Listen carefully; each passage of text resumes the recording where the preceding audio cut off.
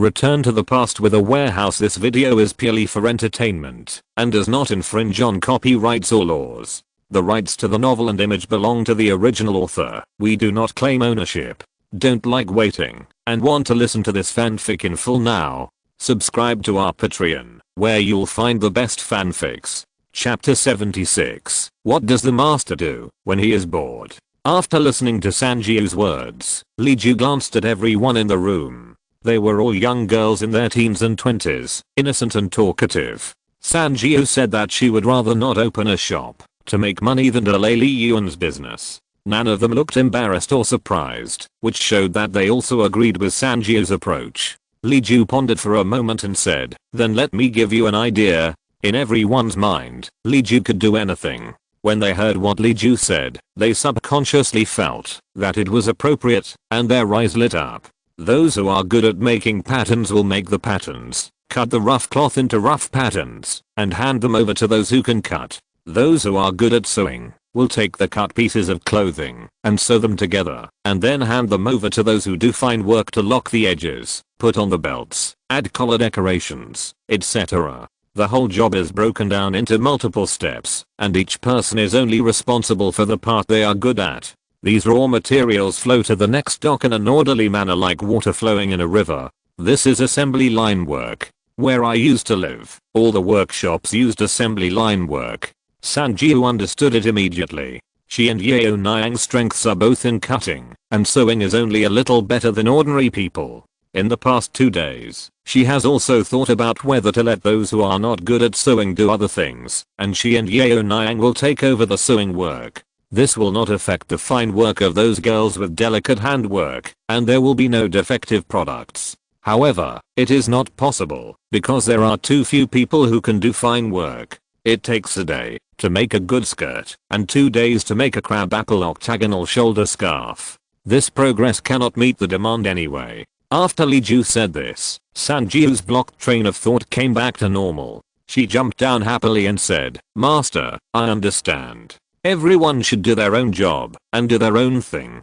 "Thank you, Master." Li Ju nodded and looked at everyone. "Are you not worried anymore?" Yu Yaoniang and others replied, "No, thank you, Master." Li Ju said again, "Remember to come to me if you have any problems that you can't figure out in the future.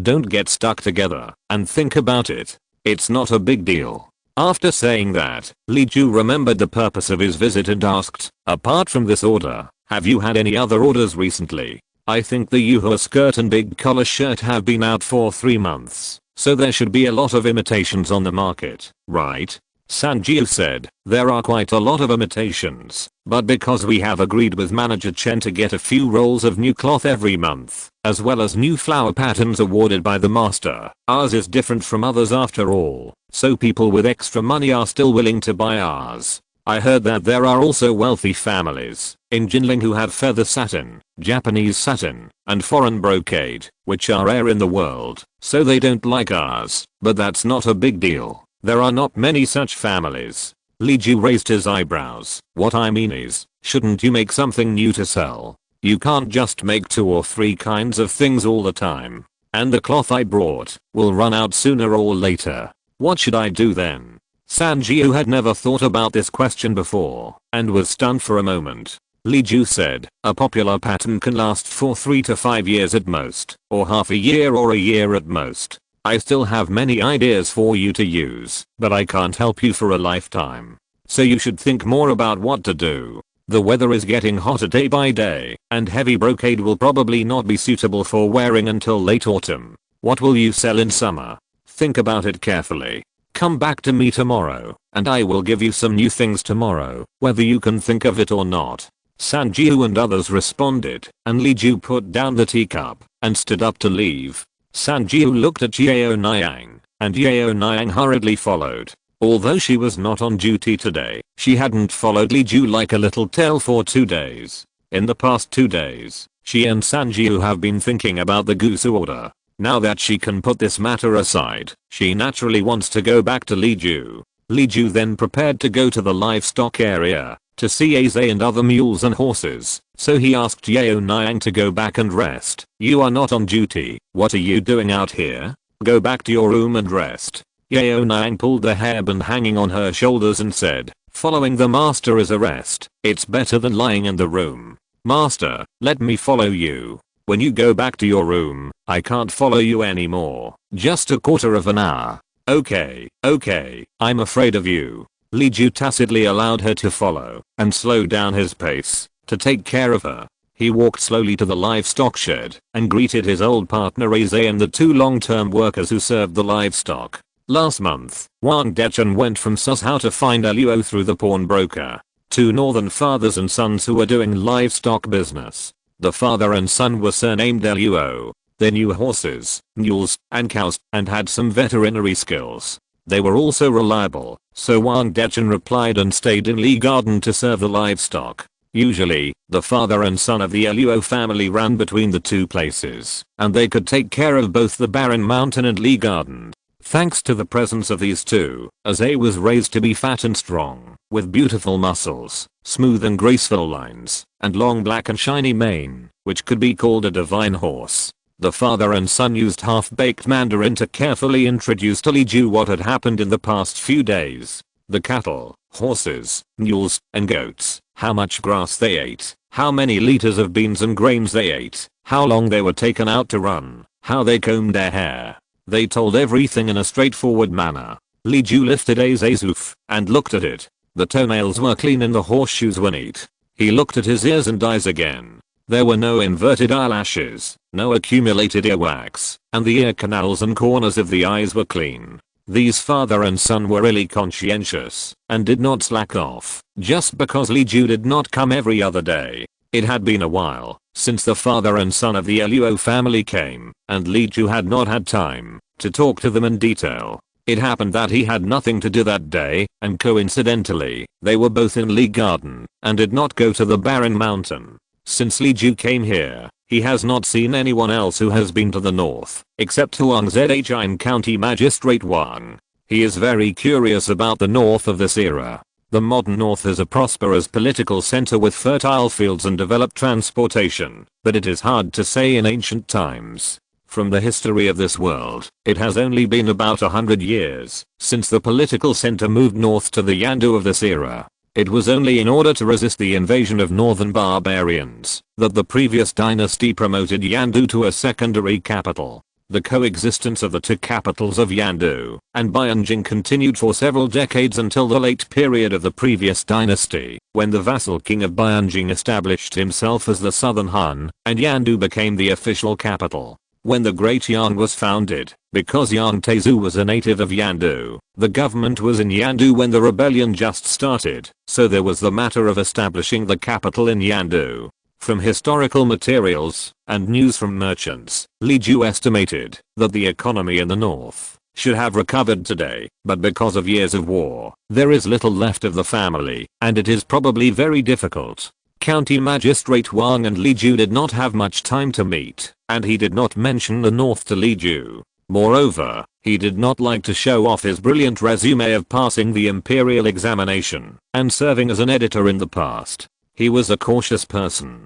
Huang Zhiren had traveled to some places when he went to Beijing for the exam, but they were basically important cities. From Huang Zhiren's story, even those important towns were in decline, which made Huang Zhiren feel cold and had the idea that I don't even want to read, and the school is so dilapidated that it belongs to my capital of Dayang. During the examination, Huang Zhiren couldn't help but mentioned the matter of education, which inevitably brought out the brokenness of the northern cities, so he failed to pass the examination. The chief examiner Yunnan liked Huang Zhi's talent and kindness very much, and kept him in Beijing to study, and was even willing to give his vacant house to Huang Zhi for free. But Huang Zhi declined, and he returned to his hometown to teach and educate people honestly. Huang Zhi sympathized with Li Ju's. No matter how poor, you can't be poor in education and 1 grain, 2 readings, and 3 road repairs, which probably came from this experience of traveling in the north. Combining his own inferences with Huang Zhi's experiences, Li Ju was mentally prepared for other places outside the prosperous center of Jiangnan in this era. However, he never had a chance to have a real chat with people living in the north, which made him feel a little regretful. Chapter 77. preparing for the northern dungeon. Li Ju called Chusen to take Aze out for a walk, and invited the Luo family father and son to sit down in the pavilion next to them to chat. Yu Yaoniang had already sensed that Li Ju wanted to talk to them, so she ran to the tea house to find food, put 4 or 5 kinds of snacks, 2 or 3 plates of fruit, a pot of tea and 5 cups in a 3-layer food box, and brought it over safely, just in time for them to sit down. It was called a pavilion, but in fact it was the end of a row of houses, made to look like a pavilion, with tables, chairs, and railings. Many people like to rest and go to sleep here, and now it is just right for them to rest. It was already a bit hot in the afternoon. Li Ju took out a large folding fan from his bosom, and fanned it to cool down. Seeing that the two were a little nervous, he crossed his legs, spread out his large round collared robe to reveal the lining robe inside, and leaned his right hand on the railing beside him, showing a leisurely look. You don't have to be nervous, we are just chatting. You can lean as comfortable as you want. Even if you say something wrong and offend me, it won't matter. You just need to take good care of the animals. As long as you don't break the house rules, no one can touch you. That's right, master. Old man Luo smiled and rubbed his knees, and he didn't relax because of Li Ju's comfort. Li Ju poured 2 cups of tea himself, and the mute took over and finished the remaining cups. Li Ju took out the snacks and fruits from the 2nd layer of the box and placed them in front of the father and son. He took a pastry, but did not eat it. He just held it and said, I have never been to the north. I heard that you came from the north and wanted to hear what the north looks like. Don't just sit there. Eat and drink.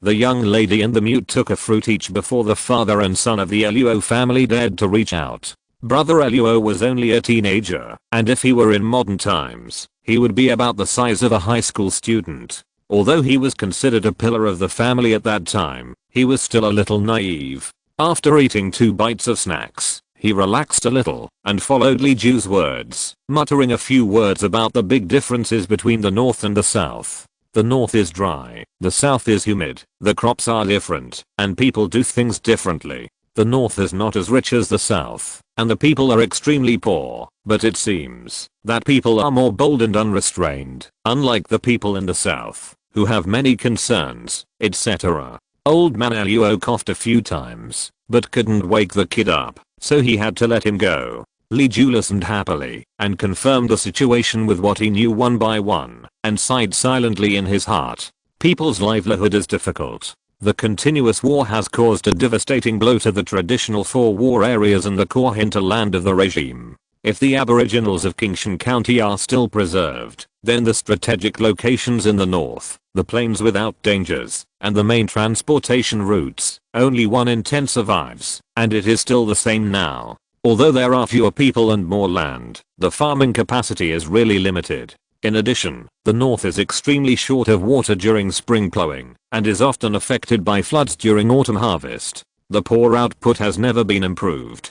Come to think of it, why didn't you two stay in the north to farm? There are so many deserted and ownerless fields. You can register them under your name after cultivating them for 5 years. Even if the original owner comes back, he has to pay the full amount to redeem them, and the government will also resettle you. No matter how you calculate it, it's better than selling yourself into slavery, right? Brother Luo said, my father took me to open up a few acres of land. We were about to harvest, but the river burst its banks the year before last, and all the mountains and fields in our area were flooded, leaving nothing behind. Old man Luo also sighed, probably because he was afraid that the master would see his unhappiness, and suddenly he laughed. They say you have to suffer before you can enjoy sweetness. I suffered for most of my life, but this year I was bought by the master.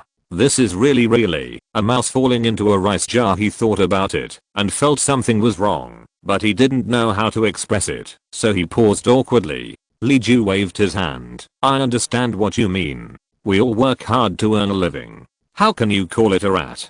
At least it's an old ox. After your house was flooded, did you and your son end up in the south of the Yangtze River? Young man Luo had almost finished telling his story, and old man Luo also gave up, not caring about anything unlucky or saying something unpleasant that would be disliked by the master, and said everything in detail. Oh, yes. The house was flooded, and his poor mother passed away early. Alas. I'm useless. There is not a grain of food or a brick in the house. The old woman is gone, not to mention the coffin. Even the broken mat is gone. The door panels of our house were washed away. The flood that year drowned countless people, and I don't know how much crops were lost.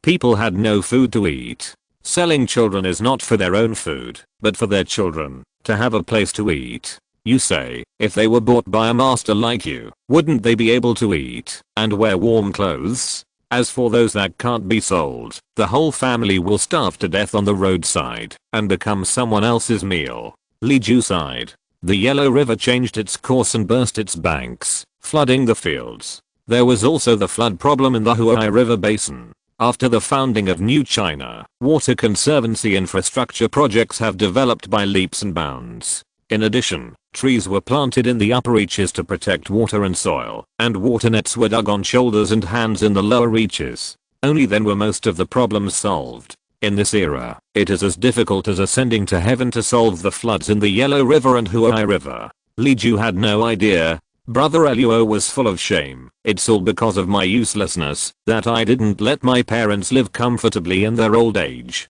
I worked as a coolie for others, and the money I earned was only enough to buy a coffin for my mother that no one else wanted. My father and I sold ourselves to the Liu family, a livestock dealer, and only then did we get a piece of land for a grave, so that my mother could finally rest in peace. It was not until this time that the father and son showed a little sincere smile. As soon as they said it, Li Ju remembered that this happened. When Wang Dechen was looking for people, he chose these two for them, and came back to tell him about it. However, Li Ju was so confused by Mr. Huang at that time, that he forgot it for a while. Li Ju said, "You two are very affectionate and righteous. I've heard of many wives selling themselves to their husbands, parents-in-law, or sons in exchange for food, but it's rare for you to sell yourself to your wives. It shows that Wang Dechen has found the right person for me. But I didn't expect that some places have become so destitute. I thought the world should be a little better after more than 30 years of peace."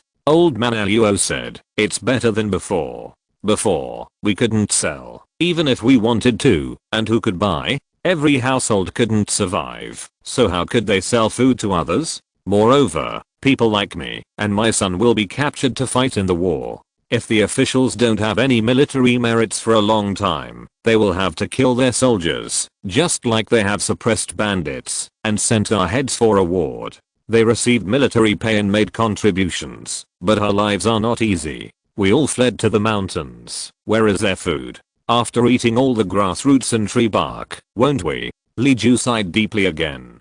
Daeon has not yet finished compiling the history books for the previous dynasty, so we really don't know what the last years of the previous dynasty were like, and we can only imagine it roughly. Listening to the story told by the Luo family father and son, it was much more miserable than Li Ju thought. The misery that Li Ju had seen was Yu Yaoniang, who was forced to flee for her life, who had no choice but to live from day to day, and Sanjiu, who was desperate, an orphan and a widow, homeless. But no matter how miserable and poor they were, they both had the opportunity to support themselves. As long as they were given a chance to sell their labor, they could earn a meal with their own hands. The misery described by the Luo family father and son was another kind of misery. Even if they sold everything, they couldn't survive. No wonder peasant uprisings emerged one after another, overthrowing the extravagant rule of the previous dynasty. It's really like waiting to die or treason. It's better to rebel than to wait to die, to take down a den of thieves, and to have a full stomach before death.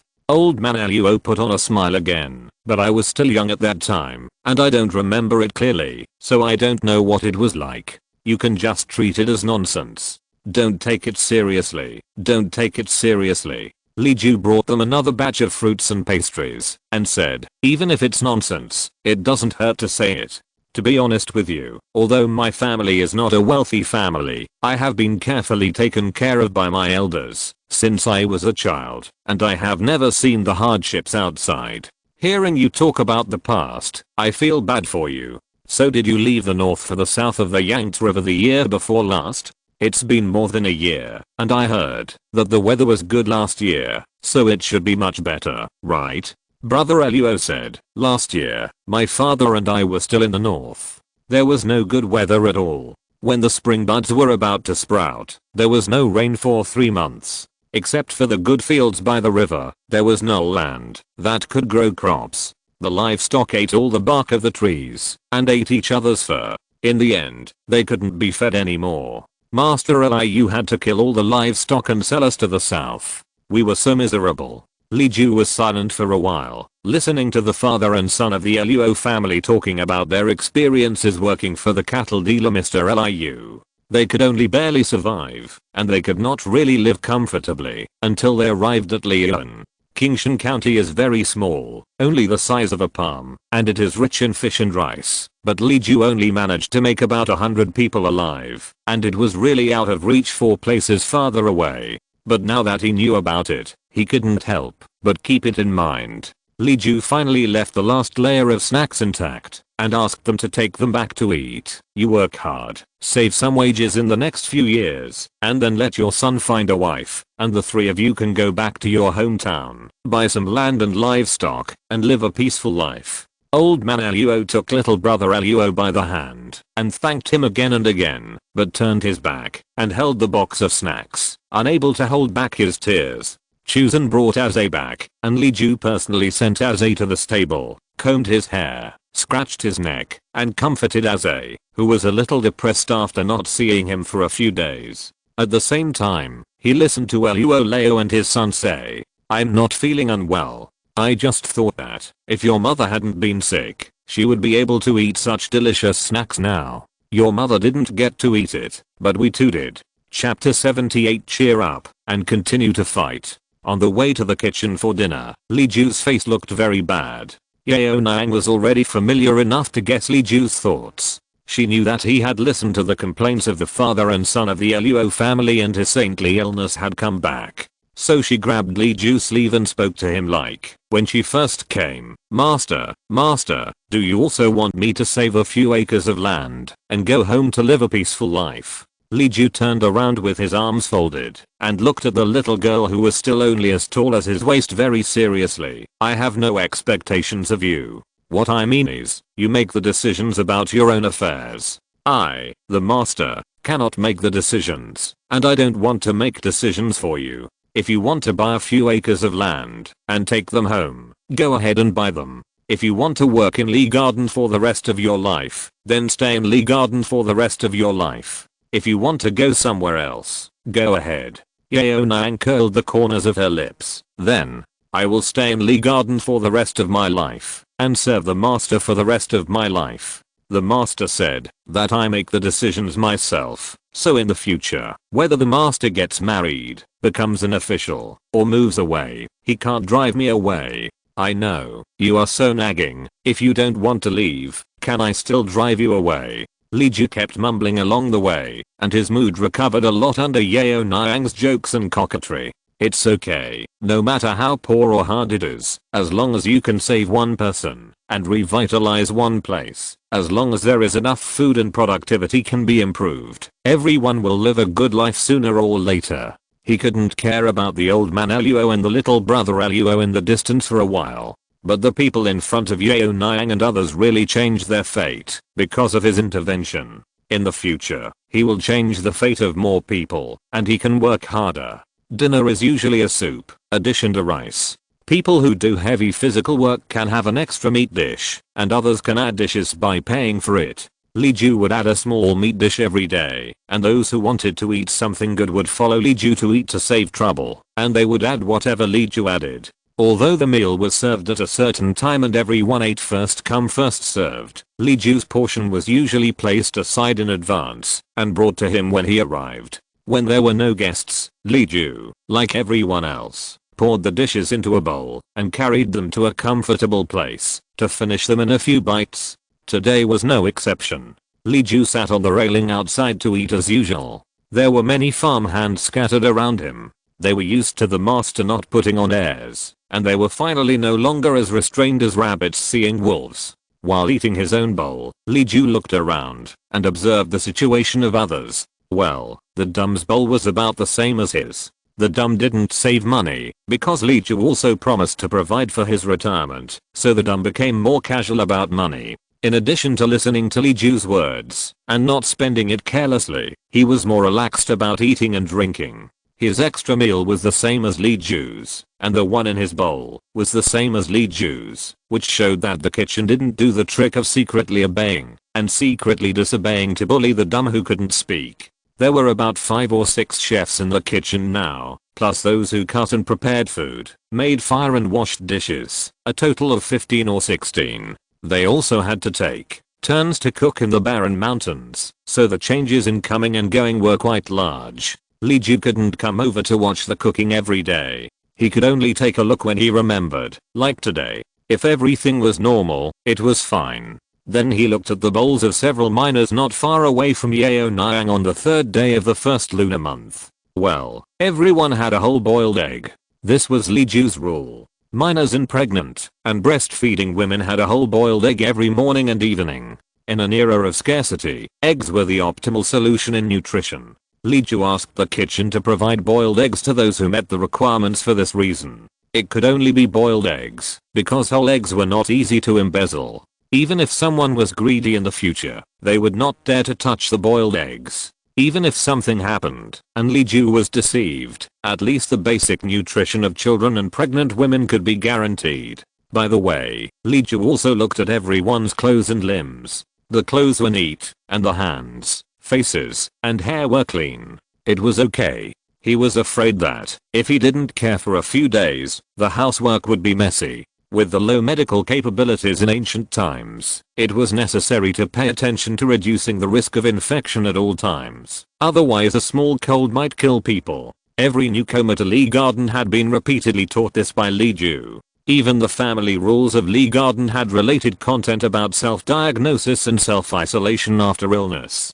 In an era when the average life expectancy was barely 30, it was not too cautious. While taking a walk after dinner, it was time for Wang Dechen and Wu Dalong to report again. Wang Dechen reported the income and expenditure of silver and money every day. Seeing the money flowing in, the bulk of the income was still cushioned by Li Ju's personal inventory. He felt so painful in his heart, and was only stabilized by Li Ju's comfort. Wu Dalong held the progress of work in various places in his hand, and there was nothing much to say. The only one who had made progress was Meng Xian Wang, who had prepared the recipe for cement and pencil lead, and also prepared a dose of ink that could be applied on ceramics and copper for printing, but the cost was very expensive. Meng Xian Wang believed that this ink did not meet Li Ju's requirements, and he was holding back to report to Li Ju after the cost was reduced. However, Wu Dalong felt that this matter had to be told. Li Ju wanted more than just a result.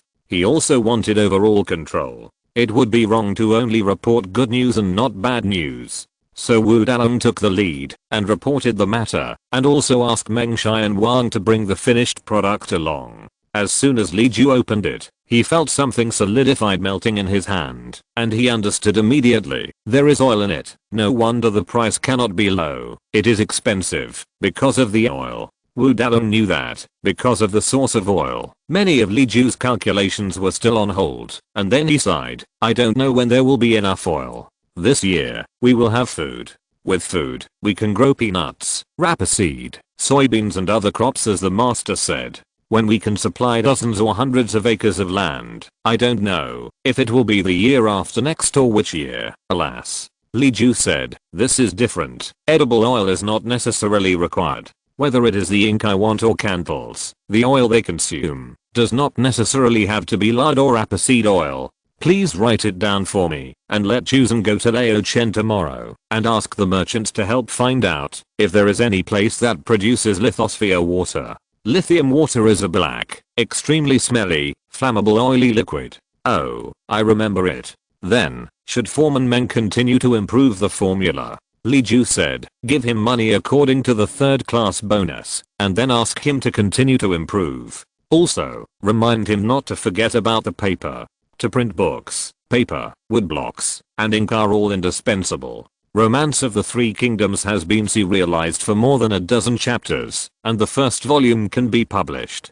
Dechen, remember to start recruiting carpenters, tinsmiths, and potters tomorrow. Thinking of the printing and related coordination after the woodblocks, Li Ju added another arrangement. Tell Leo Wu and Leo Chen to find a workshop that can print books. Those who know how to print will stay, and those who don't will be paid to find another livelihood. I will do the printing myself. We still need a counter clerk. Leo Chen can take on the job if he can. In the future, our books will also be sold to other places, following the path of Yoji Goods Company. If he can't take on the job, find another reliable one. Speaking of this, I neglected it. Find someone tomorrow. Choose an Indazu and ask them to go to Mr. Huang's house to say hello and see if there is anything we can help with. If Mr. Huang is busy, let them come back. If there is nothing important, hand in a note and ask Mr. Huang to recommend an honest student or scholar to teach calligraphy. Nothing else can be taught. Wang Dechen and Wu Dalong took pencils and notebooks and kept taking notes, agreeing repeatedly. After everything was said, Li Ju asked them to repeat it. He dismissed them only after he found no problem. Chapter 79, Cheap and Profit. Li Ju wanted to make the ink and then print the Romance of the Three Kingdoms and other books in batches, but he didn't expect that there were already booksellers outside copying the Romance of the Three Kingdoms. And they copied two versions, the storytelling version and the poster version. So gradually storytellers in the wine shops and tea houses outside talked about this so-called Li Yuan version of the Romance of the Three Kingdoms. After hearing this, Li Ju took a few deep breaths to calm himself down. Forget it, it's not worth getting angry. Anyway, the purpose has been achieved, and the story is not originally his. The copyright belongs to Luo Guanzhang, and it seems that he has no position to argue about anything. After a while, the printing technology will be ready, and Huang Jiren's annotated version will be engraved. The cheap annotated version will knock down the group of profiteers in minutes. Instead of thinking about these, it is better to think about what will happen next. Li Ju lit a candle and looked through the plan he had written before in the soft candlelight. Other industries are running normally, cement and pencils have basically achieved no loss, and the wages involved in this part and the food and lodging expenses of the long-term workers have been covered by the sales of the products, and there is even a slight surplus. Li Ju could have considered investing in new projects, such as the honeycomb coal and springs that were planned at the beginning of the year. Honeycomb coal is something that is only used after winter, and its ingredients are not complicated.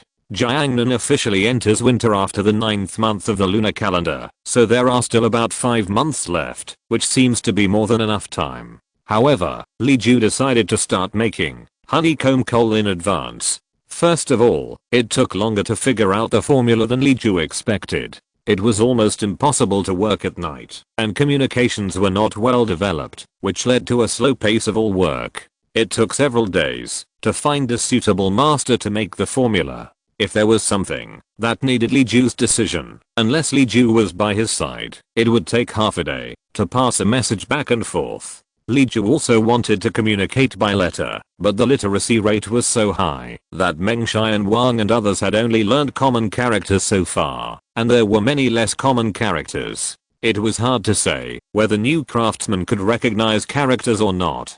Secondly, the father and son of the Luo family made Li Ju realize that this world was many times more difficult than Li Ju had originally thought. Cheap and easy to use honeycomb coal, if it is made earlier and brought to the bitter cold land earlier, it will save more people. Being able to keep warm is one thing, and creating a honeycomb coal industry can feed a group of people.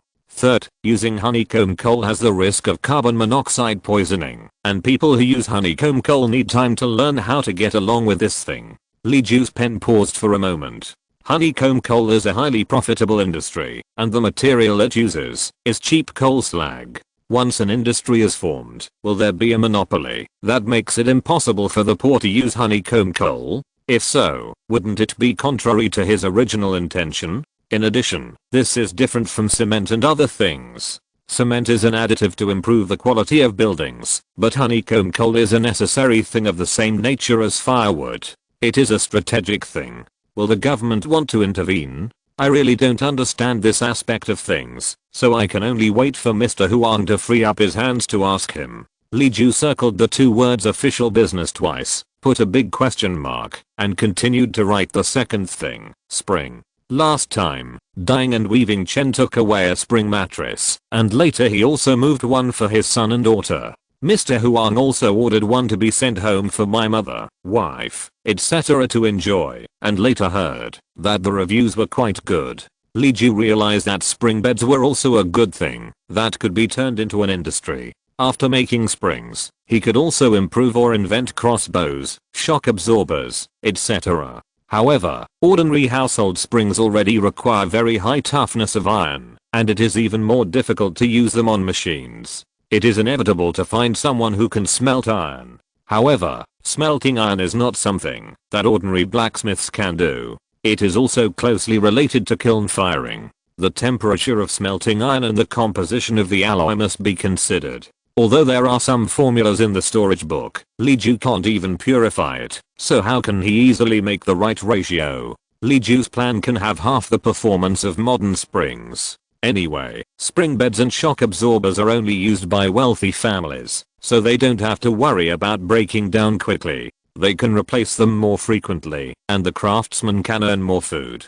In summary, we need to find someone who can smelt iron, because honeycomb coal is also related to combustion. Meng Xian Wang and people who are good at smelting may have more experience, so there is no need to find them separately. Just scratch them from the inside. In addition, we need to find a blacksmith who can cooperate with us for a long time. Blacksmiths are not like other craftsmen who can support themselves. Blacksmiths are registered with the government. Li Ju does not want to challenge the authority of a court for the time being, so he can only find blacksmiths who can cooperate with him from outside.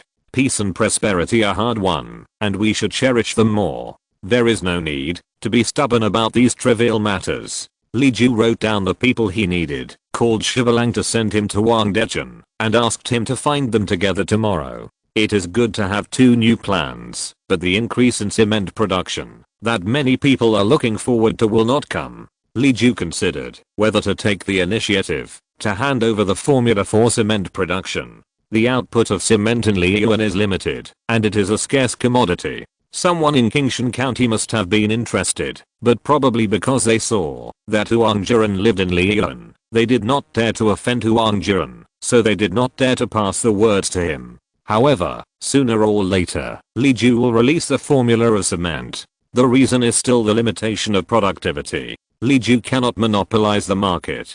The difference is that when others come to ask for it, they owe him a favor.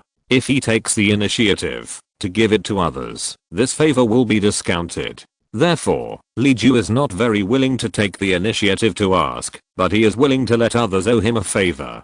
Moreover, unlike him, if other people want to do cement business, they must come for money, and it is impossible for them to just think about breaking even. The price of cement is bound to be higher than his own, even if other people's labor is cheaper than Li Ju's, resulting in a larger profit margin for cement at the same price. This margin is ultimately limited, and Li Ju is also going to take a 10% dividend. Just because of this 10% dividend, other people's cement will be more expensive than Li Yuan's. The same thing, other people's are expensive, only Li Ju's is cheap. This is called disrupting the market. Others will not make a profit if they reduce prices, which will inevitably affect the large-scale promotion of cement. But he is unwilling to let Li Ju raise prices. Li Ju made cement not to make money, but to make the road easier to walk, and let the poor live in clean houses. Li Ju thought of the government again. At least in Qingshan County, with County Magistrate Wang, the road is still easy. Li Ju hopes that after the formula of cement is announced, the cheap cement of Liyuan will be collected by the government and used for infrastructure at the government level, such as schools, rivers, water conservancy, roads, bridges, warehouses. This will not only meet Li Ju's expectations, but also will not make others unwilling to participate without profit. Not only cement, but also other things that will benefit the people's livelihood in the future, such as honeycomb coal, such as glass and asphalt that Li Ju hopes to make in the near future. He himself does not want to make money, but it is impossible to monopolize all the markets, so he must give it to others. Then, a reliable government agency to coordinate the distribution is a feasible solution. The only question is whether this government can reach a consensus with himself. Are its members or the highest controllers really willing to tilt resources to those transparent people at the bottom who cannot make a sound? Chapter 80, Huge Profits or Too High Transportation Costs. In fact, the urgent matter that Yuan had to deal with when he hurried home was actually somewhat related to Li Ju's long-cherished wish. There were not many people who could make Yuan temporarily put down Romance of the Three Kingdoms and go home. The person who came this time was the teacher. He was the son of his master Yunnan, and also his senior brother, Yufu. Yufu rushed hundreds of miles to find Yuan just for the first version of Romance of the Three Kingdoms and cement and other things. Amid the sound of the wheels of the merchant's horses, the advanced version of Romance of the Three Kingdoms with pin iron and even a pin iron table, cement and other things gradually spread to several nearby cities. The storyteller also started to perform Ali's version of Romance of the Three Kingdoms in the brothels. Needless to say, the use of cement is naturally needed. As the merchants transported the first truck of cement to Jinling, the use of cement soon spread throughout the streets and alleys. The merchant used cement to clean up the roads in front of and behind his house. The lowest road, which was muddy when it rained, was easily turned into a clean and refreshing road comparable to a stone road. And cement can be shaped at will before solidifying, which is much better than stone slabs. In addition to repairing the road, the merchant also used cement to reinforce the courtyard wall and embedded beautiful glazed bricks, attracting people nearby to watch the western scenery every day, and finally had to admit that cement was really easy to use. So the second batch of cement was bought up as soon as it was delivered, and many people held orders but couldn't buy anything and kept urging him to purchase goods. After leaving Qingshan County, the price of cement was raised. Merchants want profits, and the freight is indeed very high, so the price of this thing is destined to not be low. Yunnan saw that cement can be used in water conservancy. There is no need to elaborate on the problem of waterlogging in Jinling. It is really serious. It is not just talk that ships can sail in the city during heavy rains. Moreover, the entire northern Henan province, Luoyang province, and even the eastern Shandong province suffered from floods almost every year due to the problems of the river courses and estuaries of the Great River and Hui River. The floods in the heartland of the Central Plains have become a headache for the court. Yaoniang saw hope in this cement that is easy to shape, simple to use, has strong adhesion, and is strong and durable. But the price of cement is too expensive. Yaoniang had to shake his head after calculating the cost of a mile-long embankment. Even if the merchant's price is halved, the maintenance of embankments of dozens or hundreds of miles is still a high number. With the idea of giving it a try, the first thing Yaoniang mentioned in the letter was how much the cement in Qingshan County cost, and whether it was possible to sell a batch at a low price. This is the first important thing. The second thing, of course, is to catch up. Oh no, it's pin iron. Like other wealthy families, Yaoniang's family often has guests to entertain at banquets, or play the piano and sing songs, or play the fisherman's drum. That day, the guest said that he had a new book, which was The Legend of Three Kingdoms. Yaoniang took a look at the storytelling script and picked out The Oath of the Peach Garden, The Prince's Fight Against Dong Zhuo and Io-chan Worshipping the Moon. He asked King how these three stories came from. These three stories all have old legends and are well known to women and children. It seems very abrupt to appear in the Yu family, where people want to listen to the latest storybooks. King smiled and said, "Finally, there is something you don't know. This is a storybook from Qingshan County. It is a good book collected by Mr. Li Yuan and copied by Mr. Jiren. It is a really good story, with vivid colors, shapes, and sounds, as if you saw it with your own eyes." Our troop owner hired people to squat at their door. When there is a new one, he will copy it and send it to Jinling. It is a really good book. I didn't even have time to eat when I read it for the first time. When Yunnan heard that it was Li Ju from Qingshan County, he subconsciously thought that it must be good, so he asked him to tell a passage on the spot, and it was really amazing. This King storytelling is also modeled after Qingshan County. Its storytelling form, story content, and expression techniques are all very different from the usual ones. It especially emphasizes colloquial vernacular expression and basic paradigms, which is very fresh.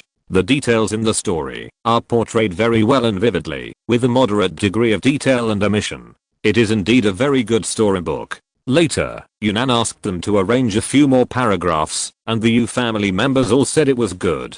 Later, Yu Fu saw Romance of the Three Kingdoms with pinyin table and pronunciation in the bookstore. Although he didn't know what the pile of annotations in front meant, he still brought it. This version has the same origin as the storytelling but different expression. It is also vernacular, and the text of this book is much more elegant. Of course, it is definitely not as simple as following the serialization that made Yunnan send his only son to Qingshan County. Yunnan really paid attention to Li Ju because of the pinyin in Romance of the Three Kingdoms. He is a bachelor who has been engaged in teaching and educating people for decades. It is no exaggeration to say that the current emperor would probably call him a gentleman when he sees him. Yunnan has taught everything from the beginning of enlightenment to the eight-legged essay to the discussion of classics. The youngest among his apprentices is only 3 years old, and there are also dandy boys who can't recognize a single word in their teens and 20s. The 4 words teach students in accordance with their aptitude have been Yunnan's creed for decades as a teacher.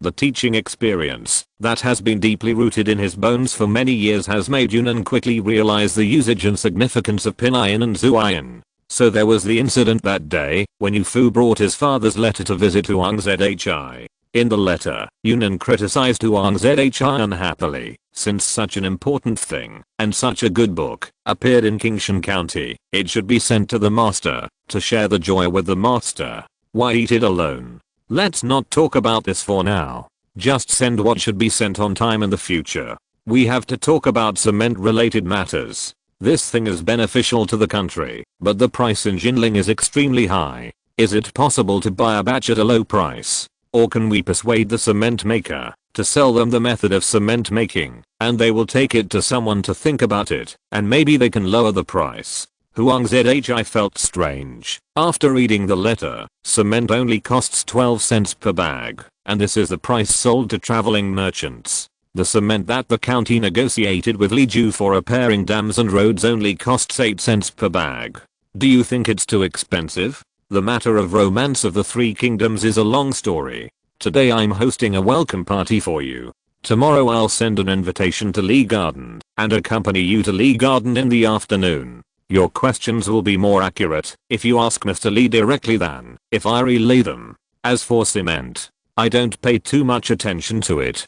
People like us don't really care about it. It's all handled by the housekeeper. What's the price in Jinling? Yu Fu gestured and said, such a big bag sells for 50 cents, and you have to send a car to pick it up yourself. If they deliver it, it seems that you have to pay more than 10 cents. Huang Zhi almost choked himself to death on a mouthful of tea after hearing this. Lee Garden sells cement for 8 cents, and they sell it for 50 cents? Why don't these profiteers go and rob it?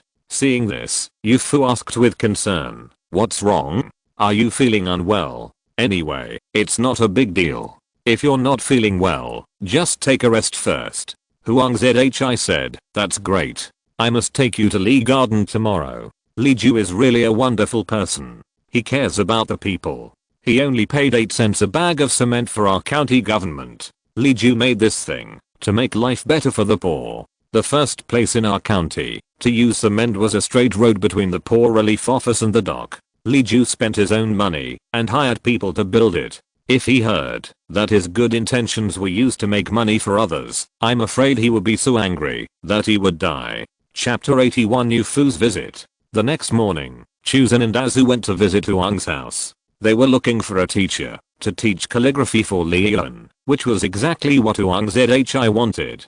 Huang Zhi was relieved to let Yao Fu experience the usefulness of Liu and pinyin. He took the invitation and listened to Azu and Chuzan's words. He did not answer the greetings from Li Ju, but asked, Chuzan, how long have you been with your master? Chuzan answered truthfully, in reply to Mr. Huang, I have been with my master for exactly 5 months. Huang Zhi said, 5 months, how many days have you studied? Chuzan counted for a while and replied, I can study half a day every 7 days. Excluding the busy farming days, plus I had nothing else to do. When I first came to Lian, I studied for about 14 or 15 days in total. But we also have to review our lessons on weekdays, so I can't say how many days it is in total. Huang Zhi nodded. Studying for 14 or 15 days, reviewing lessons will only make what you have learned more solid, but it will not make you learn more. 14 or 15 days. In a family like ours, a child who has been enlightened can recite more than half of the Analects of Confucius and recognize 1 or 200 characters after reading for 14 or 15 days. Huang Zhi looked at Yu Fu. What do you think, senior brother? Yu Fu said, it has to be a serious child whose family does not indulge him in playing and spends time on studying for this to happen. If it is an adult or one who has other thoughts, it will probably be slower.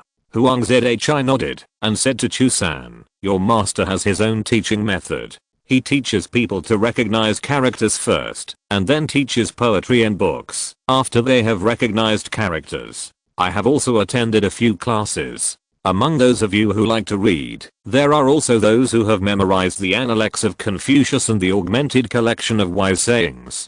Even those who don't like to read can recognize a few characters. Chusan didn't understand what they meant, so he could only smile and say, the master always says to teach students in accordance with their aptitude. We are not cut out for studying, and we dare not read, the master said, and the master said. So the master said, it is better to recognize these characters. Otherwise, if I ask you to deliver a letter, I'm afraid you won't be able to understand it. If it is to write a contract, do you want me to go with you in person? So he ordered us to recognize the common documents and contracts used by the government no matter what. Huang Zhi did not comment, but pointed to several pieces of paper hanging on the wall with the ruler he usually used to punish his students. Read this. Chusan looked up and saw several pieces of paper full of words hanging on the wall, as if they were drying. He did not recognize many of the words on them, but relying on the pinyin, he read them word by word. AI, beautiful jade. From jade, the sound of love. AI, one means dark and unclear, the other means hidden and not imitated. From sun, the sound of love. This is the dictionary that Huang Zhi is compiling. It is arranged in alphabetical order and often contains a series of uncommon words. Junior 3 obviously hasn't learned so many uncommon words yet, so he reads them haltingly, but he still reads them out. Huang Zhi asked him to read it twice, took down a few pages of paper, replaced them with a blank page, and wrote a few big characters, etc., and asked Junior 3 to explain the meanings one by one. Junior 3 only read it twice, but he could actually say a few, although not in detail. It was accurate. Yu Fu sighed. It turns out that pinyin is indeed a good thing. It can make people who can't recognize characters read new articles so quickly. However, this only counts as recognition, but not writing, right?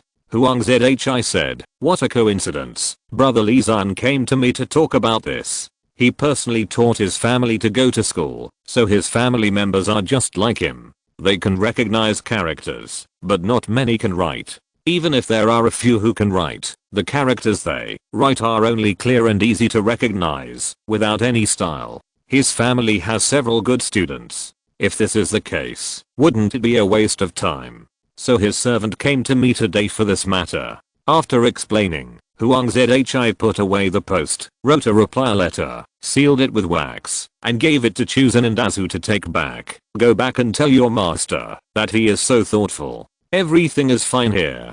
There is nothing else to worry about. I know what your master has asked me to do. I have already chosen someone. I will get it done within 3 days. Please rest assured. There is another thing. Please tell your master that I want to introduce my senior brother Yu Yaoniang to him this afternoon.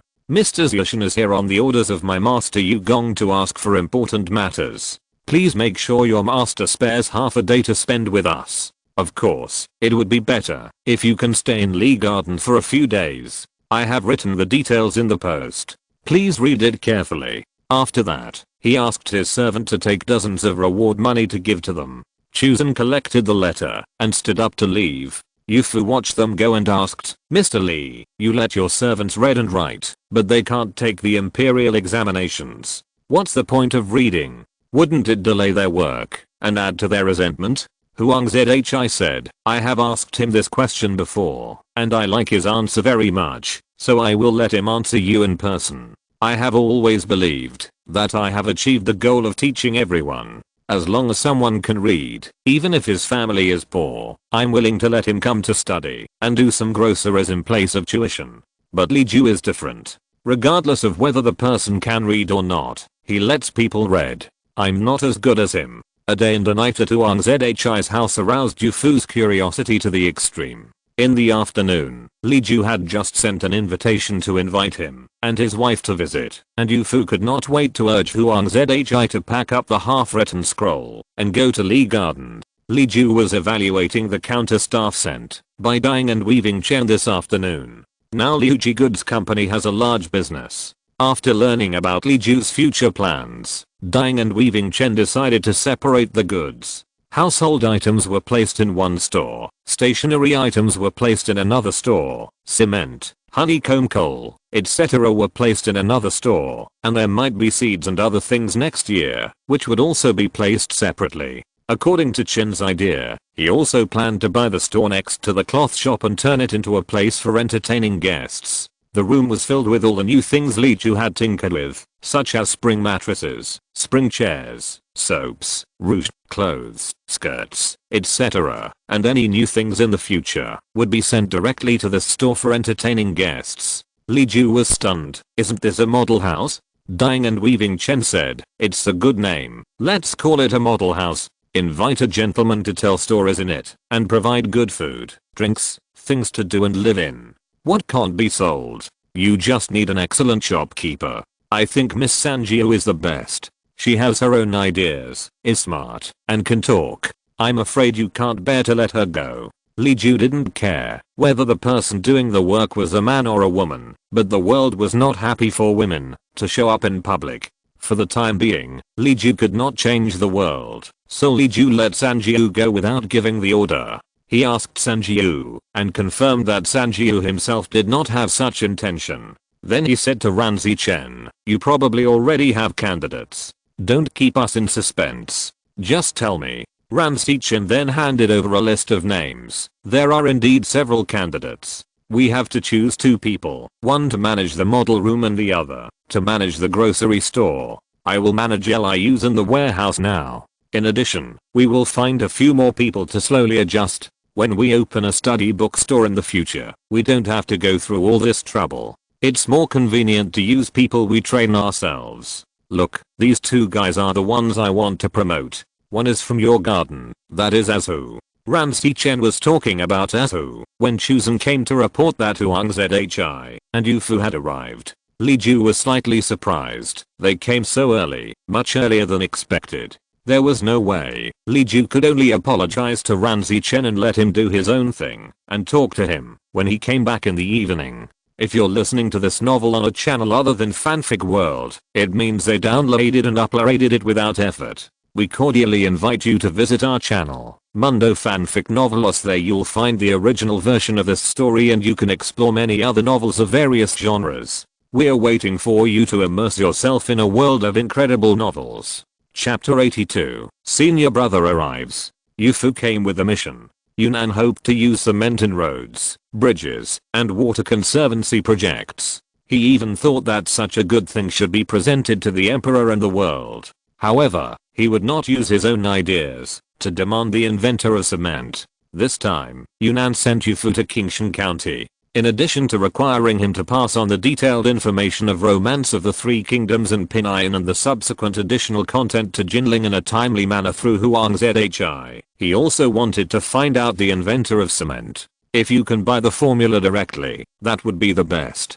If not, at least find out the character and temperament of the inventor of cement. Unexpectedly, cement was made by Li Ju, so it was a relief. However, Li Ju was not short of money. If you want him to sell the cement recipe, it would probably take some effort and a cart of money. After all, the news that Li Ju rewarded craftsmen generously spread throughout Qingshan City. If you want to buy this recipe, you have to pay more than the bonus, right? With mixed feelings, Yu Fu was led by Zhi to Li Garden. The difference between Li Garden and other gardens does not need to be elaborated, and Yu Fu was stunned. Zhi rarely spoke much and took over the job of explaining. Li Ju was happy and relaxed, so he crossed his arms and accompanied him. They watched and talked carefully along the way and finally sat down in the main room for entertaining guests. Zhi did not treat him as an outsider at all and asked for milk tea and smoked tea base with 8 colored dried fruits. Li Ju could not help but not complain about him and only said, dinner is ready. Shibalang heard that you wanted to eat pickled crabs, so we specially pickled them and put them there with excellent sauce. You should save your stomach, because you will not look good when I eat.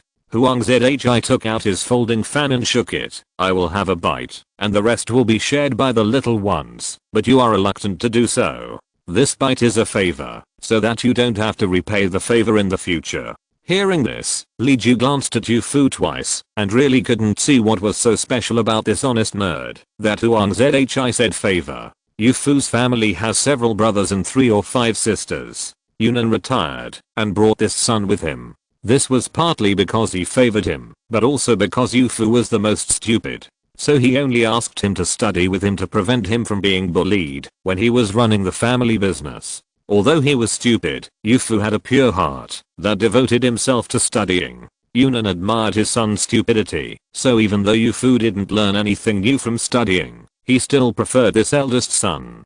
Huang Zhi waited for Li Ju to show a puzzled expression, and he smiled and said, since you are my senior brother, you naturally have my master. My master, Mr. Yu, has many students all over the world. You and I have a heart to help the world and the people.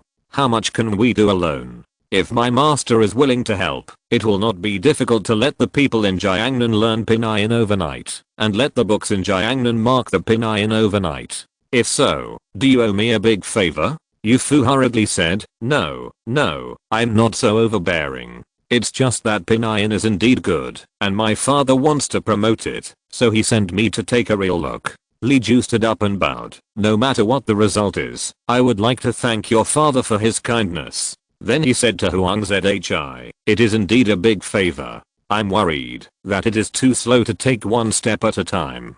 Huang Zhi smiled and said, don't thank me in a hurry, let's talk slowly. In addition to the new book in your hand and a Pinayan, there is another thing that I feel a little embarrassed about, but considering your character, I think you will agree to it. It is cement. It coincides with what Li Ju was thinking about yesterday. But, Li Ju hesitated. Yu Fu hurriedly said, if the cement recipe is a secret of your family, I won't force you to give it to me. I just want to know more details. And, if the government buys it to build the dam, can it be cheaper than the price sold outside? I dare not ask to sell it to us at the cost price, but 50 cents a bag of cement is really unaffordable. Li Ju waved his hand. It's not about money, it's about people. To be honest with you, I'm in the cement business not to make money, but to give those who have nowhere to go away to support themselves. Therefore, I said it's a matter of people. Yu Fu didn't understand what he meant. Huang Zhi and Li Ju had been getting along for these days. They were familiar with each other's personalities, so he guessed, are you afraid that the government will use the recipe, but because of the layers of control, the communication between the upper and lower levels is not smooth, resulting in someone embezzling money and bullying the people? You are very good to your servants, so naturally you hope that the government will not overexploit the craftsman when using your recipe. You set the price of Liuji's shipment at 8 cents, which is barely enough to cover the cost, so naturally you don't want the government to pay a sky-high price. Li Ju nodded and said, brother, you really understand me. You can see the standard of my farmhands' food, clothing, housing and daily necessities. I set the price at 8 cents per bag. These 8 cents are the daily expenses and wages of the craftsman. I don't earn a penny myself. I'm afraid that, if the prescription is given out and distributed to local areas, someone will use the prescription to enrich themselves. I'm afraid that the court will squeeze the craftsman in order to lower the price. Secondly, I'm afraid that, although the court still maintains the price of 8 cents per bag, the local people will see that it is profitable and lower the cost behind the court to profit from it. Thirdly, I'm afraid that someone will hoard the goods. Even if there is a court bulletin indicating 8 cents per bag, there is no market for the goods, and it is not the people who can get the goods who have the final say. Let's not talk about anything else, just talk about salt. Everyone knows the cost of salt, but why is the price of salt so high? In addition to the difficulty in transportation, it is also because you can't buy it with money, so you can only listen to the salt merchants. Huang Zhi said, indeed, your problem is indeed a fundamental problem. I can't think of any solution for the time being, but we can't throw the baby out with the bathwater. We have thought of the benefits of cement a long time ago, and you are also willing to use these benefits in Kingston County. It would be a pity if we don't push it to other places, because people's hearts are fickle, and the people in other places are too pitiful. Yu knew that his talents were limited, and Huang Zhi was far better than him. Huang Zhi couldn't come up with a solution, so of course he was powerless. Having said that, Yufu's task was only to confirm whether the price of cement could be reduced, whether the controller of its formula was kind, etc., and the rest of the matter would be decided by Yunnan. Yunnan might not have a way to deal with things that Huang Zhi and Li Ju were helpless. In the current situation, it can be said that the task has been exceeded, and it has only been one day. Yufu felt that he had accomplished his mission, and his expression relaxed. All the solutions are thought up by people. It is said that a fool may think 1,000 times, but he will eventually get something right. We can think of 1,000 solutions, and there will always be one solution that can help. Huang Zhi replied, "What you said is very true, senior brother. Mr. Yu has the intention, and Brother Lee has the intention too. What can't be accomplished? Let's put aside the cement issue for now. It's almost time for dinner, so why not talk about Romance of the Three Kingdoms? I heard from senior brother that people in Jinling eat Li Ben's Romance of the Three Kingdoms with their meals, and I guess it's the same in Kaiantang and Gusu. This has been taken advantage of by other bookstores. Brother, when will your own authentic edition be out?" Li Ju said, "I'm already looking for someone. I want to try pottery movable type, wooden movable type, tin and copper alloy movable type. Old Meng worked out the ink, and it's still being improved. This version can be used now, and we can print a few copies to show the effect. That's why I asked people to inquire about potters, carpenters, and tinsmiths yesterday, and asked old Chen to look for bookstores and printing houses. It should start work in a few days." Yufu was well read, so he naturally knew what Li Ju meant by movable type. He was very curious. "Why do you insist on using movable type to print? It would be more convenient to use the current wood blocks or hire someone to copy them. The copies seen in Nanjing were all hand copied by students in exchange for money. If they were all changed to print books, wouldn't they lose money?" Chapter 83, The Small Matter of Selecting People. Although both printing books and mule machines can greatly reduce costs, their impacts are completely different.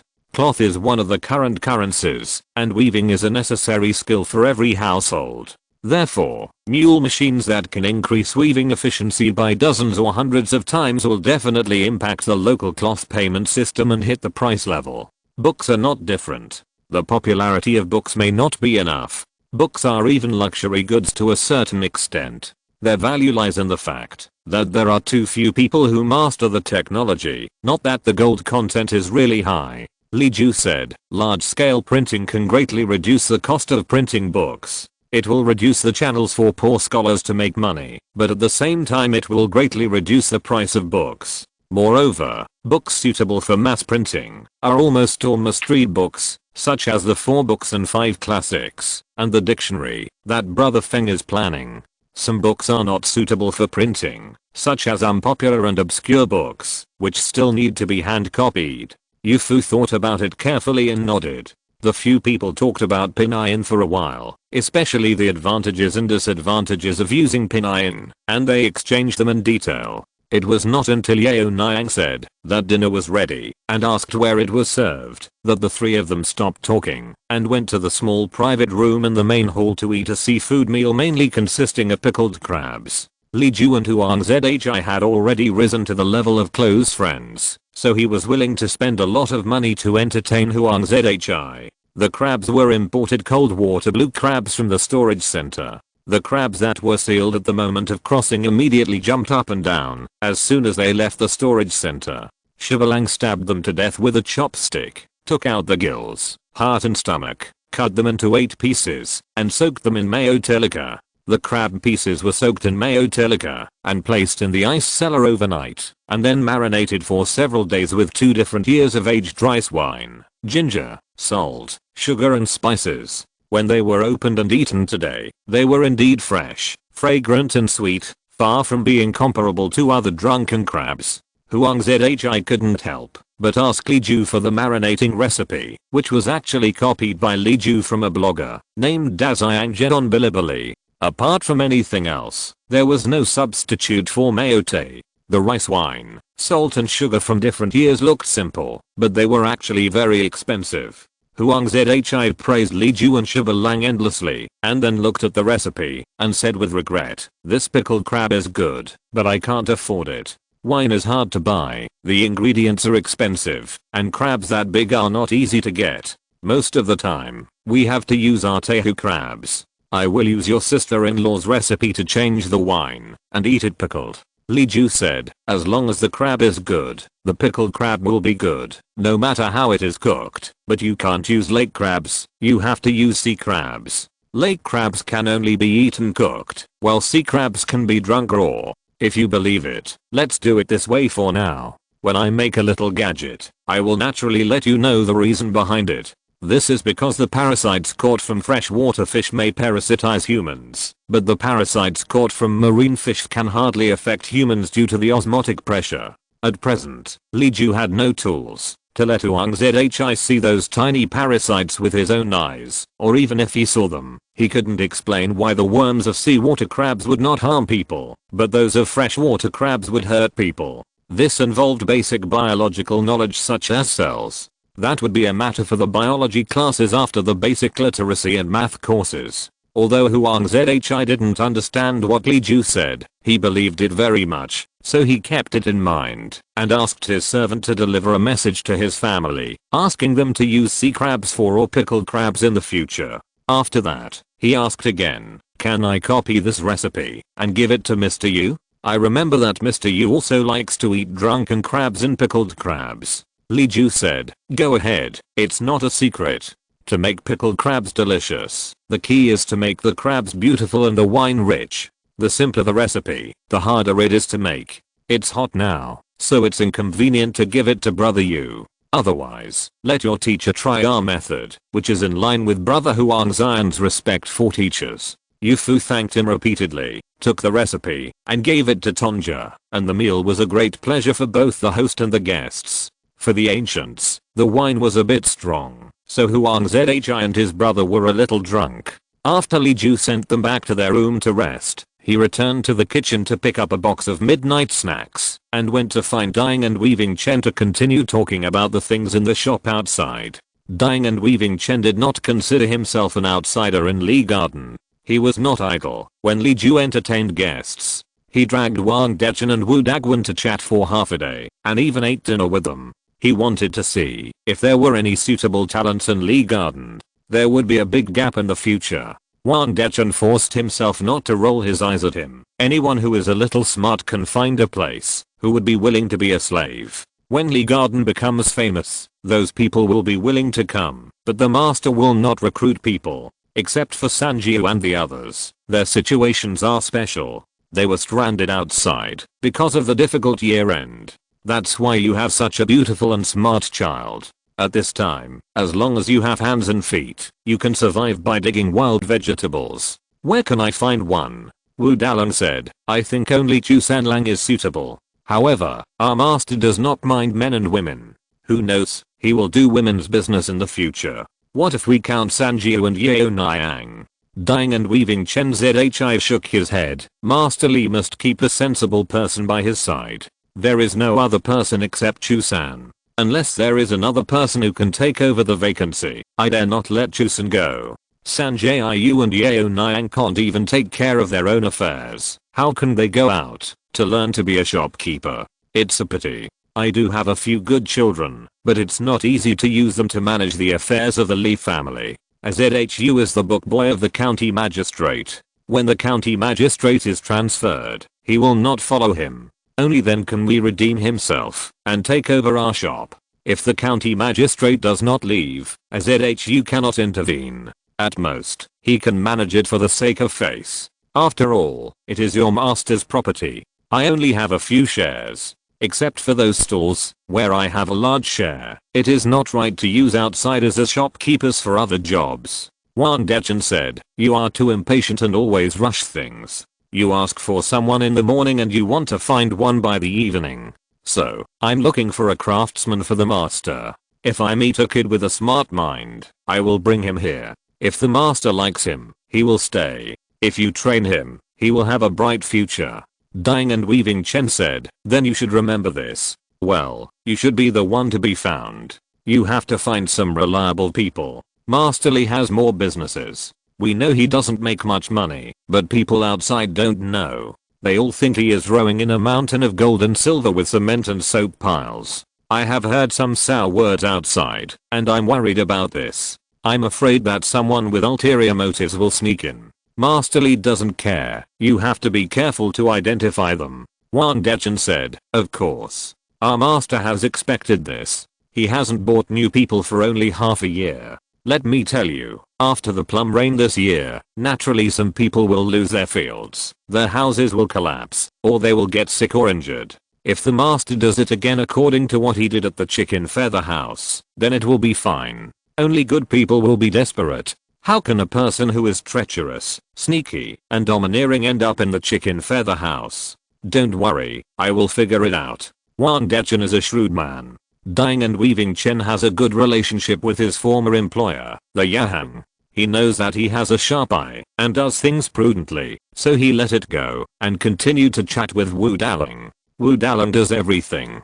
Although he is a little stupid, he is practical and careful. He also knows the situation in Li Yuan best. If you want to know the progress of each matter, just ask him. He always remembers everything in his heart, which saves Li Ju's effort. Ran Xichin listened to a lot of recent news. When it was almost halfway through the hour, Li Ju came over, and the three of them dispersed, leaving only Ran Xichin and Li Ju to continue discussing the unfinished business from noon. Chapter 84. The birth of a school of thought is like a seedling. As for the shopkeeper of the model house, Dying and Weaving Chen wanted Sanjiu the most, but Sanjiu herself was not happy about it, and Dying and Weaving Chen did not force her.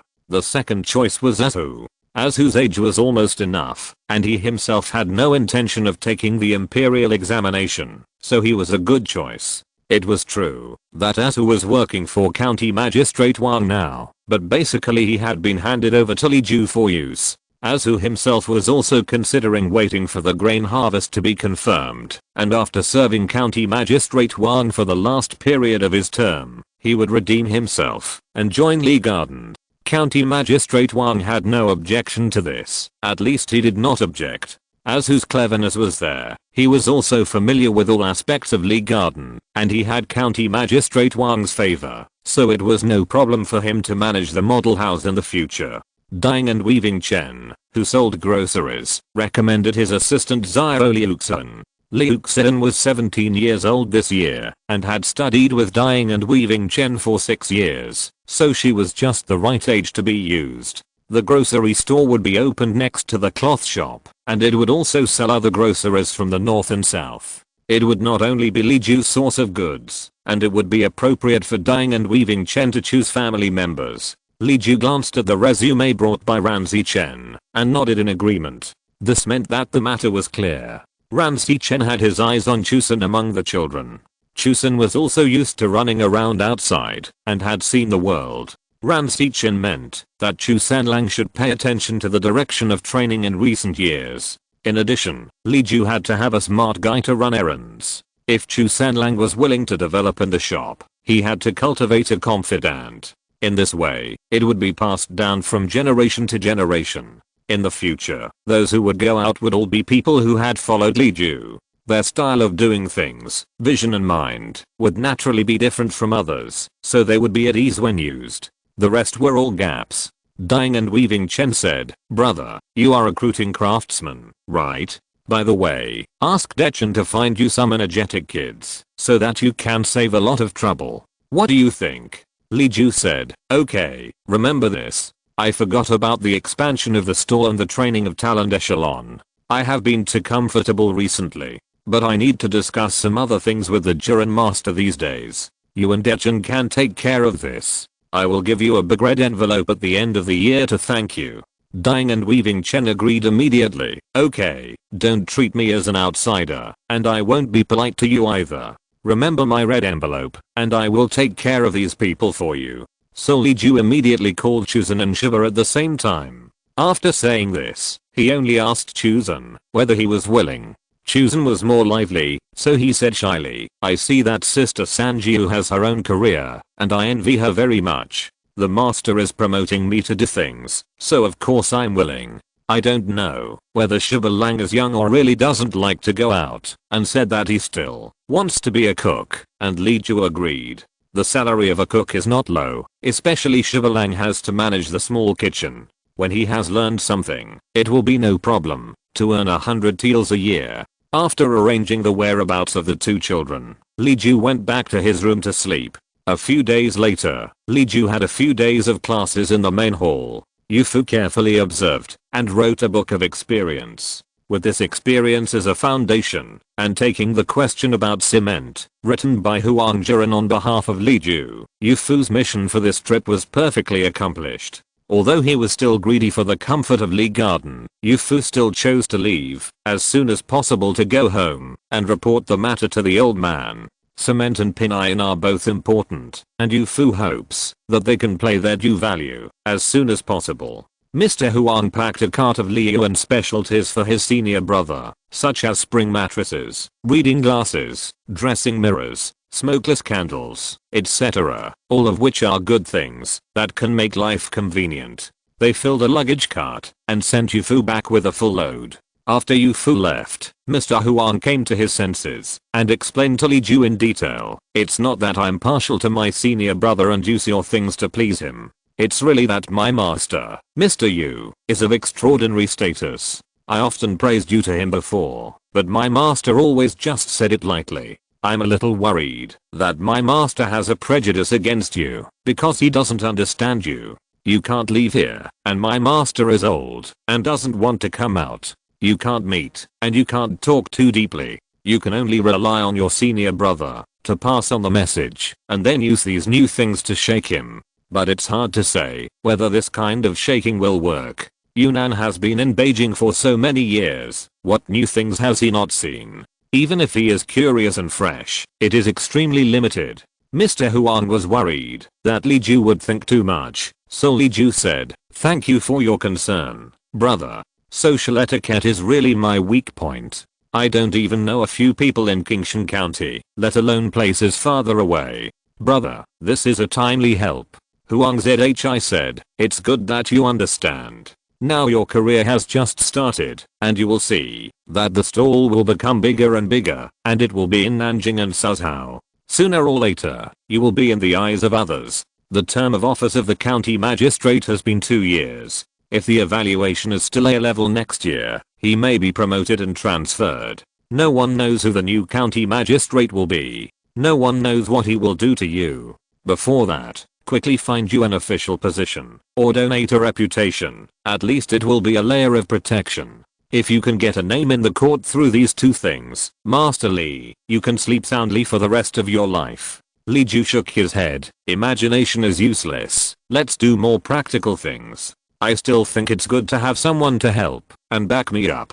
However, it's not enough. As the saying goes, it's beyond one's reach. Iron must be strong. I have to make them believe that they can eat meat if they follow me. I will do it in 2 ways, hitting and meeting. The two returned to the garden. Huang Zhi saw that there were familiar people everywhere, so he stopped being arrogant and stretched his body. You are right. I will continue to copy books and compile dictionaries for you. This is good.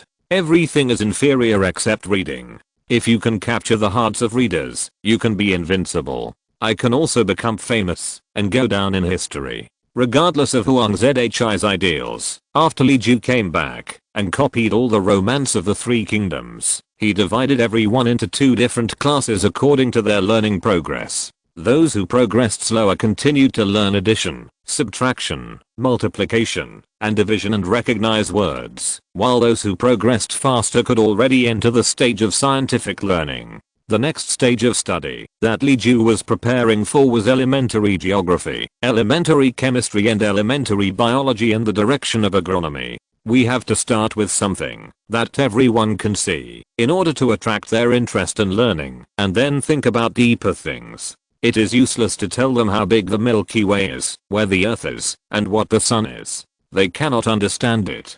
People who are still worried about living a good life have no interest in understanding such illusory things. The primary stage textbooks prepared by Li Ju are also very simple. The land is mainly based on climate and primary maps. More detailed maps are not available. The location of mountains, rivers, and seas does not completely overlap with the 21st century. Only the high and low terrain can be roughly distinguished. The parts of chemistry and biology are even simpler. The knowledge of these two subjects that Li Ju has extracted now is just to lay the foundation for scientific medicine, various trades, and planting and breeding. Sometimes when Huang Zhi was tired of copying books, he would look at the textbooks that Li Ju was compiling. Those pictures that he had never seen, and the principles that he had never heard of were very fresh. He was unconsciously opened the door to a new world by Li Ju. Because Li Ju was busy with work and couldn't answer questions, Huang Zhi also wanted to finish the Three Kingdoms poster on hand before doing other things, so Huang Zhi just kept thinking about the draft for the time being and didn't just hold on to it. What Li Ju wrote was not profound, but very simple, and Huang Zhi could understand it easily. Even without Li Ju's answer, Huang Zhi probably understood what Li Ju wrote. It turns out that the relationship between the sun, wind, and rain is like this. It turns out that this is why rivers flow from west to east. It turns out that going east to the sea and going to the other side of the sea is other land. It turns out that the relationship between smelting and temperature is like this, so different smelting formulas get different results. It turns out that the current form of the plowshare has reached perfection, and to improve it, we can only work hard on power and materials. It turns out that Li Ju's predecessors had such insights.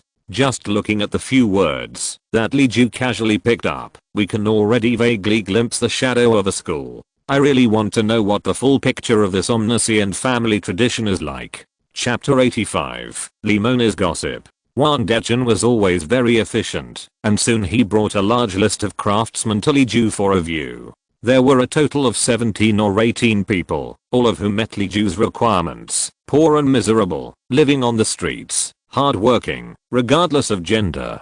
Li Ju waved his hand and kept them all.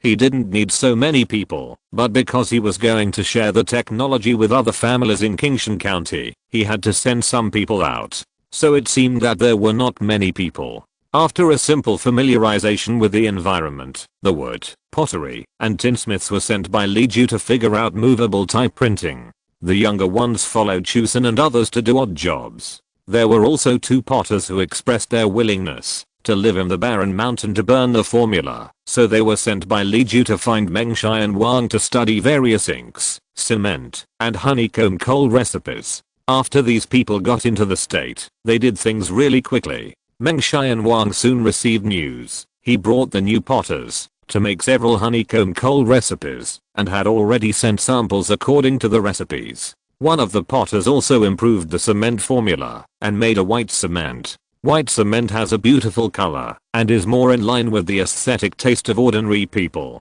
The price of cement outside is not low, and ordinary people cannot afford it. Those who can afford it don't mind paying a little more. Merchants from other places are more willing to spend more money to buy white cement, so all the cement required in the orders given to Li Yuan was changed to white cement.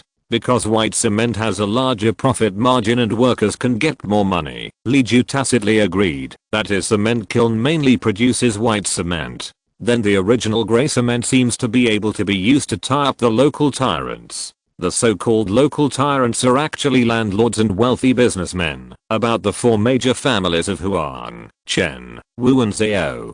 They have intertwined personal connections and huge clan power. They have formed a strong ruling ability in the local area. Even the county magistrate can only compromise with them. Outside, these local prominent families are more than 10 levels lower than the Yu family and Wang family in Jinling. It is probably the difference between the gentry clan and the official family. This difference is directly reflected in food, clothing, housing and transportation, and the distinction is very high. For example, the roasting fire of the old hen soup of the Wang family in Jinling never goes out, and there is excellent soup every day all year round. But the Huang family, the richest family in Qingshan County, can only eat meat every now and then. This year, because Li Ju intervened and raised the wages of the entire Qingshan County, the local nobles were quite dissatisfied with Li Yuan's behavior. But they couldn't do anything about Li Ju. The county magistrate was obviously very satisfied with Li Ju, as shown by sending his trusted book boy to Li Ju. The Huang family, the head of the local prominent family, also expressed the intention of sheltering him, as shown by the close contacts between Huang Ju and Li Ju, who had lived in Li Yuan for several months. The 4 local nobles calculated that they could not beat Li Ju, so they tolerated Li Yuan's jumping for more than half a year. Later, Li Ju's Liuji Goods Company shipped goods quickly, attracting merchants from all over the country. County Magistrate Wang set up a market between the wharf and Liuji for the circulation of groceries. The circulation of groceries from the north and south was very fast, and people were concentrated here, which promoted the development of food, clothing, housing and transportation. There was a trend of revitalizing the money of the entire Qingshan County, and this kind of patience slowly became popular. Even so, they drank the black tea-based milk tea soup from Li Yuan, wore Li Yuan's double-collared one-tree flower large collared cloak, tied Li Yuan's colorful satin moonlight skirt, and lit the lamp with Li Yuan's beauty fire. If they heard that Master Li was a great kind man, a good man, etc., they would still frown and scold Li Ju in their hearts. That was the case that day. When Old Chen and Old Wu were walking around, Old Chen's second uncle started talking. Have you heard?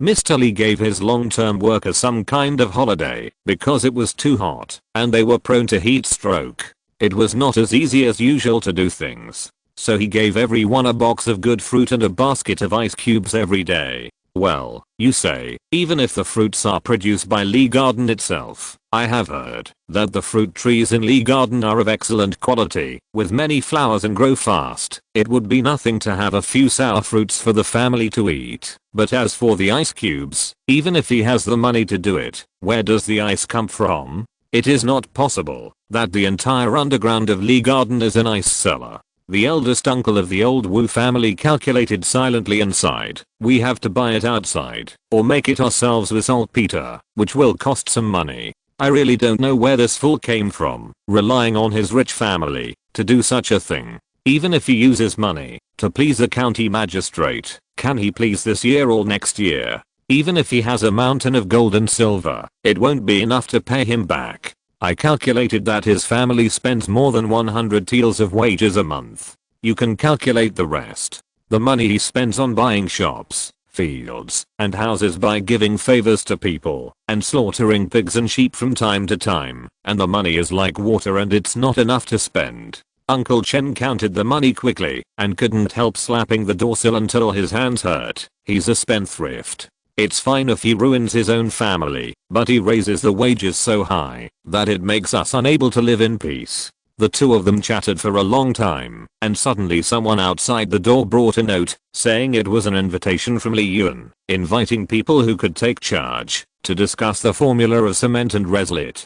In the eyes of the people in Qingshan County, cement is a goose that lays golden eggs. They are anxious to crack the secret of cement every day and night. However, only Li Ju and Meng Shai and Wang know this formula. They tried to get it from Meng Shai and Wang, but he ignored them. Yes, even if they give more money, more than the 2 bonuses Meng Shai and Wang got before, can they guarantee future bonuses? Besides, what kind of treatment did Li Ju give to Meng Shai and Wang and others? Can they afford the same food, clothing, housing and transportation? Even if Meng Shai and Wang only worked on one recipe a year, Li Ju would support him in vain, but the other families were not like that. As long as Meng Shai and Wang had a longer term vision, he would know how to choose. Why bother to give up a golden rice bowl to ask for such a small amount of money? Unable to deal with Meng Shai and Wang, and feeling that Li Ju would not come up with the recipe, and the Huang family's attitude was ambiguous, the Zhao family had been watching the fire from the other side, because of the care of the county magistrate, and the old Chen family was also unstable. The dyeing and weaving Chen had clearly sided with Li Ju.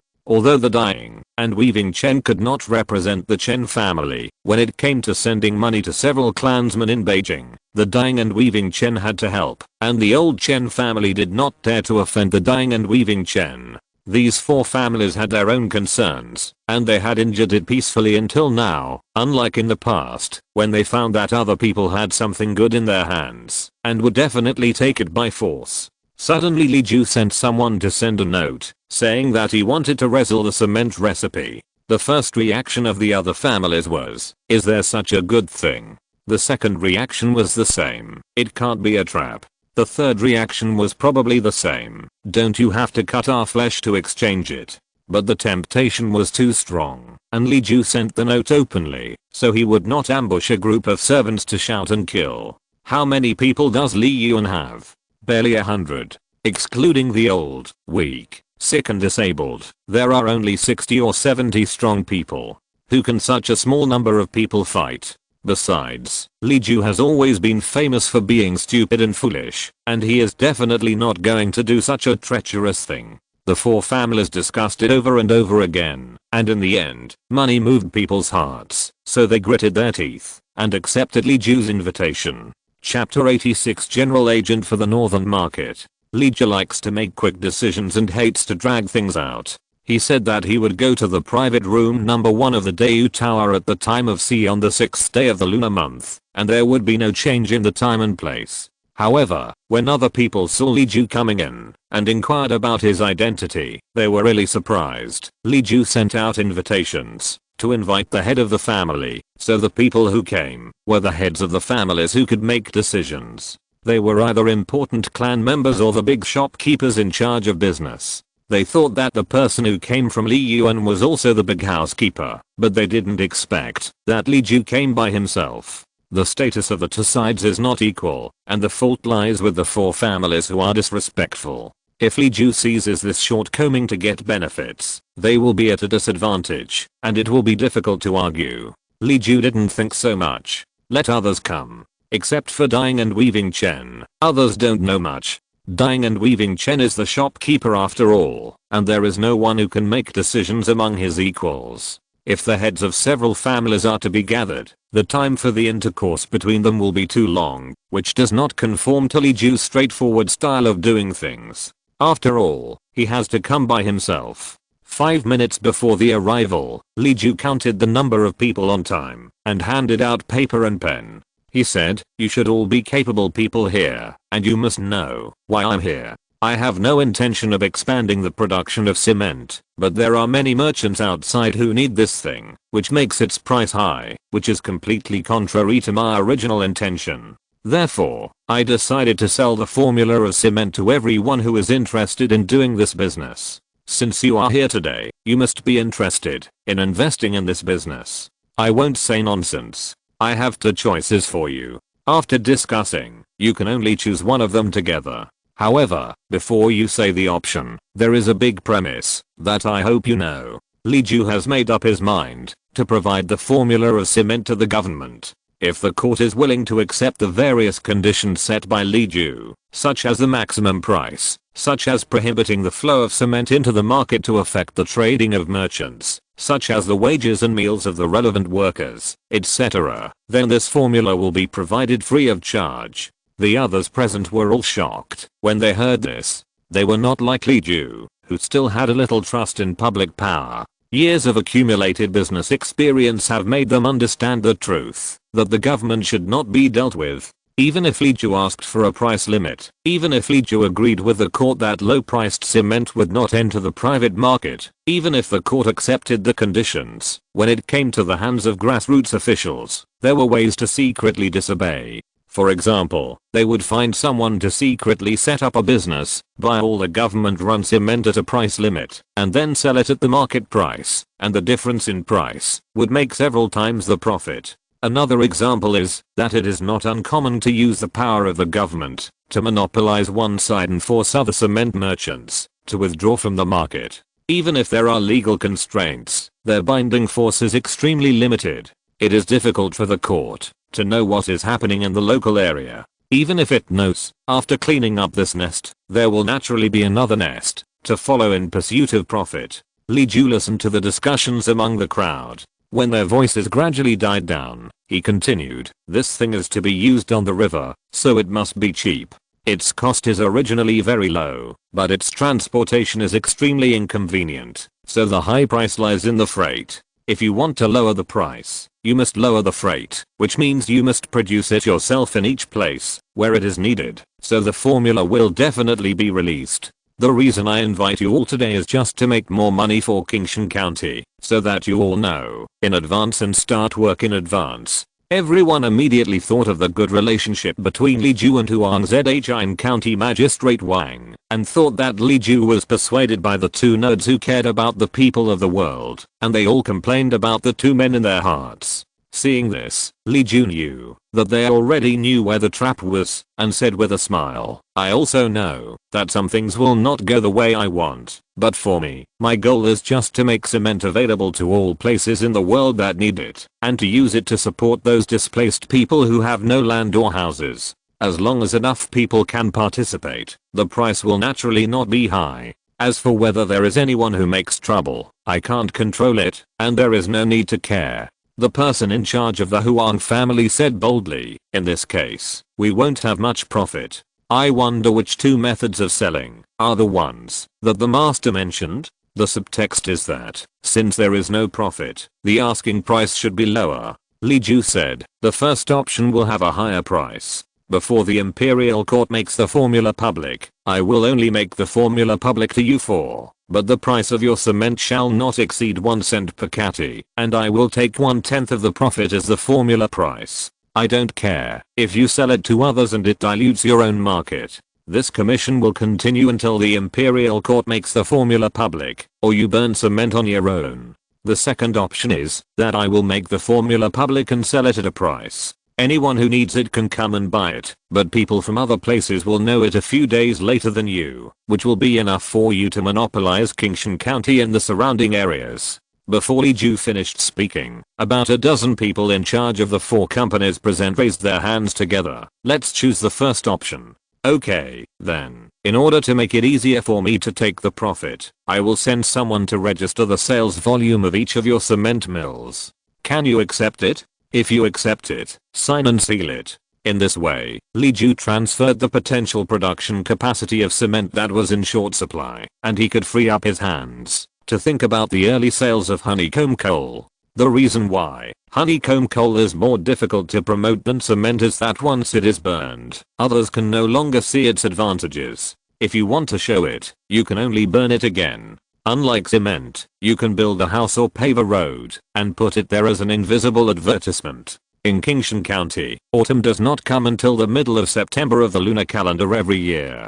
The main market for honeycomb coal is really late. If it is still promoted from Kingshan County, it is unknown when it will be spread to the north. Therefore, Li Ju and Dyeing and Weaving Chen discussed for a few days and decided to take a risk and start this business from the north. Even the people who helped with the work were selected, that is, the livestock dealer Liu who sold the Luo family father and son to the south. The local livestock dealer Yu Yaoniang has a good relationship with him. Old Liu lost all his family assets last year and went back to his hometown to herd sheep.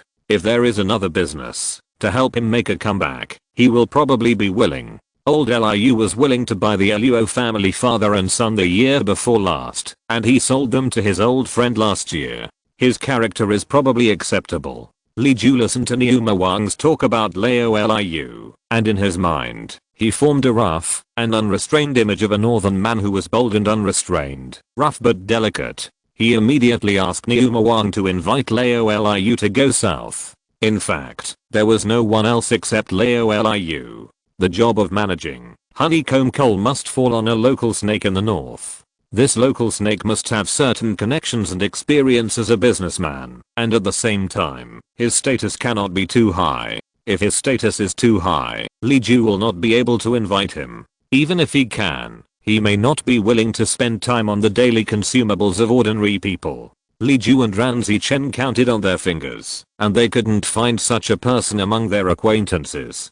Huang Zhi did make some good friends when he traveled in the north, but the ones he could contact were all from his studies, and as for the peddlers, I'm afraid Huang Zhi could only find them if he went to the north himself. So after choosing from left to right, He finally decided that Laoliu would be the main choice, and another fur trader recommended by Yu Yaoniang would be the backup.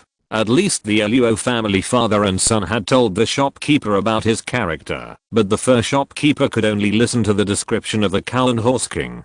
To be safe, Laoliu was the first choice.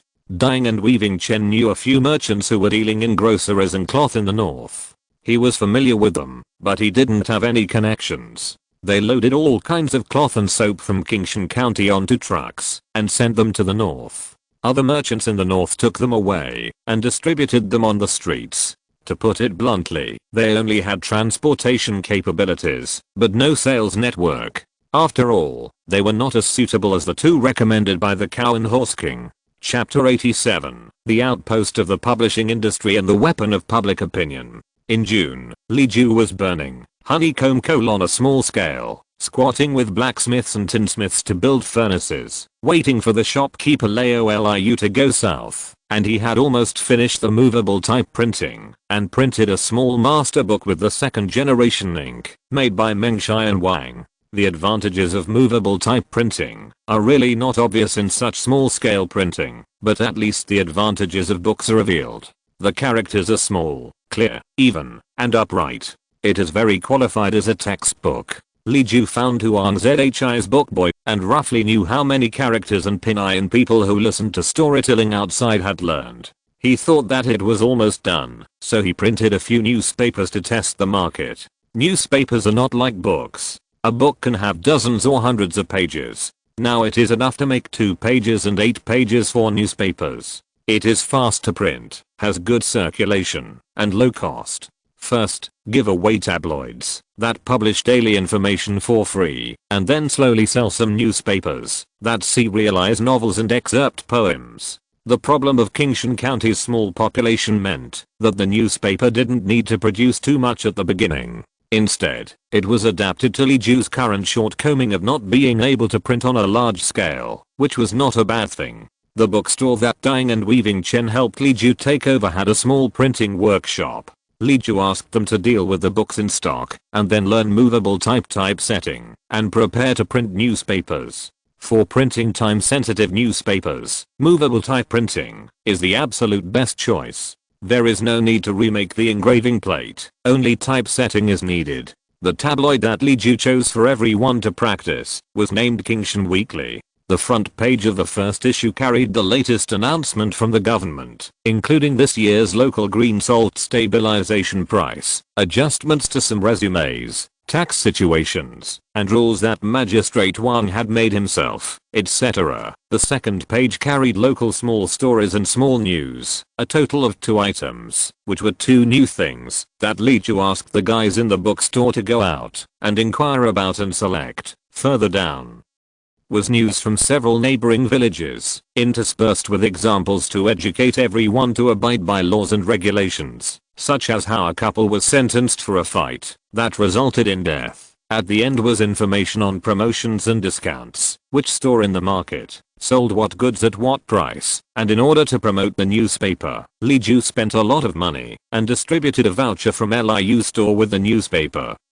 which could be used to deduct 10 big coins. The last page also included information on when a caravan was expected to go to such and such place, how many letters and items could be taken, where people who needed to take things should contact, etc. The tabloid is printed in black and red, with different fonts and thicknesses for titles, quotations, and keywords. All the text is annotated with pinyin, and is supplemented with a few simple illustrations. This is the result of decades of experience optimization in later generations, and the reading experience is excellent. In addition, the things in the newspaper are all trivial matters related to people's livelihood, full of the atmosphere of fireworks in the family, which makes people feel comfortable to read, unlike the strips on the 2 large display boards in Lian, which are almost all commercial advertisements. Only 30 copies of the first newspaper were printed, and they were handed over to the outside hangers-on to deliver them to tea houses and taverns in various streets and alleys, which immediately attracted the attention of local residents.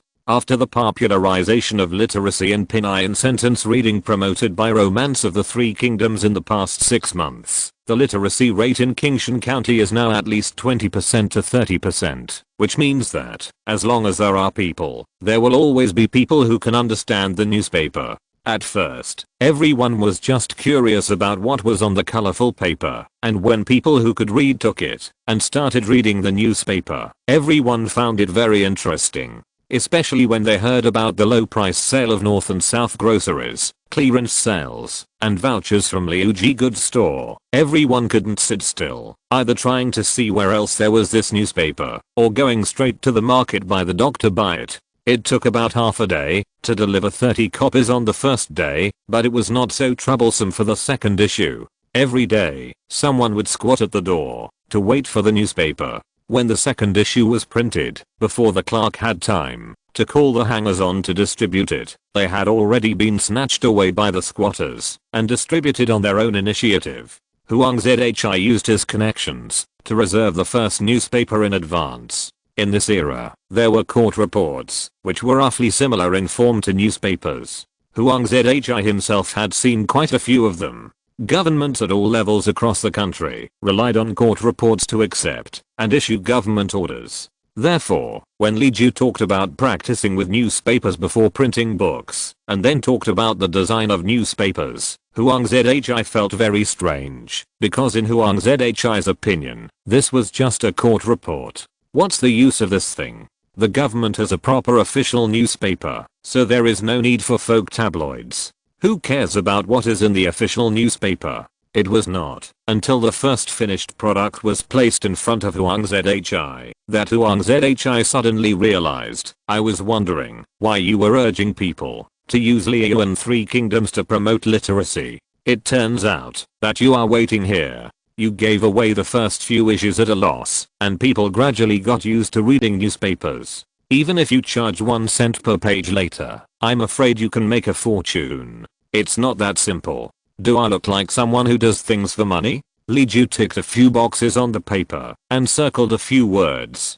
Huang Zhi took a glance and found that Li Ju was thinking about the contents of the next few newspapers. This needs to be carefully selected. If nothing unexpected happens, Li Ju's recent plan is this. For the legendary monthly targeting the common people, he plans to serialize Journey to the West and 3 words into shots, and for the literary world targeting high-end scholars, he plans to organize some theories and strategies, and put them up. In the long run, he will also prepare miscellaneous stories from various schools, to publish the principles of natural science, hoping to dispel some ignorant ideas, and summarize experience into science. Of course, this will take a long time to come.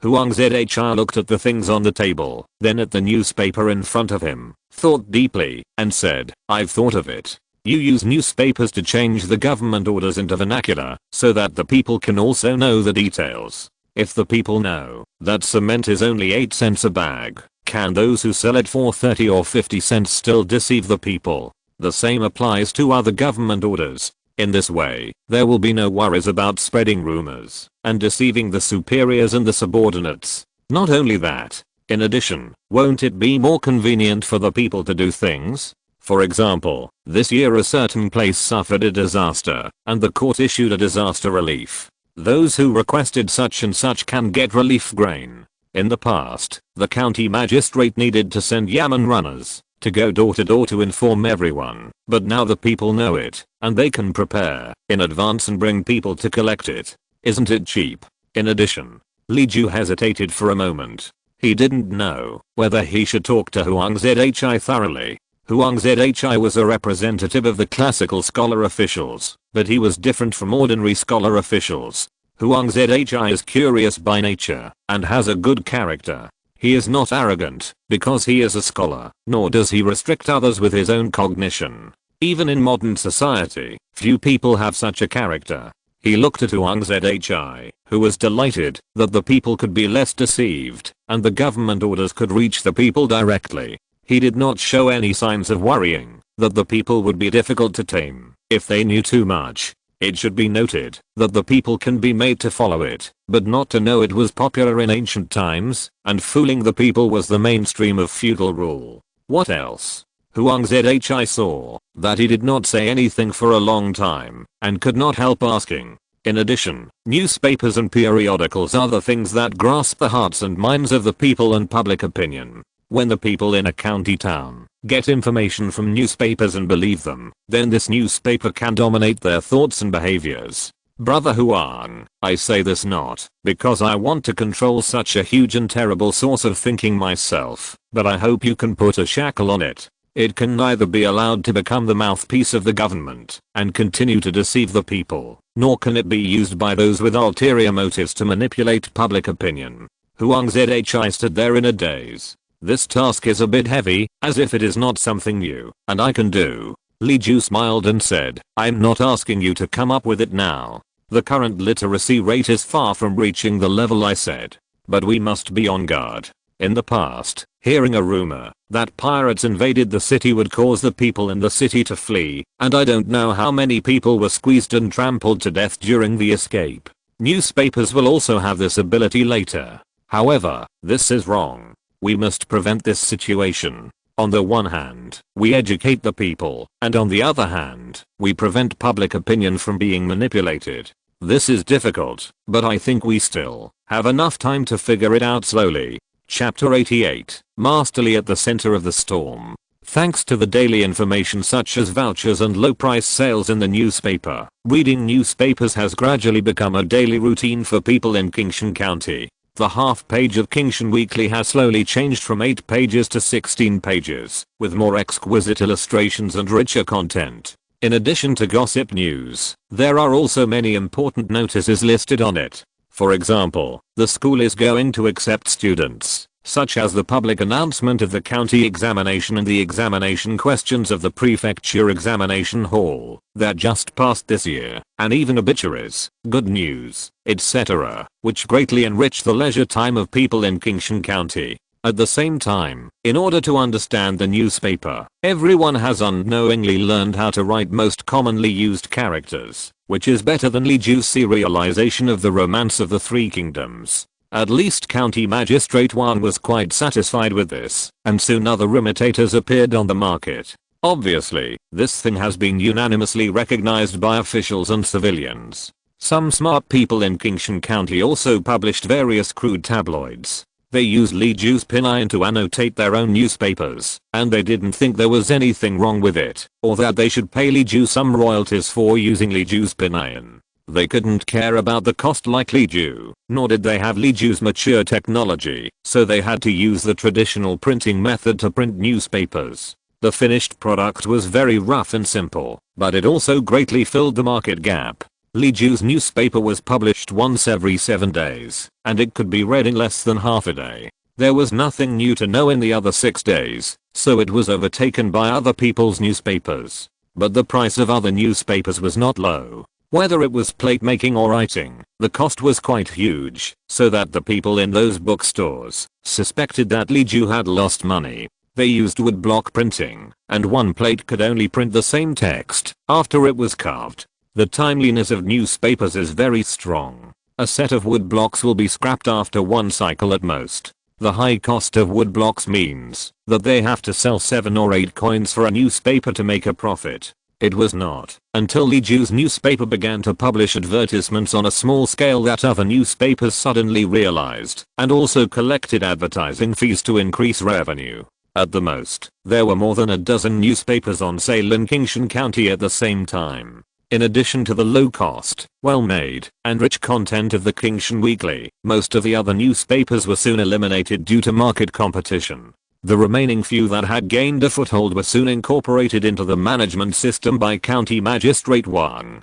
County Magistrate Wang also realized the usefulness of newspapers. He wrote a pragmatic article about the ins and outs of private newspapers and the benefits, hidden dangers and influence of newspapers. In addition to the role of pinyin in education and promotion, the situation of cement and other things in people's livelihood and municipal construction, and the idea of combining government-run and private enterprises proposed by Huang Zhi and Li Ju, a total of 3 articles were submitted together with a report. Kingshan County belongs to Dasan County. The governor Sima Han has long been famous for managing Dawson County from a poor mountainous area with floods and banditry to a prosperous and peaceful place. He is a very virtuous and kind official praised by everyone. Simahan has always heard about the affairs of Kingshan County, but he has never intervened because he trusts County Magistrate Wang. Half a year later, the turmoil in Kingshan County has finally settled down and borne fruit. The news reported is basically good news. Although cement and newspapers have their own concerns, they are generally good and have brought a new atmosphere to Kingshan County. This concern is nothing, and there is always a way to solve it. It was June, and Dawson County was about to enter the rice harvest. In previous years, the Governor Sima would go around the places under his jurisdiction to see the situation of the autumn harvest to prevent accidents. Food is related to the overall situation. If there is an unexpected autumn grain, it will inevitably threaten the stability of one side. Therefore, he is particularly attentive to the autumn harvest every year. This year, the Sima prefect looked at the report and article of County Magistrate Wang, and then pointed out Kingshan County as the place for an incognito visit. Let's see if what he said is true. If so, we can report it together. If you dare to make up a lie, you don't have to be deceived by him. The people who are watching the autumn harvest in Kingshan County are not only the Sima prefect, but also County Magistrate Wang, Huang Zhi, and County Magistrate Zhao. They all know that Li Ju is trying to grow high-yield crops, as whose farming records have not made any false records. The entire Huangshan and Liuan's private fields are all recorded in the book. Li Ju said that the planting method is appropriate and there is no way to improve it for the time being. In addition, this year's weather is good and there is no reduction in production due to bad weather, which means that the trial planting results of this year's autumn harvest are very likely to be the upper limit of the grain production of these new varieties of crops. Whether it can reach the number of 1 or 2,000 kilograms mentioned by Li Ju depends on the actual results this year. The corn with the lowest yield grows on the ground, and the bulging buns can be seen with the naked eye, which is indeed impressive. But potatoes and sweet potatoes were growing in the ground. Li Ju didn't allow them to dig them, so no one dared to move them. Naturally, no one knew what would happen. Everyone was unsure. As the harvest time approached, it seemed that everyone near the experimental field subconsciously slowed down their steps, fearing that they would scare the crops underground. Everyone waited patiently for Li Ju to announce the harvest. The closer it got to the harvest day mentioned by Li Ju, the more tormented they became. In addition to County Magistrate Wang and others who were looking forward to Li Ju bringing new food, there was also a group of special people who were also staring at Li Yuan. This group of people came from a place called Huajia County, southwest of Dawson County.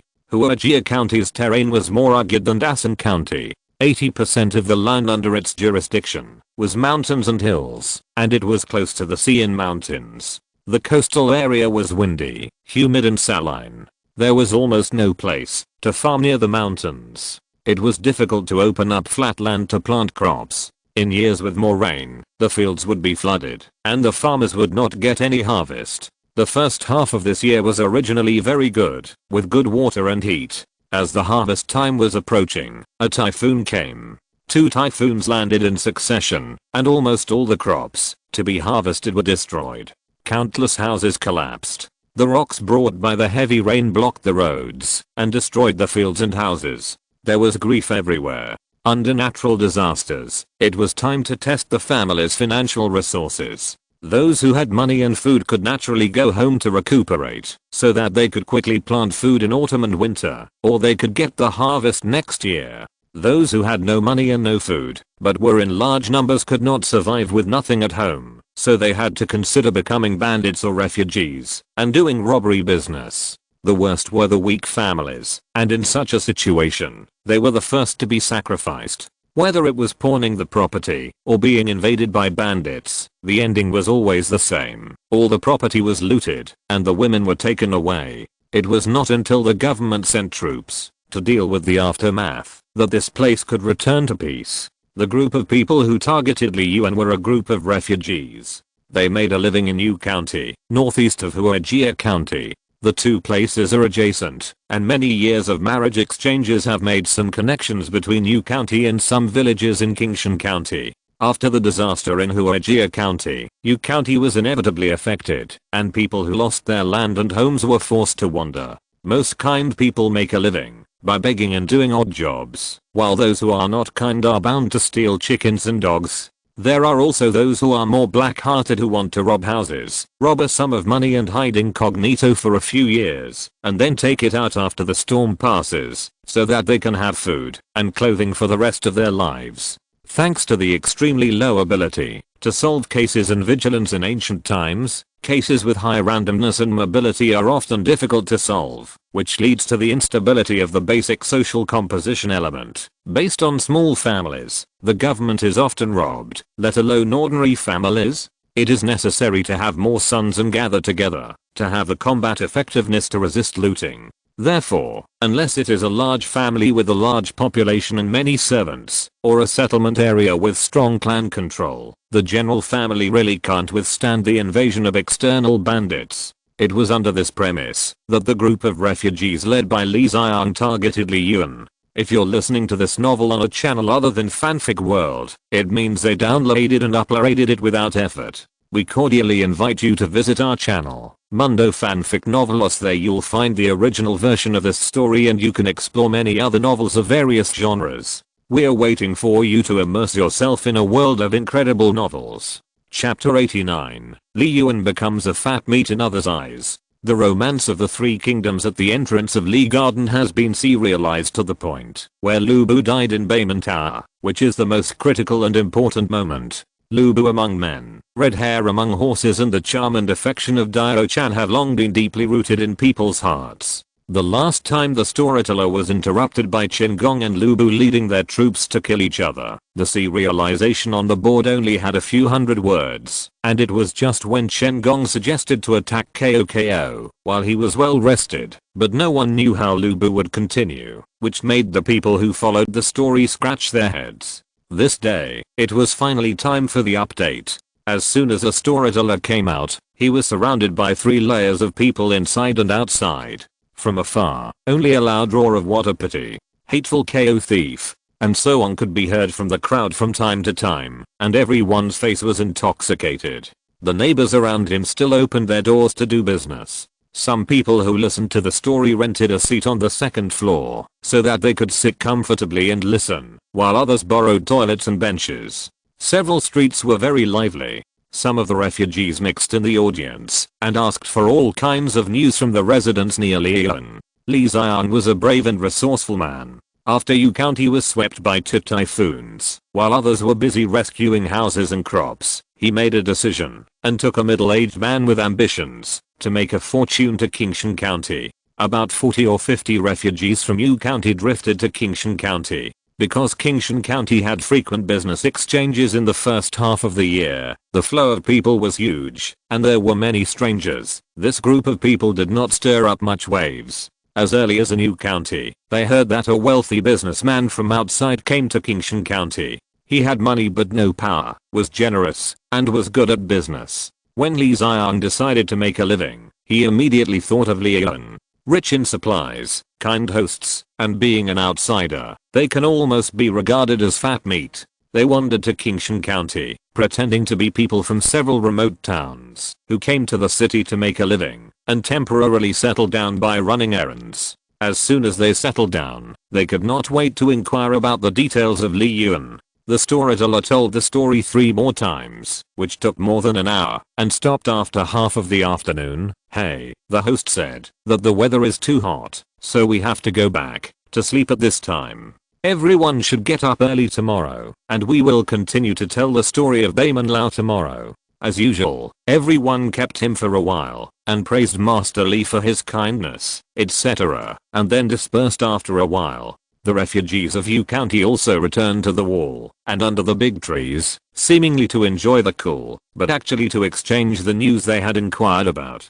"Have you found out?" Yes.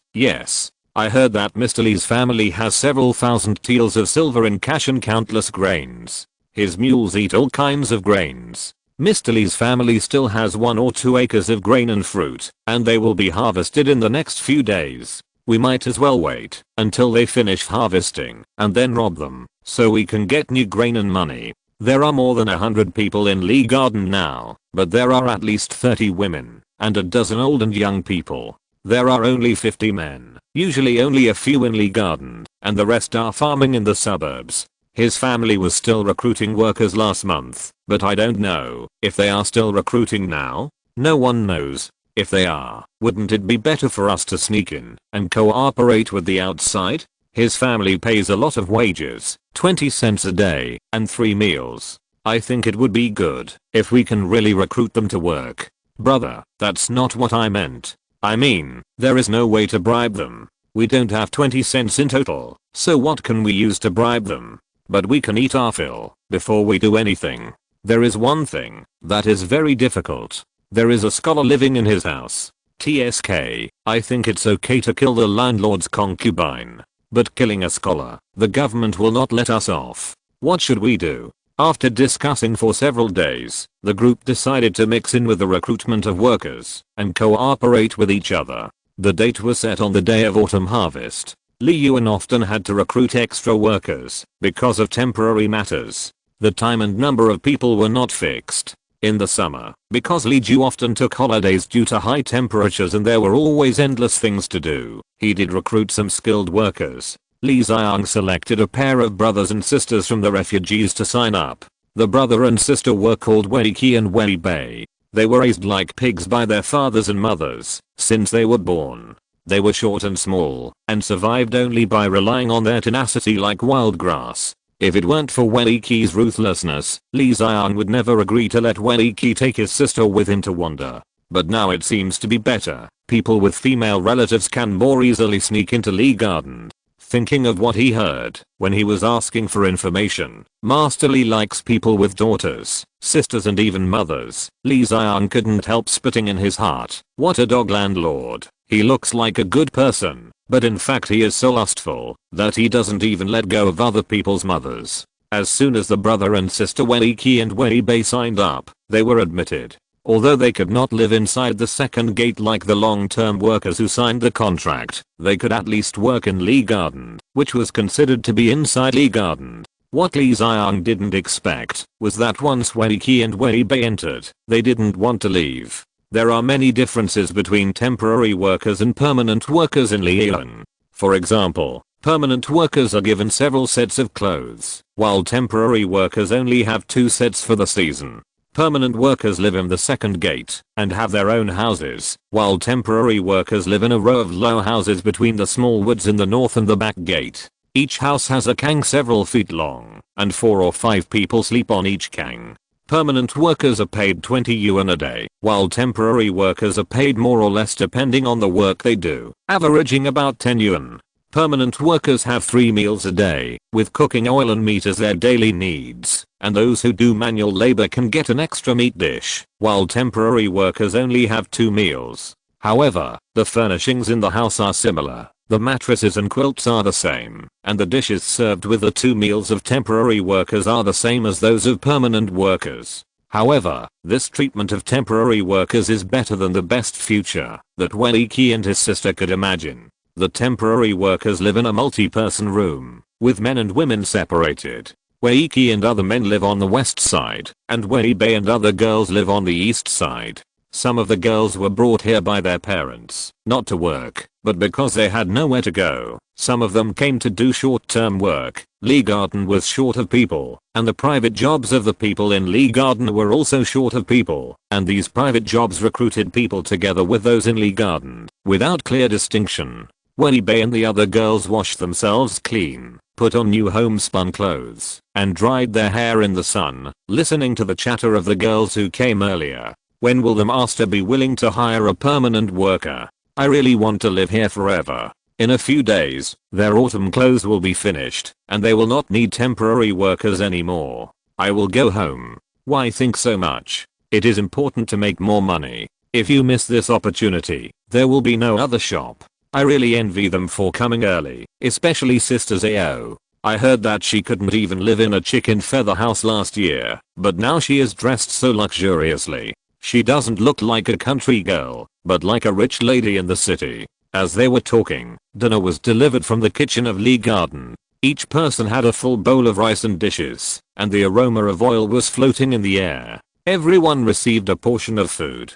Those who were hungry ate first, and those who were not hungry left it there for later. Wei Bei was used to being wild in her hometown, and was no less ferocious than her brother. However, when she was squeezed by so many sweet and soft girls, and holding a whole bowl of delicious food she had never tasted before, her wildness was worn away completely, and she was left with only one question in her heart. Li Yuan is such a good person. Why did she follow that Li Xiang outside to rob him, instead of finding a way to stay and live like this every day? Chapter 90, God of Agriculture.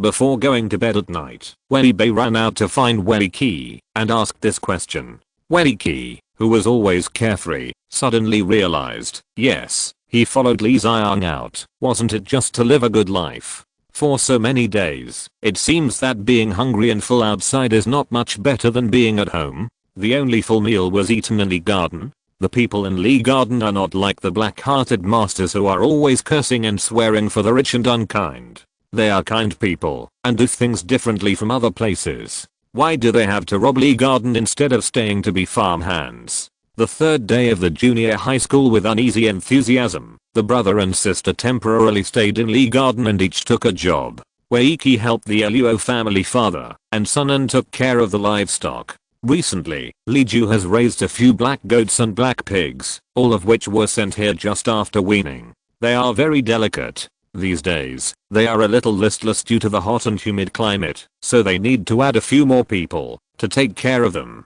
Wei Bei helped to sew autumn clothes. According to Li Yuan's custom, the long-term workers in the family should be given 2 sets of clothes in season.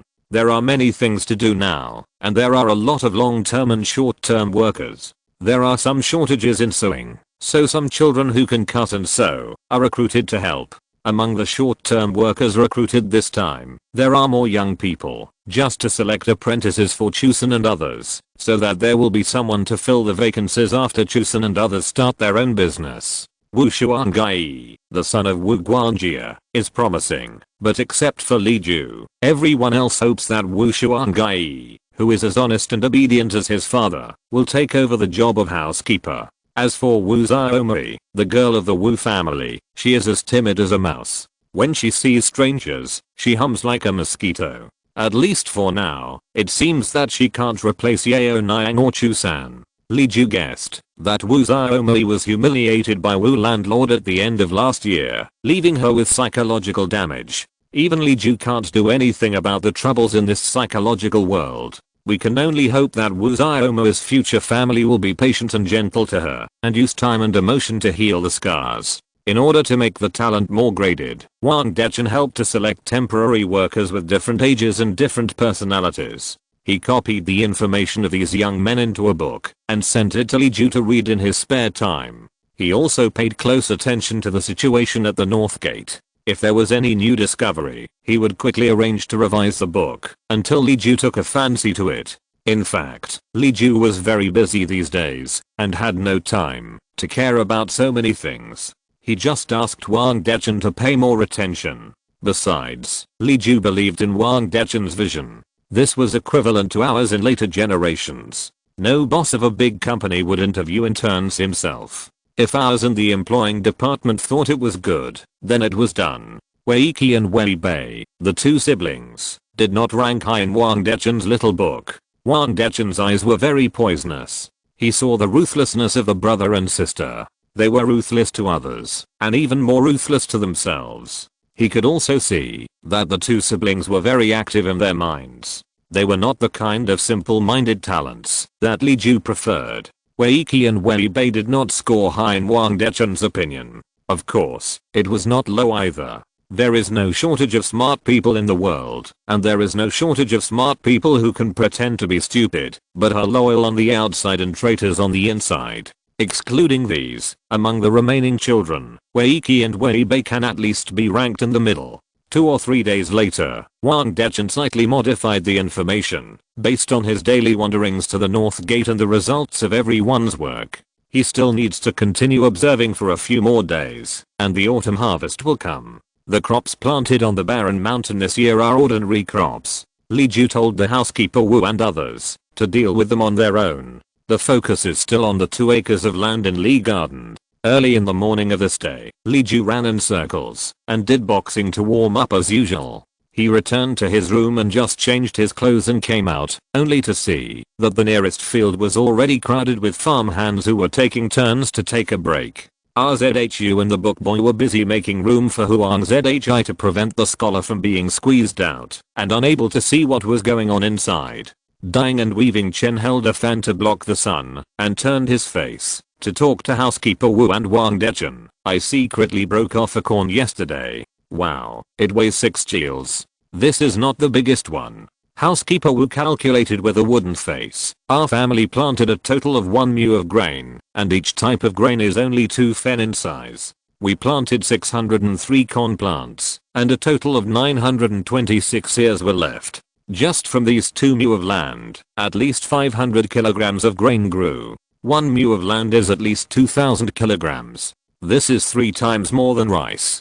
Dying and weaving Chen said, I haven't seen you for a few days. Your arithmetic has improved dramatically? Is old Lee giving you a special treatment again? I think about it every day. Housekeeper Wu was counting with his fingers and saw Li Ju standing beside him with a smile and hurriedly said, the master is here. Good morning, master. Li Ju stared at Dying and weaving Chen. What do you mean early? No matter how early it was, old Chen would have taken an ear of corn. Dying and weaving Chen didn't feel ashamed at all. I was curious, and I felt like there were 100 mice running around in my heart. Hey brother, with this number, I dared to report the good news to the county magistrate today. The county magistrate said that he would be there in person this afternoon to watch the weighing. Good brother, the time has come for us to become famous. Huang Zhi smiled and said, shopkeeper Chen is right. It is the first time for the new grain to be harvested, and we should invite the old county magistrate to see it with his own eyes. I'm just afraid that the output will not be as good as expected, and we will lose face. Don't say that shopkeeper Chen is anxious. I'm worried too. It was my suggestion to break the con, so don't blame him. You have to have an idea in your mind before you decide whether to invite someone to come and see. Old Chen broke off one, and it weighed 6 kgs, so I dared to let Asu invite the county magistrate to be there in person. I don't blame him. I just think that this good brother is not honest. Li Ju patted shopkeeper Chen's fat shoulder heavily. Make way, I'll break a few and try. The mute at the side held a brand new sickle with a red cloth tied on it. Steward Wu and others looked at the green fields and said together, please start the sickle. Li Ju paused. Except for rice, the other 4 things did not need sickles, but people's good intentions might also mean surprise, so it would be bad to let them down. So he took the sickle and walked to the end of the field. He cut off 2 leaves of the first con that blocked the corn cob, broke off the largest corn cob on it, and threw it to Steward Wu, who had been waiting for a long time. Under the expectant gaze of everyone, Steward Wu took the scale to weigh the corn cob. The weight swung gently and pointed to a number that far exceeded everyone's expectations. Weight 8 taels and 1 kyan. Everyone was silent for a moment and then burst into cheers. The cheers almost scared Li Ju. Li Ju broke off another one and threw it over, but Huang Zhi grabbed it and carefully touched it to the scale to weigh it. This one was a little lighter, but it was still 6 taels heavy. Even though it couldn't catch up with the first one, it was still very pleasing. Manager Wu hurriedly put 2 corn cobs into a basket, tied with red gauze, and said to everyone, the master has started to harvest the crops, so let's follow up and harvest the crops. For everything, we should first see what the master does, and don't act on our own and damage the crops. Many farm hands, both men and women, who were used to doing farm work, squeezed past Li Ju. Li Ju didn't want to compete with them for work, so he gave the remaining corn cobs to the mute to put in the basket and walked to the potato field to harvest that field as well. There are skills to digging potatoes, sweet potatoes and peanuts. You have to be careful not to accidentally damage the edible parts, so you have to be accurate and skillful and don't use brute force. Compared with the farm hands, Li Ju was a useless person, and his movements of digging potatoes and peanuts were like a 3-legged cat. He symbolically dug a little bit in each of the 3 fields and was escorted to the outside of the field by others. The brave ones even joked that they should just watch from the side and be careful not to hurt their hands. Crops. The mute carefully brought a green silk umbrella to shade the sun. Li Ju handed the umbrella to the servant to hold for Huang Zhi, saying, I'm not afraid of this little bit of sun, but brother Huang Xian may not be able to adapt to it. Please pay attention to your master. Huang Zhi held 8 taels of corn in one hand and 6 taels of sweet potatoes in the other. He was so happy that he didn't care whether to dry them or not. It's unbelievable. This is true. There really is such a large yield of grain. I thought you would go down in history with Pinayan, but I was wrong. With these 2 treasures, you will not only go down in history, but you will be named the God of Agriculture. Chapter 91. Thank God. God of Agriculture? The God of Agriculture must be Yu Yaoniang, Li Denghei, Li Zhensheng. How could it be his turn? Li Ju frowned and looked at the mud and sand on his hands. His misophobia flared up. Chuzan was very observant and fetched a bucket of water from the canal to bring over. After washing his hands, Li Ju casually poured the water under a tree nearby. He took the towel and wiped his face with the water while saying, it's not my turn to be conferred the title of God of Agriculture. They are very good, but they have nothing to do with me. They are not the varieties I cultivated.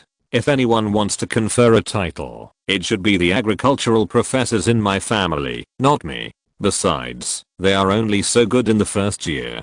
Varieties will degenerate. If you want to keep their yield and not degenerate, you need people who are proficient in agronomy to breed them carefully. This year we planted them carefully, with good light and heat, good soil and fertilizer, and no shortage of water. Only then will we have a bumper harvest. If we put them outside and plant them sloppily, I'm afraid the harvest will be halved. Huang Zhi was reluctant to put down the 2 treasures and said, half is enough. It can save countless people. Even if they are not the varieties you cultivated, I would like to thank you on behalf of the people of the world for bringing them out. It really saves countless lives. Many people just need this bite of food to survive. Just this bite. Li Ju was really afraid that he would fall down if he was so excited, so he signaled Wu Shuangyi who was following him to keep an eye on him. Li Ju was not good at speaking, and he was unwilling to say something hypocritical like, sir, you are too kind. Food is the most basic thing, and it is not too much to praise the good varieties that can increase the yield per mu by 5 or even 8 times. After a long discussion, Li Ju only replied, I'm still late. If I had come out earlier, perhaps I could have saved more people. In short, I have some confidence now. After the harvest, let us who choose and others help record a method of processing seeds and go to the barren mountain to breed next year and strive to open a piece of wasteland in Kingshan County the year after next to plant new crops. But we have to hurry up to recruit agricultural talents. Next year the seedlings will degenerate, and by the year after next they may be reduced to only 30%. We are far from being able to sit back and relax. I will plant some new varieties on the land in Lee Garden to enrich the variety inventory. Only with new seeds can we hybridize and improve the varieties and maintain the superiority of the varieties. I can't do it alone to maintain the variety. I need people who are willing to spend their energy on growing crops. Brother Huang, you have to help me. Of course. Not only me, but also the county magistrate and Mr. Yu will help you. This will benefit future generations. What did Huang Zhi mean by variety degeneration and variety maintenance that Li Ju talked about? This did not prevent him from fully supporting Li Ju to do what he wanted to do. Huang Zhi saw the hope for Dayang's future from Li Ju's face. More people, more land reclamation, more food. People will no longer have famine, let alone the tragedy of cannibalism during famine years. With full granaries, people will know etiquette. With a full treasury, they can free up their hands to do more things, such as roads, water conservancy, schools, poverty alleviation. Maybe the paradise in Li Ju's heart can really be realized? In Huang Zhi's vision, sweet potatoes, peanuts, and rice as a comparison group were received in boxes and loads by the field, piled up like a small mountain. Li Ju and his family were very happy, and the farmhands were also happy. The farmhands learned mathematics and were all doing accounts for Li Ju. They liked Li Yuan and Li Ju, and they were most afraid that Li Ju would squander his family too quickly and become unsustainable. Now they looked at the grains and felt relieved. They began to calculate. There would be no problem this year. With so much grain, even if they had no money in the second half of the year, it would be enough to eat for a long time and not starve to death. They would plant them in the barren hills next year. Who knows how many tens of thousands of kilograms of grain they could harvest the year after. That would be alright. With grain in hand, there would be no panic in the heart. That's what it meant. Lee Garden was full of joy. County Magistrate Wang in the government received news from Azu that Lee Garden had opened sickles and was harvesting. It looked like a good harvest. After dealing with the government orders in the morning, County Magistrate Zhao asked County Magistrate Zhao to look after the house. He and his men rushed to Lee Garden to see the good seeds mentioned by Li Ju. At this time, not only did Lee Garden's own long-term workers and women gather around the fields to watch, but people from nearby also came over. Because of the two display boards, the road in front of Lee Garden was often crowded with people. Even at the most bleak midsummer noon, there were still a few tea stalls working. When it was busy, it was even more crowded. Some farmhands from Lee Garden couldn't hold back their excitement and started shouting outside the door. People outside, even those doing small business, were in the fields. They heard people from Lee Garden say that the yield of grain grown by the master was 3 times more than that of polished rice. Who could sit still? No matter what, they went in to see the new things. In this way, when County Magistrate Wang arrived, the people who came to see the new things had even squeezed outside the second gate. The people in the outermost circle couldn't see anything. They could only hear the people inside talking. If there were exclamations inside, they didn't know why, but they would be driven by the jubilant atmosphere to rejoice. County Magistrate Wang came in his casual clothes, and most people didn't recognize him. The servant he brought with him took some effort to find the farmhand of Lee Garden and squeezed in with the help of the people from Lee Garden. The harvesting work has come to an end. Various familiar cobs are piled together according to their varieties. Just by looking at them with the naked eye, it can be inferred that it must be a good harvest. No wonder everyone around is so happy. Especially those people in Li Yuan who were dressed neatly in blue, green and ochre cloth. Their joy was beyond words. The one who led the way took County Magistrate Wang to Li Ju's side. The others were only concerned with studying the food and didn't pay attention to this side. Huang Zhi barely remembered who County Magistrate Wang was and came forward with a heavy bag of treasures. County Magistrate, you are here. Look, these are the biggest ones. I can't bear to put them down, so I just hold them.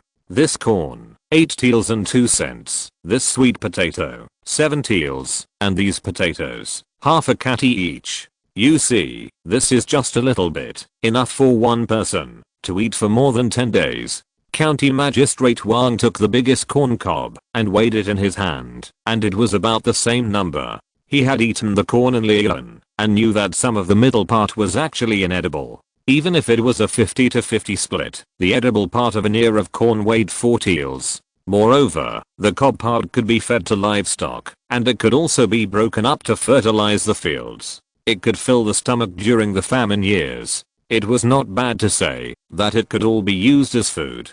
County Magistrate Wang took the single fruit and calculated the total output. He suppressed his excitement and asked, "Are all these harvested from the field?" Huang Zhi nodded repeatedly. Yes, we saw with our own eyes that the grains were harvested one by one. Old Li did not lie. This is really a good thing that can change the fate of the people of the world. Sir, there will be no more children starving to death in the future. There will never be again. It's too early to say this. Wait first.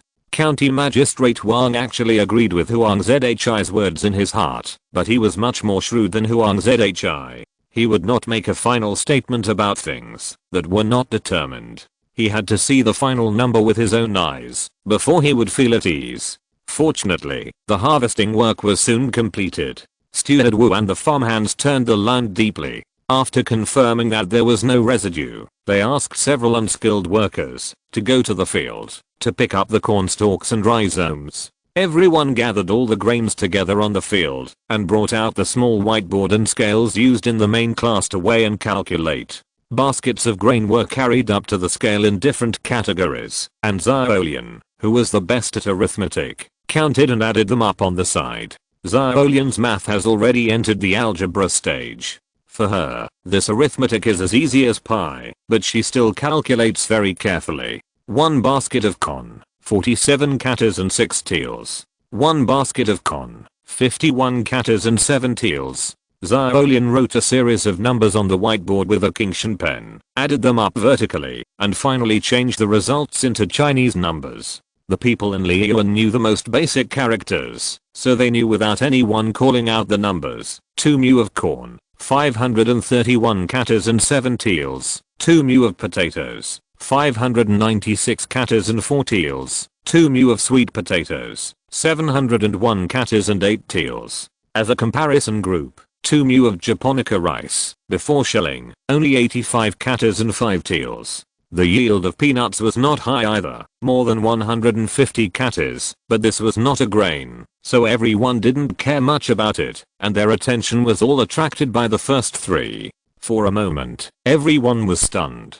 They whispered about the numbers they saw, and they could hardly believe their eyes. Some people who were good at math took straws and drew on the ground to do the calculations themselves, and the results were exactly the same. These figures, which are 6 or 7 times higher than those of japonica rice, are real.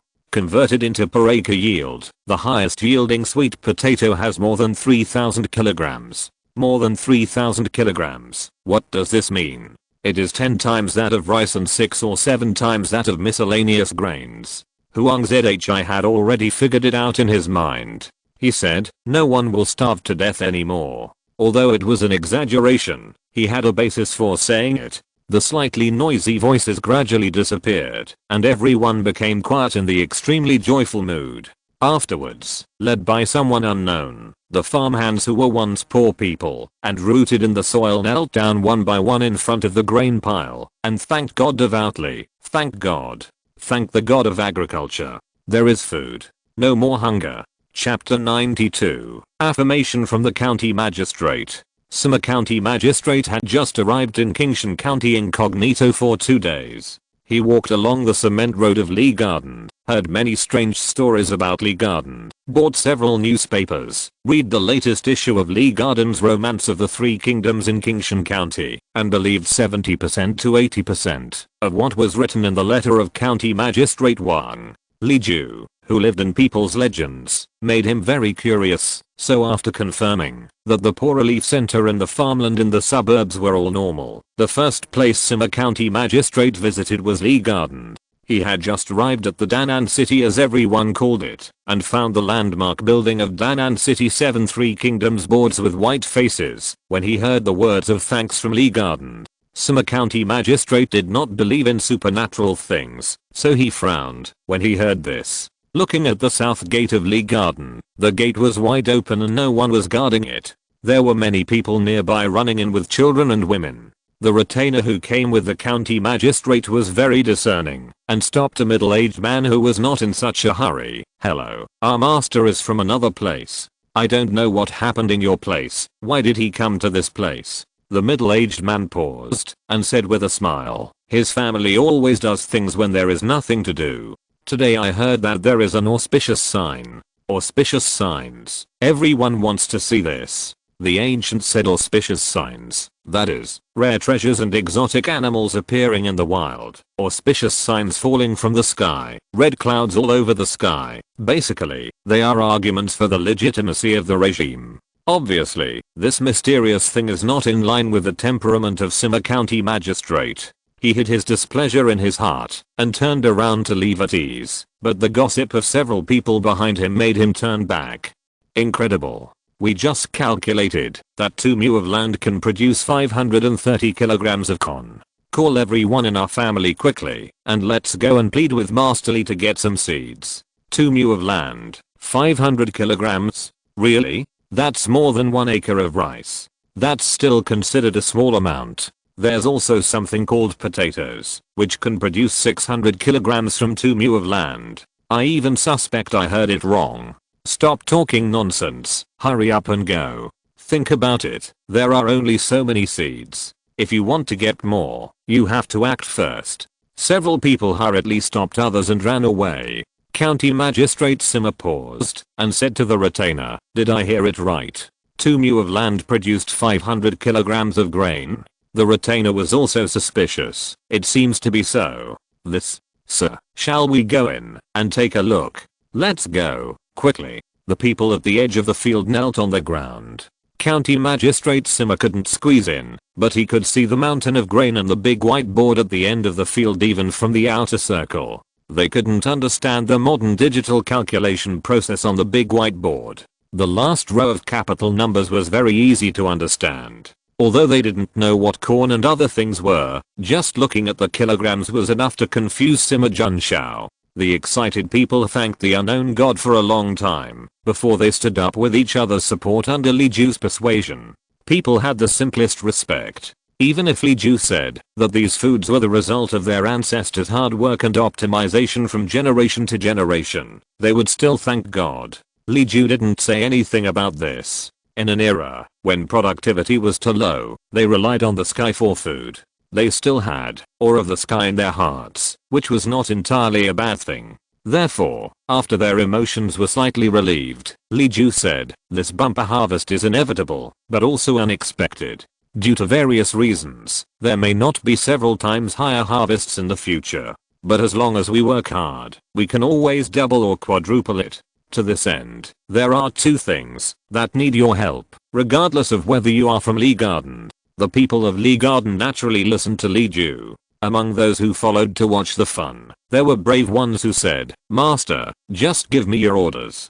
As long as you can give me a bag of seeds, whatever you say counts." Others also echoed, "Yes, yes, these are gold seeds and silver seeds. Please give us some, Master." Li Ju made a soothing gesture and said, "This is exactly what I want to say. Please listen carefully and think carefully. Our Li family does not grow crops, but only concentrates on cultivating good seeds. So the seeds will definitely be distributed to the outside world, but not this year or next year. Please tell each other, advise each other, and wait patiently. What are you worried about? I, Li Ju, have only one person in the family, and only have 100 acres of flat land. It is not good for me to save so many seeds, and not sell them. Therefore, I'm not selfish to postpone the time of distributing seeds. Please think carefully about the reason I said there are only more than 1,000 kilograms of seeds here. Even if they are distributed to everyone, the output next year will be extremely limited. Moreover, if they are given to the East family and less to the West family, whoever gets it will naturally be jealous of those who don't get it. If everyone is asked to share it, it will be a slow process." After hearing this, the restless people also felt that it made sense. Moreover, they also had hidden worries. Such good seeds, but only more than 1,000 kilograms. Each person was given 20 kilograms, and only 60 to 70 families could share it. There would always be fewer families who could share it, and more families who could not. It would be fine if the people who didn't get a share were kind-hearted, but what if the neighbors were all cruel people who took advantage of the dark night to destroy the crops? Such things were not uncommon. Farmers had heard of melons being cut, trees being chopped, rice seedlings being flooded, grain stacks being burned, etc. So they were also worried. Seeing that they were willing to listen carefully, Li Ju continued, "So, my idea is that I will use these seeds to continue breeding next year. When we have tens of thousands of kilograms of seeds the year after, we can distribute them to everyone to plant on their own. In addition, I don't know exactly when these seeds should be planted, how to take care of them, and what pests there are. Although some special situations encountered this year have been recorded, they are still not detailed. If we can't wait to let everyone plant new varieties next year, we can't guarantee that a reduction in production will be a small matter, but hunger will be a big matter. I hope everyone will give me another year, so that we can carefully record the farming matters and hand them over to everyone together with the seeds. If everyone is worried and thinks that I'm fooling everyone with my empty words, everyone present today can ask my housekeeper to sign a written agreement, promising that the next year Li Yuan will sell 20 kilograms of seeds to each of your households at today's grain price." Everyone clapped their hands and praised him. Especially those who lived nearby. because they learned to read from the display board. They were not afraid that Li Ju would fool them in the written agreement, and they were more grateful to Li Ju sincerely. Chuzan and the others hurriedly fetched paper, pen, and table, put them aside, and asked the storyteller and the book boy to help with the wording and make templates to post on the big whiteboard. If the neighbor really wants a written document, just line up to find the steward. Woo. Sima County Magistrate saw that it was accurate, mature, steady, generous, and honest, and nodded, and his good impression of Li Ju and Li Yuan came up again. Since ancient times, promoting new grains has always risked a crop failure. If Li Ju really distributed the seeds today, if the yield was reduced, or even zero next year, he would probably be torn to pieces by the angry and irrational farmers. Holding it back for a year can prove the stability of the seeds themselves, and can also save some grain in case of a reduction in yield, or a total crop failure. Only a prudent person can do things in this way. It's just that, he just said there were two things, but now he only said one, and he didn't know what the second one was. Sima County Magistrate was about to ask, but County Magistrate Wang seemed to have telepathy and asked, Mr. Lee, what is the other of the two things you mentioned?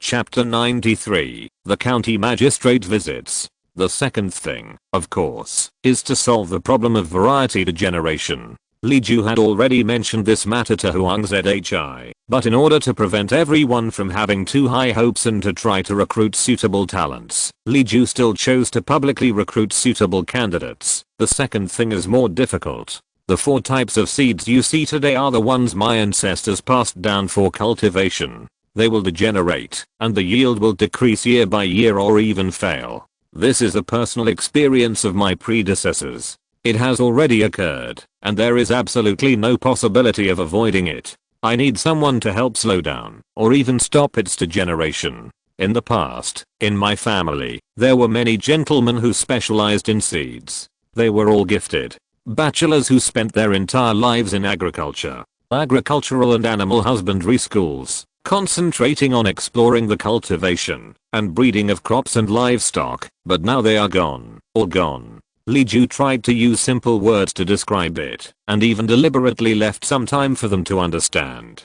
Huang Zhi had already discussed this matter with Li Ju, and he took the opportunity to say, we can rebuild the agricultural and animal husbandry school you mentioned. What the ancient sages were able to do, we can also take over. Even if we can only do a part of what the ancient sages did, and let the new seeds of the teacher's family maintain half or even 1/3 of the yield per mu, we will be satisfied. Li Ju said, this is exactly the second thing I want to do, recruit people who are interested in this to join the agricultural school in Liyuan and study this. I still have some agricultural books passed down by my ancestors, which are rare in the world. I'm willing to organize and publish them, and hand them over to the scholars to discuss together. Anyone who is interested in this, regardless of gender, age or young, can sign up for a trial study. I will teach them the simple entry-level techniques without reservation. If they have enough to learn, they will be hired by the school, and can continue to learn more difficult things, and eventually follow the agricultural path of a certain sage.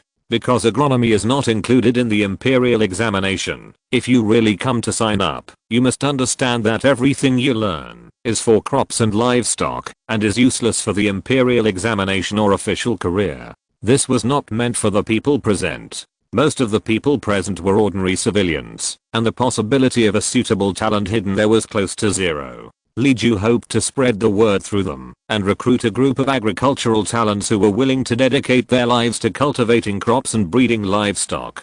The people present did understand what he heard, and roughly knew that this was the case. Li Ju wanted students, but they were not students who could take the imperial examination. Not being able to take the imperial examination was a disappointment. Generally speaking, people who had enough food at home were unwilling to give up the path of the imperial examination. At once, everyone started to discuss again. The first few people who spoke said, we know what you mean, sir. If there is such a person, we will naturally persuade him to come. Some people who are more open-minded asked half jokingly and half seriously, do the students in your house have food, lodging and clothing like farmhands? If so, I will also sign up. But I don't know where to sign up. Li Ju said, "It's just that I just thought of this today, and I haven't planned it carefully yet. If I really think it through, I will post all the information about recruiting apprentices in the shed outside. Those who are interested should pay more attention in the next few days. This matter still requires the help of the Jiren Master." After all, Li is not very clear about many things. Huang Zhi knew that this meant that he wanted to endorse it, so he agreed. Since Huang Zhi agreed to endorse it, everyone no longer had any resistance or doubt about the two things Li Ju said. Everyone surrounded Li Ju and others, and was reluctant to leave until dusk, when they reluctantly went home. County Magistrate Wang and Huang Zhi were both scholars, and their bodies were not as strong as those of the working people. They left early, because they were exhausted, and some returned to their houses or rooms. Only Li Ju and the mute relied on their strong bodies, and stood from morning to afternoon. In the meantime, Li Ju only ate a bowl of milk tea to fill his stomach. By the evening, he was already starving, and his voice was hoarse, which made Yu Yaoniang, Sanjay and others feel so distressed that they didn't know what to say to him. Sanjay had just boiled hot water and put it in the bathroom, urging Li Ju to take a bath, change clothes and prepare for rest, but County Magistrate Wang came back and brought Mr. Han with him, asking Li Ju to help entertain him for 2 days. In front of Li Ju, County Magistrate Wang only said, "These are my close friends, Mr. Han and Mr. Me. Today, I heard about the extraordinary things in your family and was deeply surprised. I want to bother you for 2 days to experience it in person. I would like to trouble you to entertain me for a few days." Everything is similar to that of Mr. Huang. However, the two gentlemen came in a hurry and did not bring servants. I sent 2 book boys to serve them. I'm afraid that they are not enough. Can you arrange some people to take care of them? Li Ju's eyes were vicious. He could see at a glance that County Magistrate Wang respected this Mr. Han very much. Looking at Mr. Han, he looked like a high-level scholar, more majestic than County Magistrate Wang, and more serious than Mr. Huang. Li Ju immediately knew what kind of identity this person was. As for the other Mr. Me, he followed Mr. Han's lead and was a gift from Mr. Han. His approximate identity and status were also obvious. These two were the Sima County Magistrate and his retainers. After they left Lee Garden this afternoon, they went to the county government office and explained their identities to Magistrate Wang. When County Magistrate Sima heard that Huang Zhi had lived in Lee Garden for half a year and was still reluctant to go home, County Magistrate Sima thought that he had planned to stay in Qingshan County for a few days. Since he still had some time, he might as well follow Huang Zhi's example and live in Lee Garden to experience the uniqueness of Lee Garden. Although County Magistrate Wang felt that it was inappropriate, he had no choice but to bring the County Magistrate here. County Magistrate Sima did not ask him to point out his identity. County Magistrate Wang wanted to hint a little, but he could not find the opportunity under the eyes of County Magistrate Sima, so he had to give up.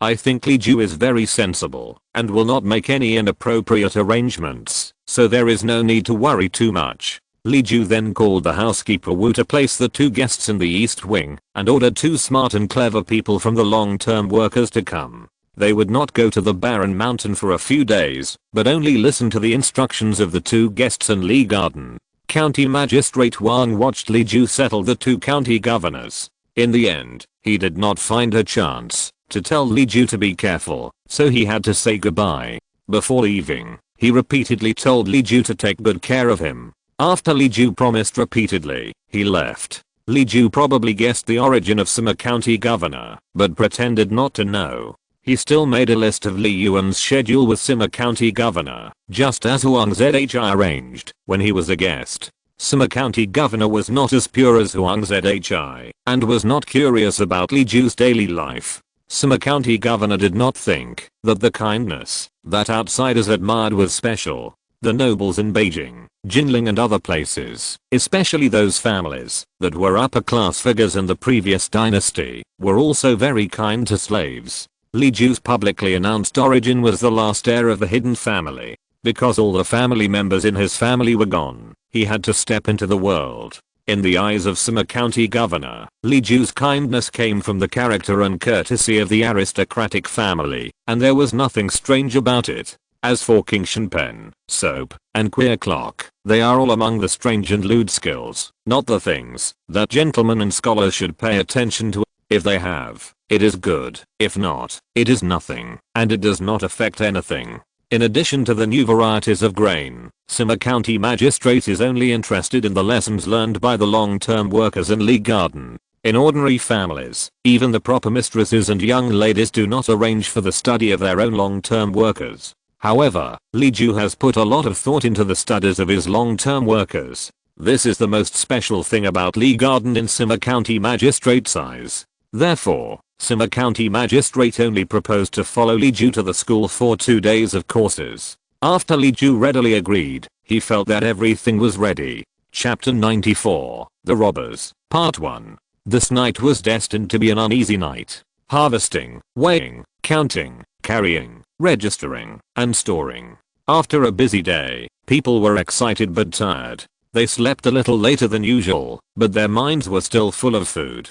As soon as they touched the pillow, they fell asleep again. When everything was quiet, it was almost midnight. Weni Bei and Weni Qi sneaked out and hid in the grove by the north gate and whispered, "Brother, why are we really going to do it with Brother Li? I'm afraid Li Yuan is very good. I don't want to be a robber." Wei Qi thought what Brother Li said was right. Women just want stability. Stay in Li Yuan as a farmhand for life. Work hard all day to earn a few dollars. Maybe one day you offend the master, or get sick and old and can't work, you will be kicked out. It's better to do a big job and get the money to be a rich man. Isn't it good to lie down and eat meat? After finishing this job and getting the money and leaving, my sister should know how to live comfortably. Wei Qi was a little impatient, but afraid that his sister would start to shout. He had to pretend to comfort her. "It's okay, you don't have to do anything. You just need to watch at the door, and don't let the patrol come.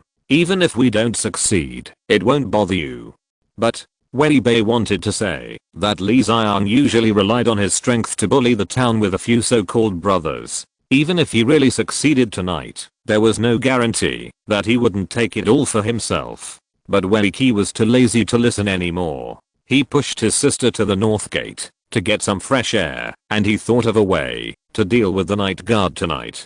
The guards of Lee Garden work in 3 shifts, with 8 people in each shift for 4 hours. Among them, 1 guards the gate and 4 patrols. The south gate is the main gate, guarded by 2 people, and there is 1 guard at night at the north gate and the corner gate next to the stable. Wei Qi had contacted Li Xiang several times in the past few days, and was persuaded by Li Xiang to continue to squat and rob Lee Garden. He explained all the situations in Lee Garden, especially the property and the duty arrangements of the servants, to Li Xiang one by one.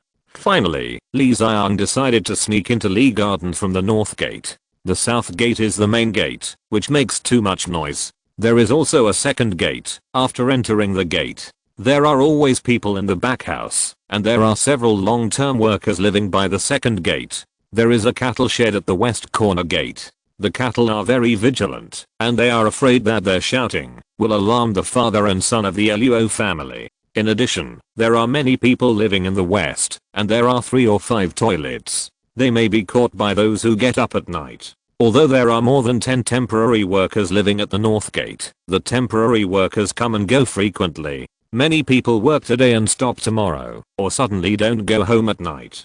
People living in Lee Garden are very unfamiliar with each other. Even if they are discovered, they can just say that they have just been hired, or they can be fooled.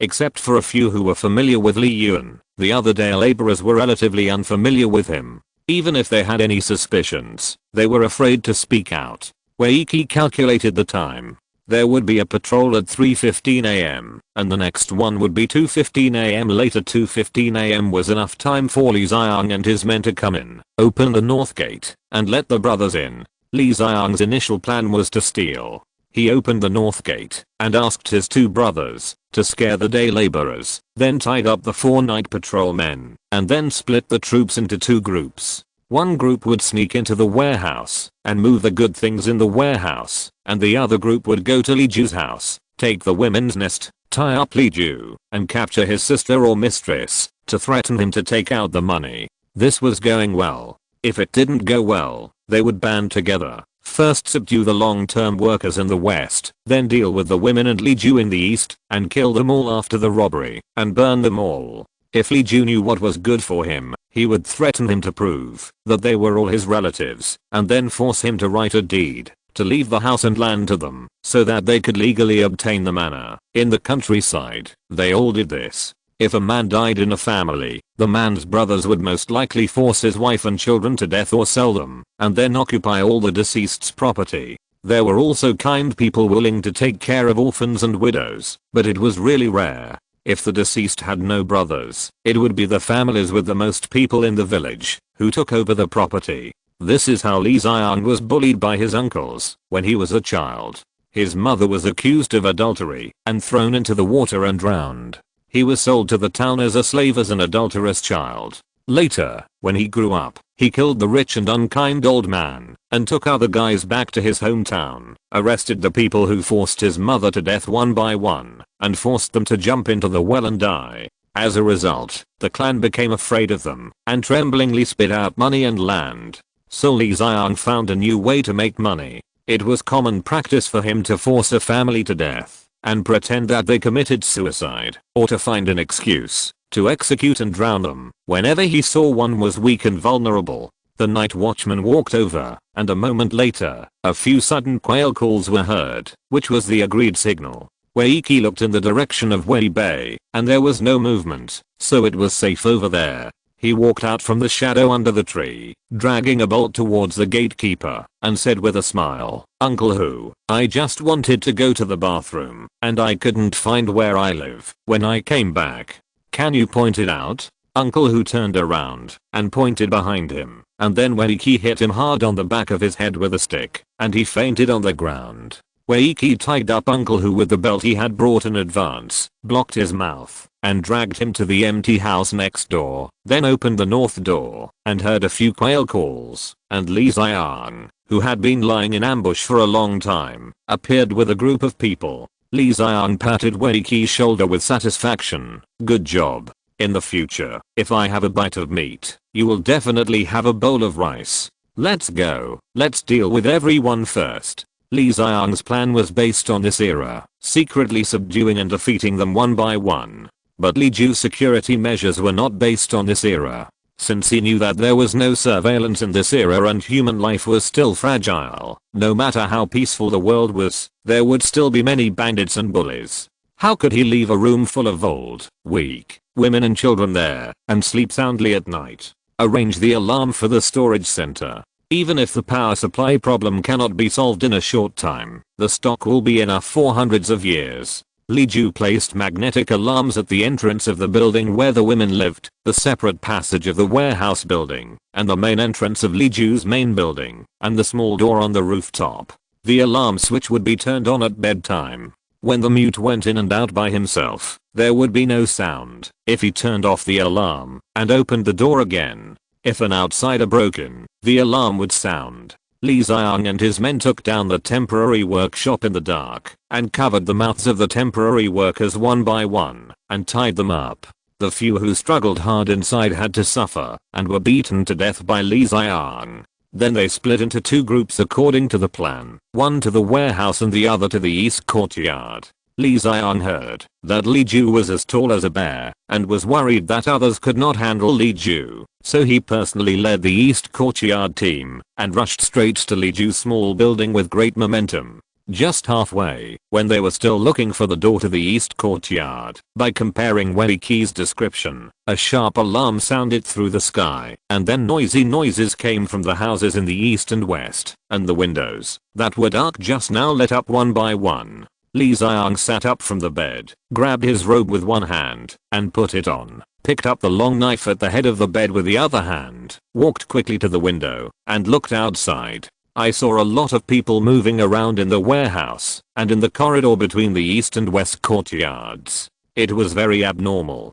After half a year of peace, I almost forgot how to fight. It's a good thing I came. Li Ju muttered to himself. put the longbow and quiver by the window on his back, lifted up his clothes, and jumped out of the window. Chapter 95. The Robbers. The long-term workers of Lee Garden often switch shifts between the barren mountain and Lee Garden's main family. The only people who really stay there for a long time are the first generation of more than a dozen people who followed Li Ju, such as the mute Wu Guangjie, Chuzan, Yu Yaoniang, and Wang Dechen. Almost all of their work is closely related to Li Ju himself, or Lee Garden's main family. Unless Li Ju goes to the barren mountain, they generally will not leave Lee Garden. These dozen people are the confidants of the confidants. Li Ju often tells them what to do when encountering emergencies. Floods, fires, earthquakes, landslides, robbers. Li Ju has made plans for them. Li Ju dare not guarantee how much they have learned.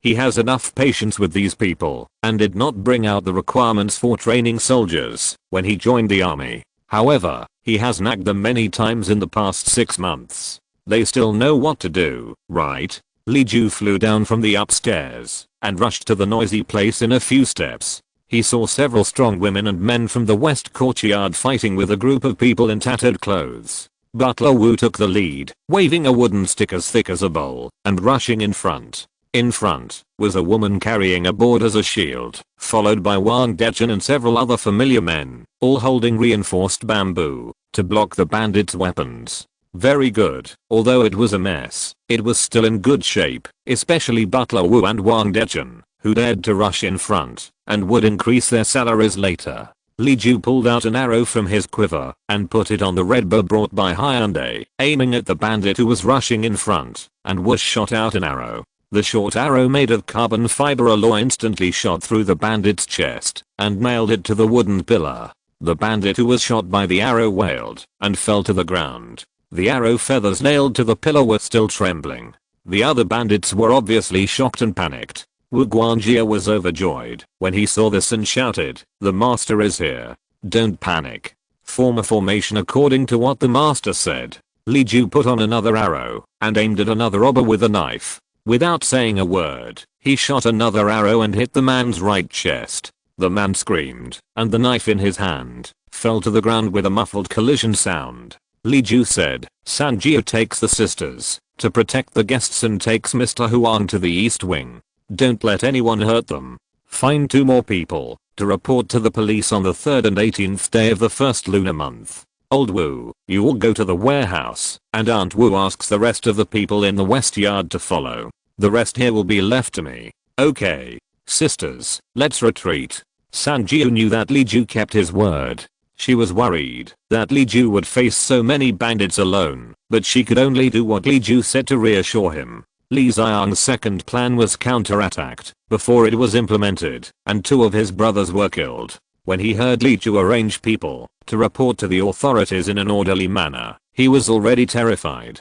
Seeing that the others were retreating to the other side, he hated Li Ju for injuring his 2 brothers and destroying their morale. He was also afraid that he would not be able to take the warehouse, so he made up his mind and said to everyone, "Don't be afraid, we will attack from behind the pillar. He is alone with a few girls, let's attack together and kill him. Fight today and eat meat tomorrow. We will die if we don't fight, so we might as well fight to the death and be landlords before we die." The people who were scared away by Li Ju were aroused by Li Xiang's greed again. They thought about how they worked hard for a year, but it was all over when the typhoon came, and they couldn't get married or eat. But these masters were born into a good family, and had gold slaves, silver maids, 3 teas and 6 meals every day. When they opened their eyes, why? They howled and rushed up waving messy weapons. There was no place for bows and arrows in the small space. Li Ju threw away his longbow and took up his sword.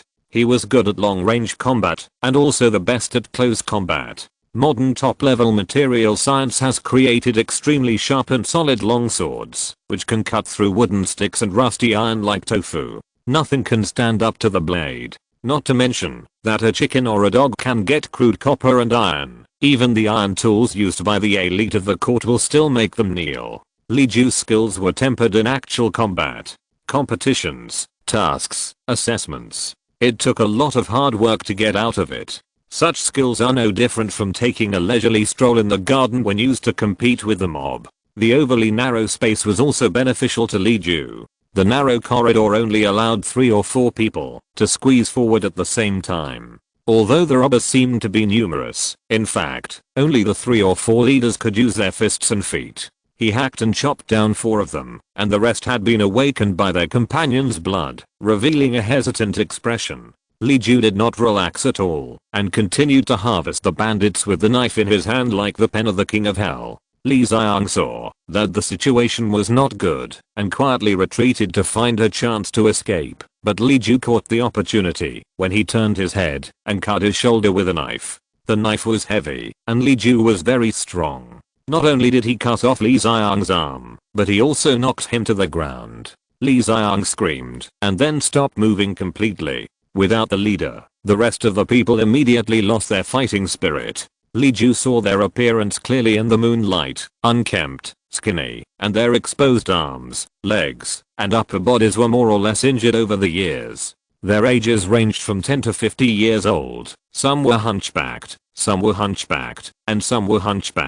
They were the most ordinary and common working people. I will only arrest the main culprit. You point out the leader, and get out of here. I will not hold him accountable. The robbers were originally refugees. It was in their nature to bully the weak and fear the strong and to go with the flow. They were unwilling to risk their lives when they had a chance to survive. Upon hearing this, they turned around and ran for their lives and scattered like birds and beasts in an instant. Li Ju did not dare to take it lightly. He still held the knife tightly and turned in the direction of the warehouse. Compared with the quick and decisive fight in the corridor of the east courtyard, the warehouse was much more tragic. In the corridor, Sanjiu and Butler Wu lived close to each other. When they heard the alarm, they immediately organized themselves according to Li Ju's training. Everyone swarmed up to the long and narrow corridor and directly knocked the bandits unconscious. Several people were injured, all of whom were accidentally injured by their own family members. However, the warehouse was open and a little far away, so the mute had to guard it alone. When the others arrived, they were caught off guard by the bandits and several of them were injured. When Li Ju cleaned up the bandits in the corridor and rushed to support here, the bandits still had the upper hand in the warehouse. It was not until Li Ju shot through the bandit who was about to chop at Aunt Wu that the situation was reversed. In ancient society, men were the backbone of a family, and only a man who was not easy to mess with was qualified to protect his wife, children and the elderly. When everyone saw Li Ju fighting 10 people alone and chopping melons and vegetables with a knife, they were instantly refreshed, and Butler Wu shouted, "The master will definitely protect us. Let's fight them." The people of Li Yuan, who had just made concessions, worked together to organize the scattered formation and assisted in dividing the number of bandits to prevent Li Ju from being outnumbered and falling into a disadvantage in the fight. Li Ju did not hold back this time. Several wives and young men nearby had knife wounds on their bodies in the direction of the enemy, which must have been caused by the thieves. Li Ju treated everyone like his own soldiers and family members. Although there were relatives and strangers, there was no hierarchy. Their injuries aroused Li Ju's anger, and he could not help but use a lot of strength in his chopping, slashing, hanging, and picking. He kicked the bandit who rushed towards him 3 meters away, and the man fell to the ground and stopped moving. In this way, Li Ju, with the help of everyone, killed a group of robbers, and only a few of them escaped. There were more than 20 people who were injured by him and left, lying all over the ground. If you're listening to this novel on a channel other than Fanfic World, it means they downloaded and uploaded it without effort. We cordially invite you to visit our channel, Mundo Fanfic Novelos. There you'll find the original version of this story and you can explore many other novels of various genres. We're waiting for you to immerse yourself in a world of incredible novels.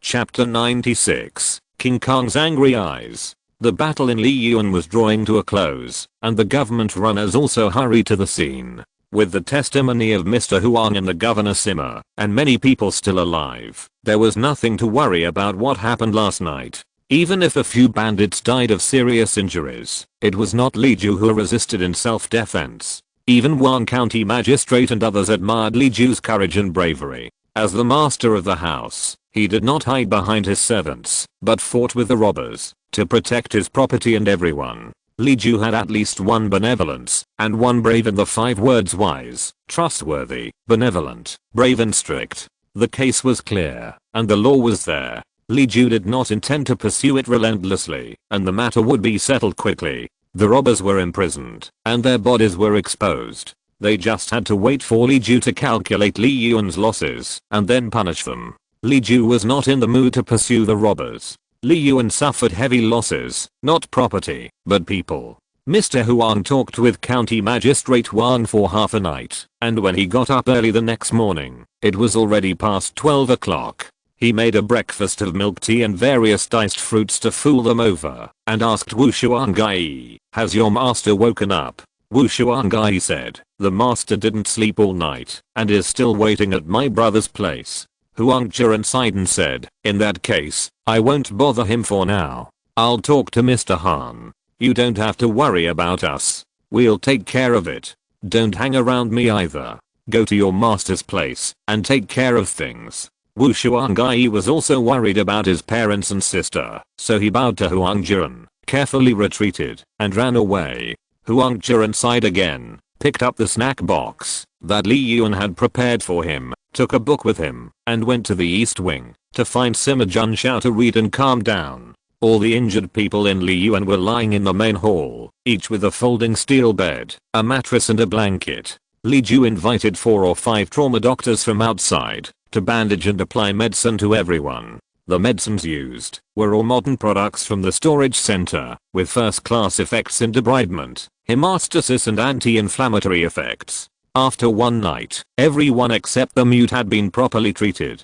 The hemostatic medicine with Panic's natoginseng powder made the doctors stunned. If it weren't for the wrong timing, they would have wanted to find Li Ju to buy medicine. But the mute, who was the most seriously injured, had a high fever. At the beginning of last night, the mute was guarding the warehouse alone. The warehouse is Li Ju's biggest secret, not because of the important supplies inside, but because there are not many supplies inside. Until now, the mute still doesn't know where Li Ju got so many regularly replenished things. He only knows that his master is not like a mortal, as if he is a god in the sky. If he wants something, he just needs to wave his hand and he can get it naturally. A warehouse that doesn't store much stuff must not be exposed to anyone. With this idea in mind, the mute held the door of the warehouse tightly and held on until others came to support him, but was slashed by the robbers several times, and the deepest 3 of them were already bone-piercing. Li Ju did not sleep that night, just treating the mute's wound.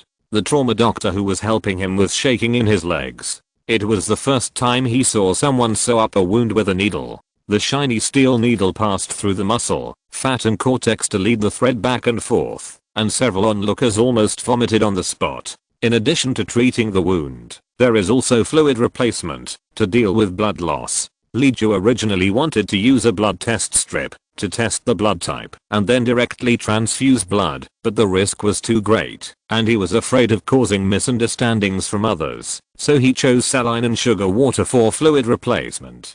Fortunately, the mute did not like to save money and was very willing to spend money on food and drink. His physical foundation was the best in the entire Li Garden except for Li Ju, and the impact of blood loss was much smaller than expected. After Li Ju applied medicine to his wound and sutured it, the problem of blood loss was solved. But the wound infection that Li Ju had been praying not to happen did happen. It was hot in summer and the place was humid, which was the most suitable for the growth of microorganisms. No matter how much attention was paid to disinfection and sterilization, the mute still had a high fever. In ancient times, infection was generally considered to be an invasion of evil wind. Apart from cooling down, there was no particularly effective treatment method, and the patient had to survive on his own.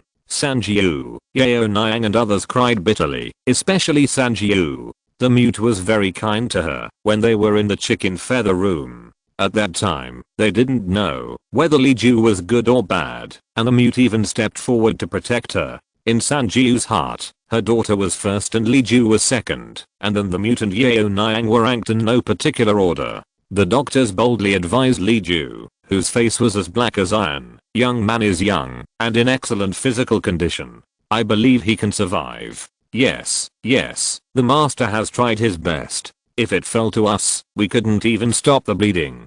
The young man met the master, and he had the blessing of 8 lifetimes. He must be blessed by heaven. Li Ju didn't rest all night, but he didn't feel tired at all, and he was even a little excited. He drove everyone out and took out the anti-inflammatory weapon penicillin from the storage center, which would not be available for hundreds of years. Use physiological saline to dilute the liquid medicine. In the era without antibiotics, the concentration of penicillin can be lower than the requirements of the instructions. Li Ju has learned systematic first aid, suturing, injection, medication, hemostasis. These basic first aid methods, he is quite proficient. Therefore, facing the difficult wounded, Li Ju still treated him according to what he learned. Ada, I have never paid much attention to you, because you are the most reliable and the most reliable, and I don't need to worry about you at all. So, next time you must work hard, don't let me worry about it anymore. This is the magic medicine that I brought from the fairyland, but it has a very small possibility of becoming a poison. In theory, I should ask you if you are willing to try it first, but I think you can do it privately, so I will take it as your agreement. You will definitely agree to my request. How can you not agree? Li Ju gave the mute a skin test with a slightly unfamiliar technique. Fortunately there was no allergic reaction. No allergic reaction. It is considered safe. But Li Ju was not sure whether the ancient people who had never been exposed to any antibiotics could safely accept penicillin without any accidents. Seeing that the mute had a high fever of nearly 40 degrees, Li Ju gritted his teeth and gave him a shot of penicillin. After taking the shot of penicillin, Li Ju felt a little dizzy, which was a normal reaction after excessive tension. He selected Shivalang from those who had signed up to help watch over the mute, and paid special attention to replenishing water and physical cooling of the mute. After making sure that Shivalang remembered the key points of nursing, Li Ju retreated to the main hall to inspect the wounded and sick, and confirmed that no one else had a fever, and then he went back to his room to rest. Before leaving, he also told Wu Shuangai and others that if anyone had a recurring injury, don't be polite and go to the small building to wake him up immediately. Everyone here has been carefully taught by Li Ju for more than half a year. Each of them is very precious and should not be lost in such an unexpected and pitfall. When the people at home are well, he will go to County Magistrate Wang and skin the group of robbers who robbed the house. Chapter 97 Penicillin. Sima Junshao and Huang Zhi read Li Ju's new book in the East Wing for a while, but in fact, neither of them read it carefully. Sima Junshao couldn't help laughing and said, since you and I are distracted and worried about the situation in Li Ju's home, why don't we go and see it clearly? I have never heard of a guest who can be at ease and not care about the host in trouble. I should do my best to help. Huang Zhi said, what you said is very true. Even if I don't go, I'm afraid I can't read any books if I'm worried about this matter. Why don't we go now? So Sima Junshao and Huang Zhi went out with their servants. After asking the person who was taking over the shift to clarify the situation, it was inconvenient to disturb Li Ju, so Wang Dechen accompanied them to the main hall. Among the doctors invited by Li Ju, some had already taken the money and left, while some stayed. The doctors who stayed were very curious about everything in Li Yuan and would rather delay their own work to find out. When the two scholars entered the main hall, they heard several doctors talking to the people who stayed behind by Li Yuan to take care of the wounded. The golden wound medicine passed down in my family is very good at stopping bleeding. Why did your master wash it off? The big guy is so hot that I can boil water. I think it is very difficult for him to survive. Your master didn't ask people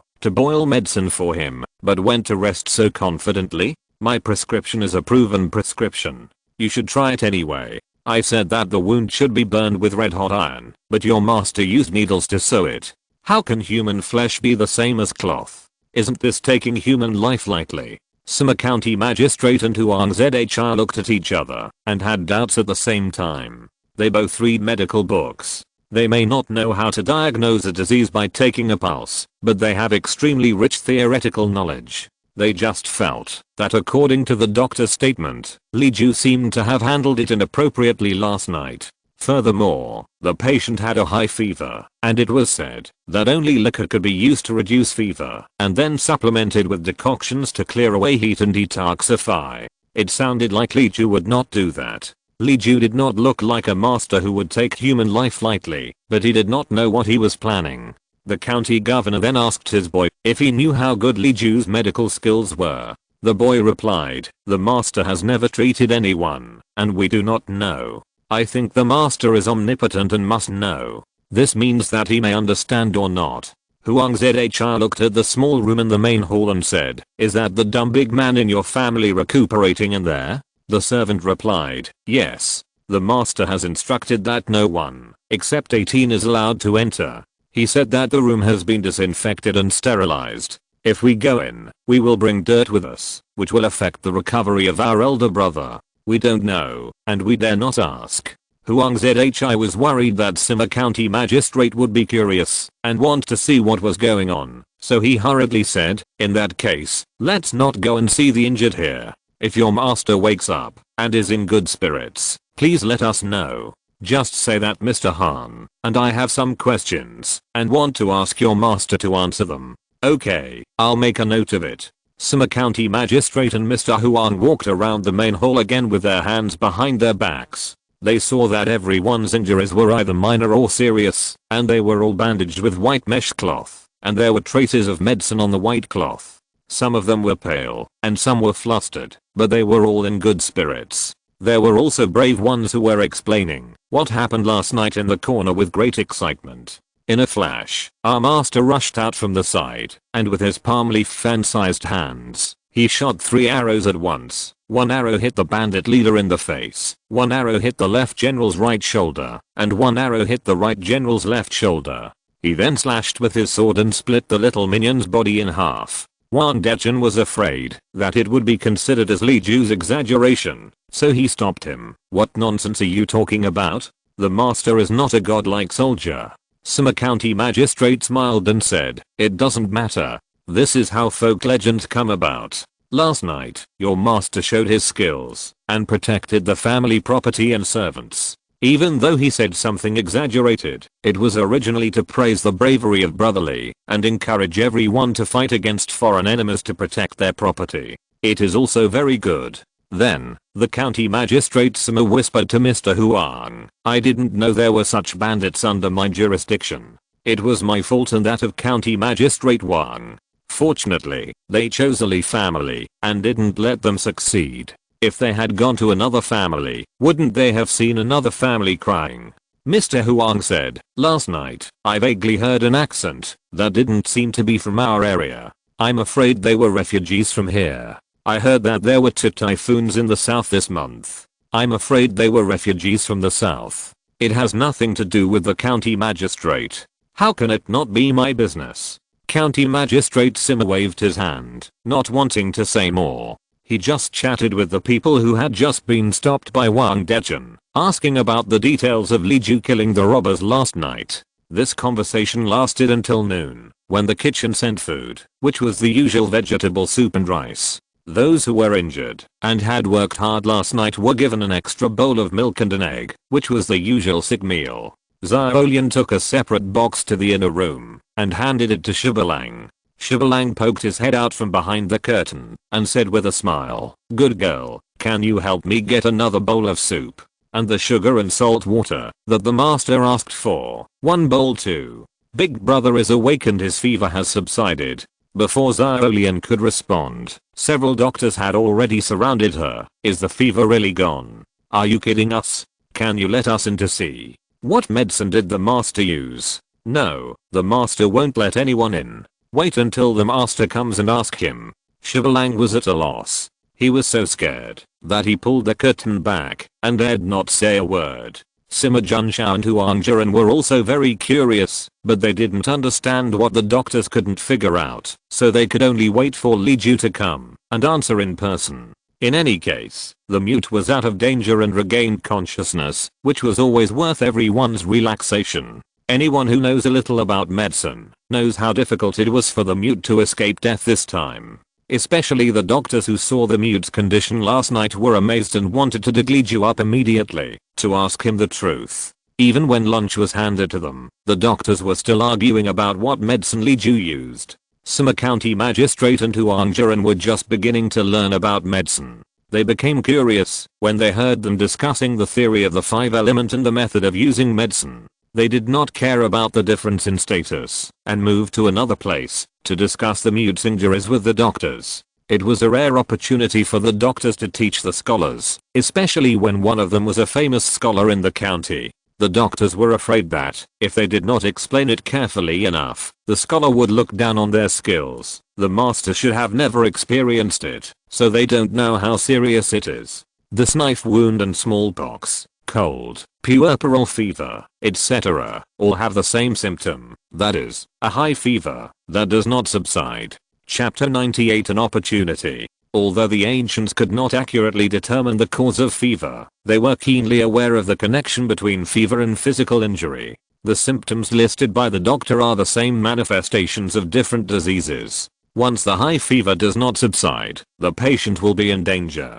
Doctors generally use drugs such as Xiaochehu granules and Shuanghuanglian to relieve high fever. These drugs are effective, but the effect is not particularly outstanding. It mainly depends on the patient to get through it on his own. The chance of getting through is not high, especially in the case of a mute who is seriously injured, loses blood, and has a high fever. There is not even a 50% chance. Hearing that half a night had passed, the patient who had been feverish and unconscious had subsided and woke up. Everyone was surprised and just wanted to know what kind of panacea Li Ju used. Huang Zhi listened to the doctor's discussion, thought for a moment, and said, "The Li family has its own doctrines passed down by their ancestors. I think this matter is most likely related to the family tradition of brotherly. In my opinion, it is better to persuade him to tell everyone the reason. If he can really explain it clearly, can't we follow suit? Maybe we can save another 10,000 people." The doctors just smiled. If there really is such a prescription, I'm afraid it will be kept as a family heirloom. Who would be willing to show it to others for free? Sima County Magistrate also had this idea.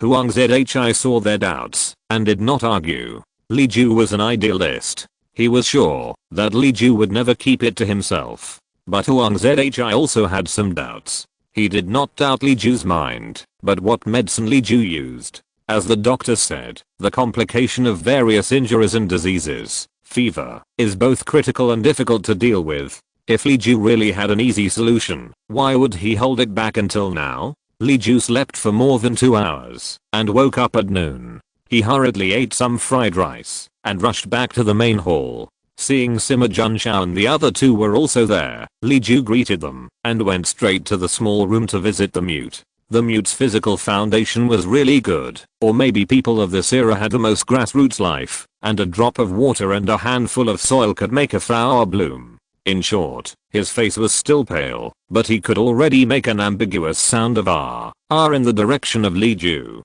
Li Ju wanted to say that the warehouse was not that important, and if someone saw it, they would see it. He had 10,000 reasons to explain it, and the mute didn't need to risk his life for a warehouse. But what he said turned into, "You did a good job and protected the most important thing to me. I'm very happy. However, people are more important than any dead things. If something like this happens again in the future, you should protect your own life first no matter what," Li Ju said, looking at the other people at the door and Shivalang who was taking care of the mute. "The same goes for you. Why does the master work hard every day? It is for everyone to live a good life, so that each of you and every ordinary person outside can have peace and food. If one day someone attacks your peaceful life and wants you to die, or makes you poor and miserable, then you should fight to the death to protect your homeland. But never for other reasons. Remember?" It was quiet and no one spoke, except for Wang Dechen and Yu Yaoniang. Everyone present was honest and didn't know how to talk, and no one knew what to say at this moment. Li Ju muttered again, let's go. Let's do what we should do. Dechen, please help me run around the county government office recently and find 2 good lawyers to sue us to death according to the law. Our family is all honest people. Even if we do business, we basically don't make any money. We just give it all to everyone. We are still targeted by robbers. What the hell, do you think I won't be angry?" Huang Zhi smoothed things over outside the door. "Dechen doesn't have to go for this matter. I'll get it for you. Didn't you ask me to invite a few gentlemen who can teach you calligraphy a few days ago? There is a Mr. Who has been a lawyer for several years. He writes in a very standard official style and his characters are also good. He is also an old lawyer with many years of experience. You pay him some money and he will definitely get him exiled for 3,000. With such people around, it would be easier to cover up Li Yuan's affairs in the future, and he would not be blackmailed by others. Li Ju told them to take good care of themselves and sleep for a month before getting out of bed. Then he stepped outside and invited the two gentlemen to sit in another small room next door. He said, "Thank you, Brother Huang, for your concern. I won't say anything else. I owe you too many favors and I can't repay them. If you need anything, just ask. I will do my best to help you." Huang Zhi smiled and said, "Really? What medicine did you use on our dad this morning? The doctor and I checked it carefully, and we haven't seen anything like it. I'm just very curious. If you can't tell me the details, it would be nice if you can tell me the name." Li Jiu said, "There is nothing that cannot be said, but it is a long story. You can simply understand it this way. People are not just a piece of meat wrapped with internal organs and bones and covered with skin to become people. People have extremely complex physiological structures. The symptom of fever can be simply understood as a person being injured or feeling unwell, such as wind evil entering the body. In order to deal with this wind evil, the human body will spontaneously fight, and the manifestation is fever. If a person defeats the wind evil, the fever will subside, and he will recover. If a person loses, he will die. The medicine I used for our dad is a brand new drug system. It directly helps suppress the wind evil and directly acts on the wind evil, so the effect is very good. Common medicines help adjust the human body, replenish the human vitality, and prepare for fighting the invading wind evil, so they are slow to take effect." Huang Zhi seemed to understand, and Sima Junshao was even more confused. Li Ju counted the textbooks he had compiled and said, "Well, I will go back and prepare. Tomorrow I will explain to everyone in the main hall the mechanism of the human body's resistance to wind evil. I need to use some tools, which are passed down from my ancestors. I can't show them to others easily. I need to prepare them tomorrow." What Li Ju had to prepare was a microscope. He only took out an ordinary teaching microscope used in junior high school, polished off the logo, and put it aside. He planned to prepare the slides for observation on the spot. The two big guys were very interested, and might want to take a look.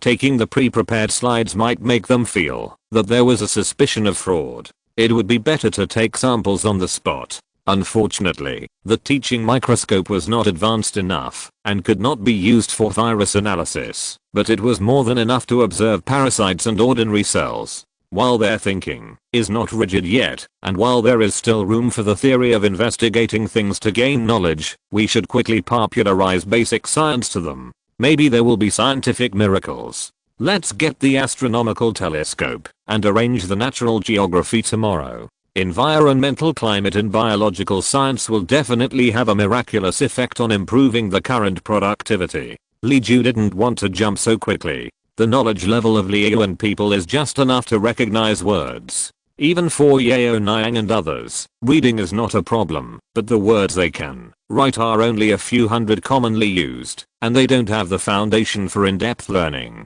Li Ju had prepared step-by-step content before, and it was something that was closely related to everyone, so that it was close to their perception and convenient for them to understand. For example, temperature, wind direction, rainfall, etc. Farmers and fishermen have experience perception. After learning these shallow knowledge, the next step is to talk about the climate relationship between land and ocean, and then extend it to the concept of physics, and everyone will be more receptive. But it's rare to have a big boss guarding a place, and he doesn't look like the old pedantic old scholar. Li Ju decided to open 2 basic biomedical courses temporarily. Yesterday's bandit invasion also exposed a loophole in Lee Garden. There was no doctor in Lee Garden. Last night was a chaotic night. If Li Ju hadn't seen the opportunity quickly and waited for the doctor outside to treat the injury overnight, the mute would have died. After injecting antibiotics into the mute in the morning, Li Ju thought about inviting a few doctors to stay in Lee Garden so that if someone had a headache or fever, they could get timely treatment.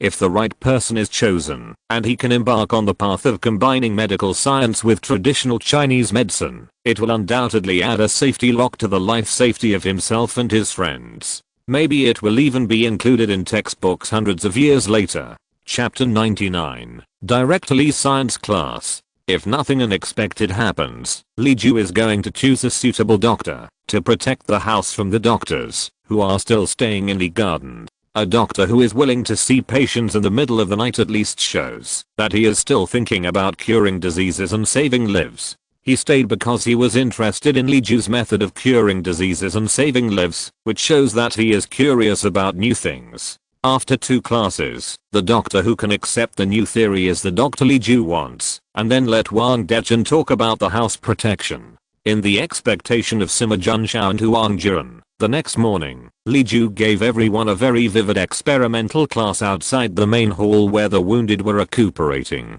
Almost all the people who came to listen to the class had a considerable foundation of knowledge, such as several doctors, such as Sima, Huang and their book boys, such as Xiaolian and Shibalang. In order to listen to the class, Shibalang also specially asked his brother to help take care of the mute. Li Ju spent half a day preparing magnifying glasses, microscopes, structural diagrams of microscopes, related materials for making glass slides, etc., as well as many pre-drawn structural diagrams. Li Ju briefly demonstrated the mechanism of the microscope and then took out a few magnifying glasses for them to play with. They just had to be careful not to catch fire at the focus. At this time, they already had the concept of reading glasses. It looked like a modern magnifying glass, but it was more delicate and compact. It was a rare item that only rich people could afford, and most people would never see one in their lifetime. Li Ju took out a magnifying glass and let the people who volunteered to attend the class observe carefully, so that they could understand the magnification function of the convex lens. Sima County Magistrate's grandmother had such a reading glass. He took the magnifying glass that Li Jiachuan showed to him the most and subconsciously compared it with his grandmother's reading glasses. It looked too simple, and the material on the outside was unknown. It was neither gold nor jade, but smooth and warm, light and strong. Such a rare material, but only made a bare black frame, without carvings or inlays, wasting a good thing.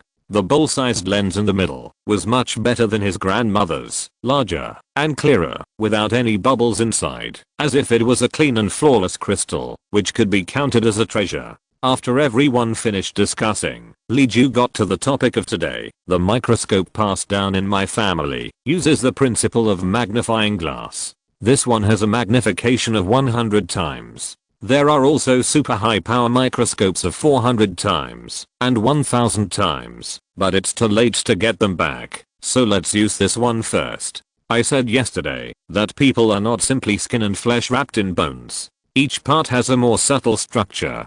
Today I will show you the contents of blood and clean water magnified 100 times. After reading this, you will have answers to some questions, such as why diseases enter the body through the mouth, why all drinking and edible water in Li Yuan must be boiled water, why people get fever when they are injured or sick. For these questions, everyone will have answers. First, let's make specimens for observation. I have prepared 2 things for blood observation standards. One is crucian carp. We can observe the blood vessels on the tail of crucian carp and clearly see the blood circulation. The other is a human blood smear, which is made by taking blood on the spot. The first step is to look at the blood vessels on the tail fin of the small crucian carp. Observing the blood vessels of fishtails is a compulsory course in junior high school biology experiments. Li Ju selected a lively crucian carp according to the requirements of the textbook, wrapped it with wet gauze, and placed it in a glass dish, leaving only the tail fin exposed under the microscope.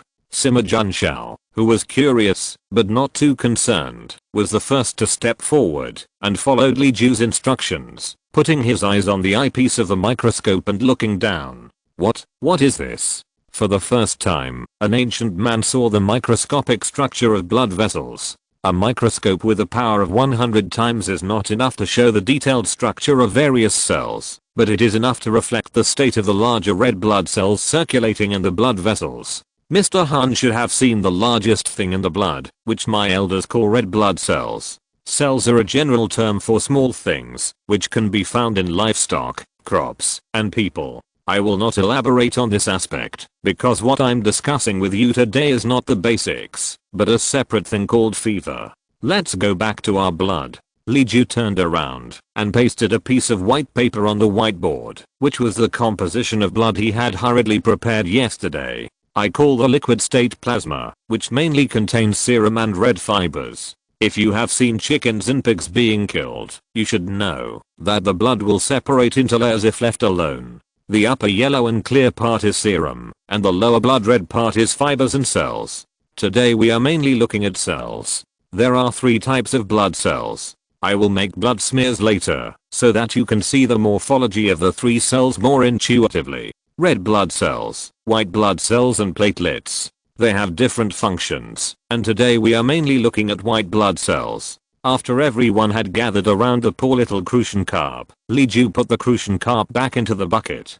Crucian carps with clear and easy to find blood vessels are not easily available. Li Ju decided to take good care of this little guy, as he would be a teaching prop in the future. Next is the smear of blood and ordinary natural water. The sample Li Ju took was the capillary blood of his middle finger. Sampling, pushing, staining. Li Ju himself did it with some difficulty, but the result was not bad.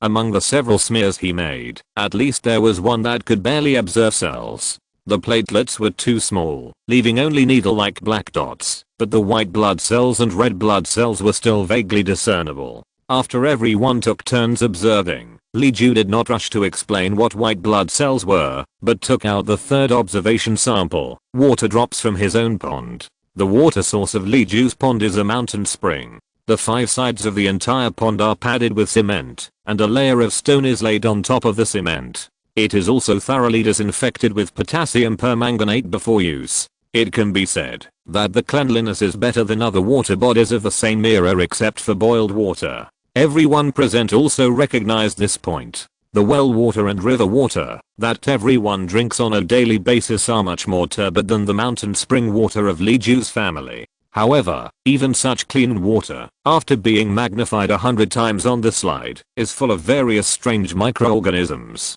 And very respectful, there are indeed parasites in it. The doctor who often drinks raw water vomited on the spot. Sima Junshao, Huang Jiren and others were full of difficult to describe on their faces. Mr. Huang suppressed the churning in his stomach and said, "This. No wonder the rules of Li Garden require that water must be boiled before drinking. So that's it. He immediately drew inferences from one instant and thought of another thing. Perhaps this is why Brother Li told you last time not to let lake crabs and river crabs get drunk. Li Ju nodded. Yes, the waters where lake crabs and river crabs grow are even dirtier than this, with countless smaller insects and dirt attached to them. Some can be washed off, but some can only be killed by heating. Speaking of heating, we can finally get to today's topic. What exactly is a fever? Chapter 100, The County Magistrate's IOU.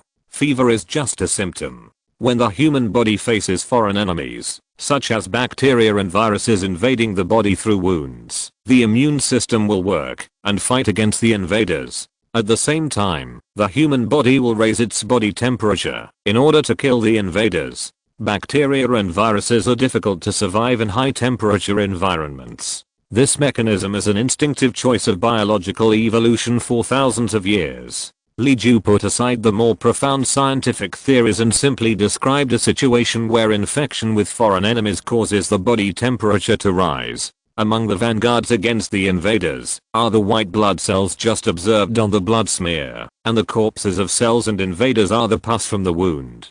For everyone who was listening to the lecture, the content of Li Ju's lecture today was really a fantasy, but what he said was so seamless and reasonable that they couldn't help but believe it. If we can defeat these tiny dirt, we can keep people with fever and infection alive. For this purpose, my ancestors found a special medicine, which I call penicillin, because it was originally extracted from green mold. Penicillin is a great discovery. It can quickly kill invading dirt and protect people, but it has many disadvantages, which makes me dare not take it out. The first is, I can't prepare it for the time being, so I can only consume the inventory. Is it feasible to prepare penicillin by traditional methods? Theoretically, it is feasible. But the traditional method of penicillin production may not produce enough for one person in a month. After careful consideration, Li Ju threw it away. The average life expectancy of people now is only in their early 30s. Is such a low life expectancy just a problem of penicillin? At the current stage, food comes first, and scientific living habits come second. I dare not say anything else, but not eating raw food, boiling it before drinking, washing hands frequently, and ventilating more to keep the living environment clean and tidy. I'm afraid that more people can be saved than penicillin. However, things are not that simple. Let's not talk about the food problem. He has been trying to solve it. Let's just say the simplest thing. Boil the water before drinking it. How many poor families don't even have enough firewood? Firewood is not a necessary condition for survival. With the current extremely low level of productivity, forget it. Everything starts with food. Also, prepare a few reliable doctors for your family. In addition, there are some other problems, such as its main method of use is injection, such as it has a considerable probability of being fatal, such as its operation requirements are very high. These reasons make me dare not simply spread it out. Today I have said so much to you, and said so much in detail, in the hope that several doctors can know more, and then study how to solve the problem of infection and fever. At least the ideas will be clearer. After finishing the course, Li Ju also made several slides with crops in the yard, and let Sima Junshao and others observe by themselves to deepen their understanding of the microscopic world. Shibalang, Xiaolian and others did not rush to look over. Li Ju was a family member. After the outsiders left, they could look at it however they wanted.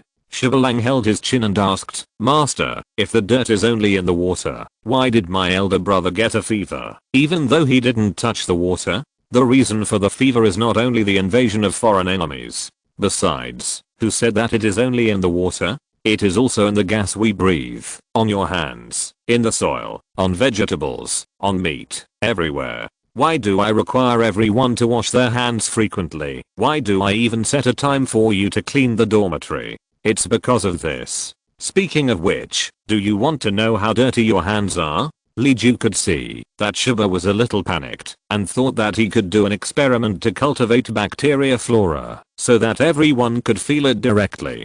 Coincidentally, this weather is also suitable for bacterial cultivation. It is enough to know the conclusion roughly, and there is no need to judge in detail what kind of microorganism it is. This operation is very simple and even does not require a sterile environment. Li Ju took 3 culture dishes, put in the culture medium prepared with moist starch, and then put them in the steamer for high temperature sterilization. This operation attracted the audience's nods, which matched the previous teaching point, that boiling can sterilize. Then Li Ju asked Shibalang to press a right hand print on the base of one of the petri dishes, and then press a left hand print in the second petri dish, after washing his hands with Liu and soap. The last petri dish was not opened and remained sealed. The 3 petri dishes were sent to the corner shelf of the main hall together. The dark, warm and humid environment was a paradise for bacteria. In full view of the public, in just 4 or 5 days, the 3 petri dishes showed results that were completely in line with the predictions. The first petri dish was moldy, and all kinds of black, white, and green mycelium grew wildly. The second petri dish was slightly better, moldy, but not as serious as the first. The third petri dish was clean and the mold spots were invisible to the naked eye. People who don't have the habit of washing their hands before meals will vomit again after seeing this. From then on, they will never forget to wash their hands before meals. Even if they can't use soap every day, washing with clean water is also a psychological comfort. Sima Junshao listened to the popular science class in Liyuan for 4 or 5 days. Because he had to go back to preside over this year's autumn harvest of agriculture and animal husbandry, he had to say goodbye and leave. Before leaving, he asked for the microscope on credit. Li Ju originally did not intend to ask for money. This thing worked better in the hands of an official than in his hands. Mr. Han at least had the ability to change the local customs. Even if he gave it to him for free, Li Ju would be happy.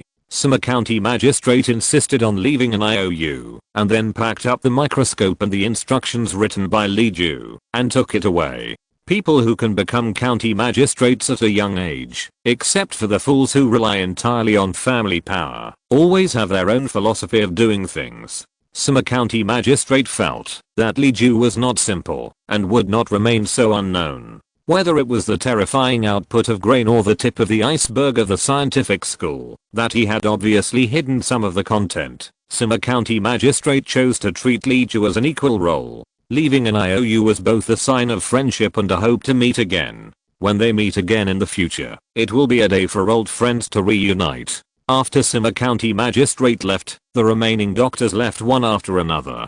2 doctors expressed their willingness to stay in Leon, but they had to bring their apprentices with them, and the medicine shop they operated also needed to be kept under their own name. Li Ju thought that this was a cooperative relationship between Dying and Weaving Chen and himself. It was just to facilitate finding people as soon as possible, so he needed to bring the doctors to Leon, so he waved his hand and agreed. The doctors did not pay rent or tuition. Leon usually did not pay wages, but if they wanted to ask doctors to see patients, they would pay medical fees at 80% off the market price. The 2 sides agreed on the terms, and the 2 doctors took a fancy to the house. A few days later, they moved into Leon with their trusted apprentices and families. They lived in the small building in the east courtyard closest to the main hall, just across the corridor from the warehouse where the mute lived. They brought apprentices here, which actually met Li Ju's needs. Li Ju himself did not have much energy to manage medical science popularization in a short period of time. The 2 doctors were not enough to learn by themselves, and they also trained the next generation. Li Ju would select a few of his own people and throw them in. Basically, Leon would not lack doctors in the future. Now that this matter has been settled, Li Ju can free up his hands to deal with the group of robbers detained in the prison. End of this chapter. Thank you very much for reaching the end. Don't forget to like. Looking for more exclusive content and immediate access? Subscribe to our Patreon. Remember, every like, subscription, or donation encourages us to continue. Thanks to everyone. See you in the next video.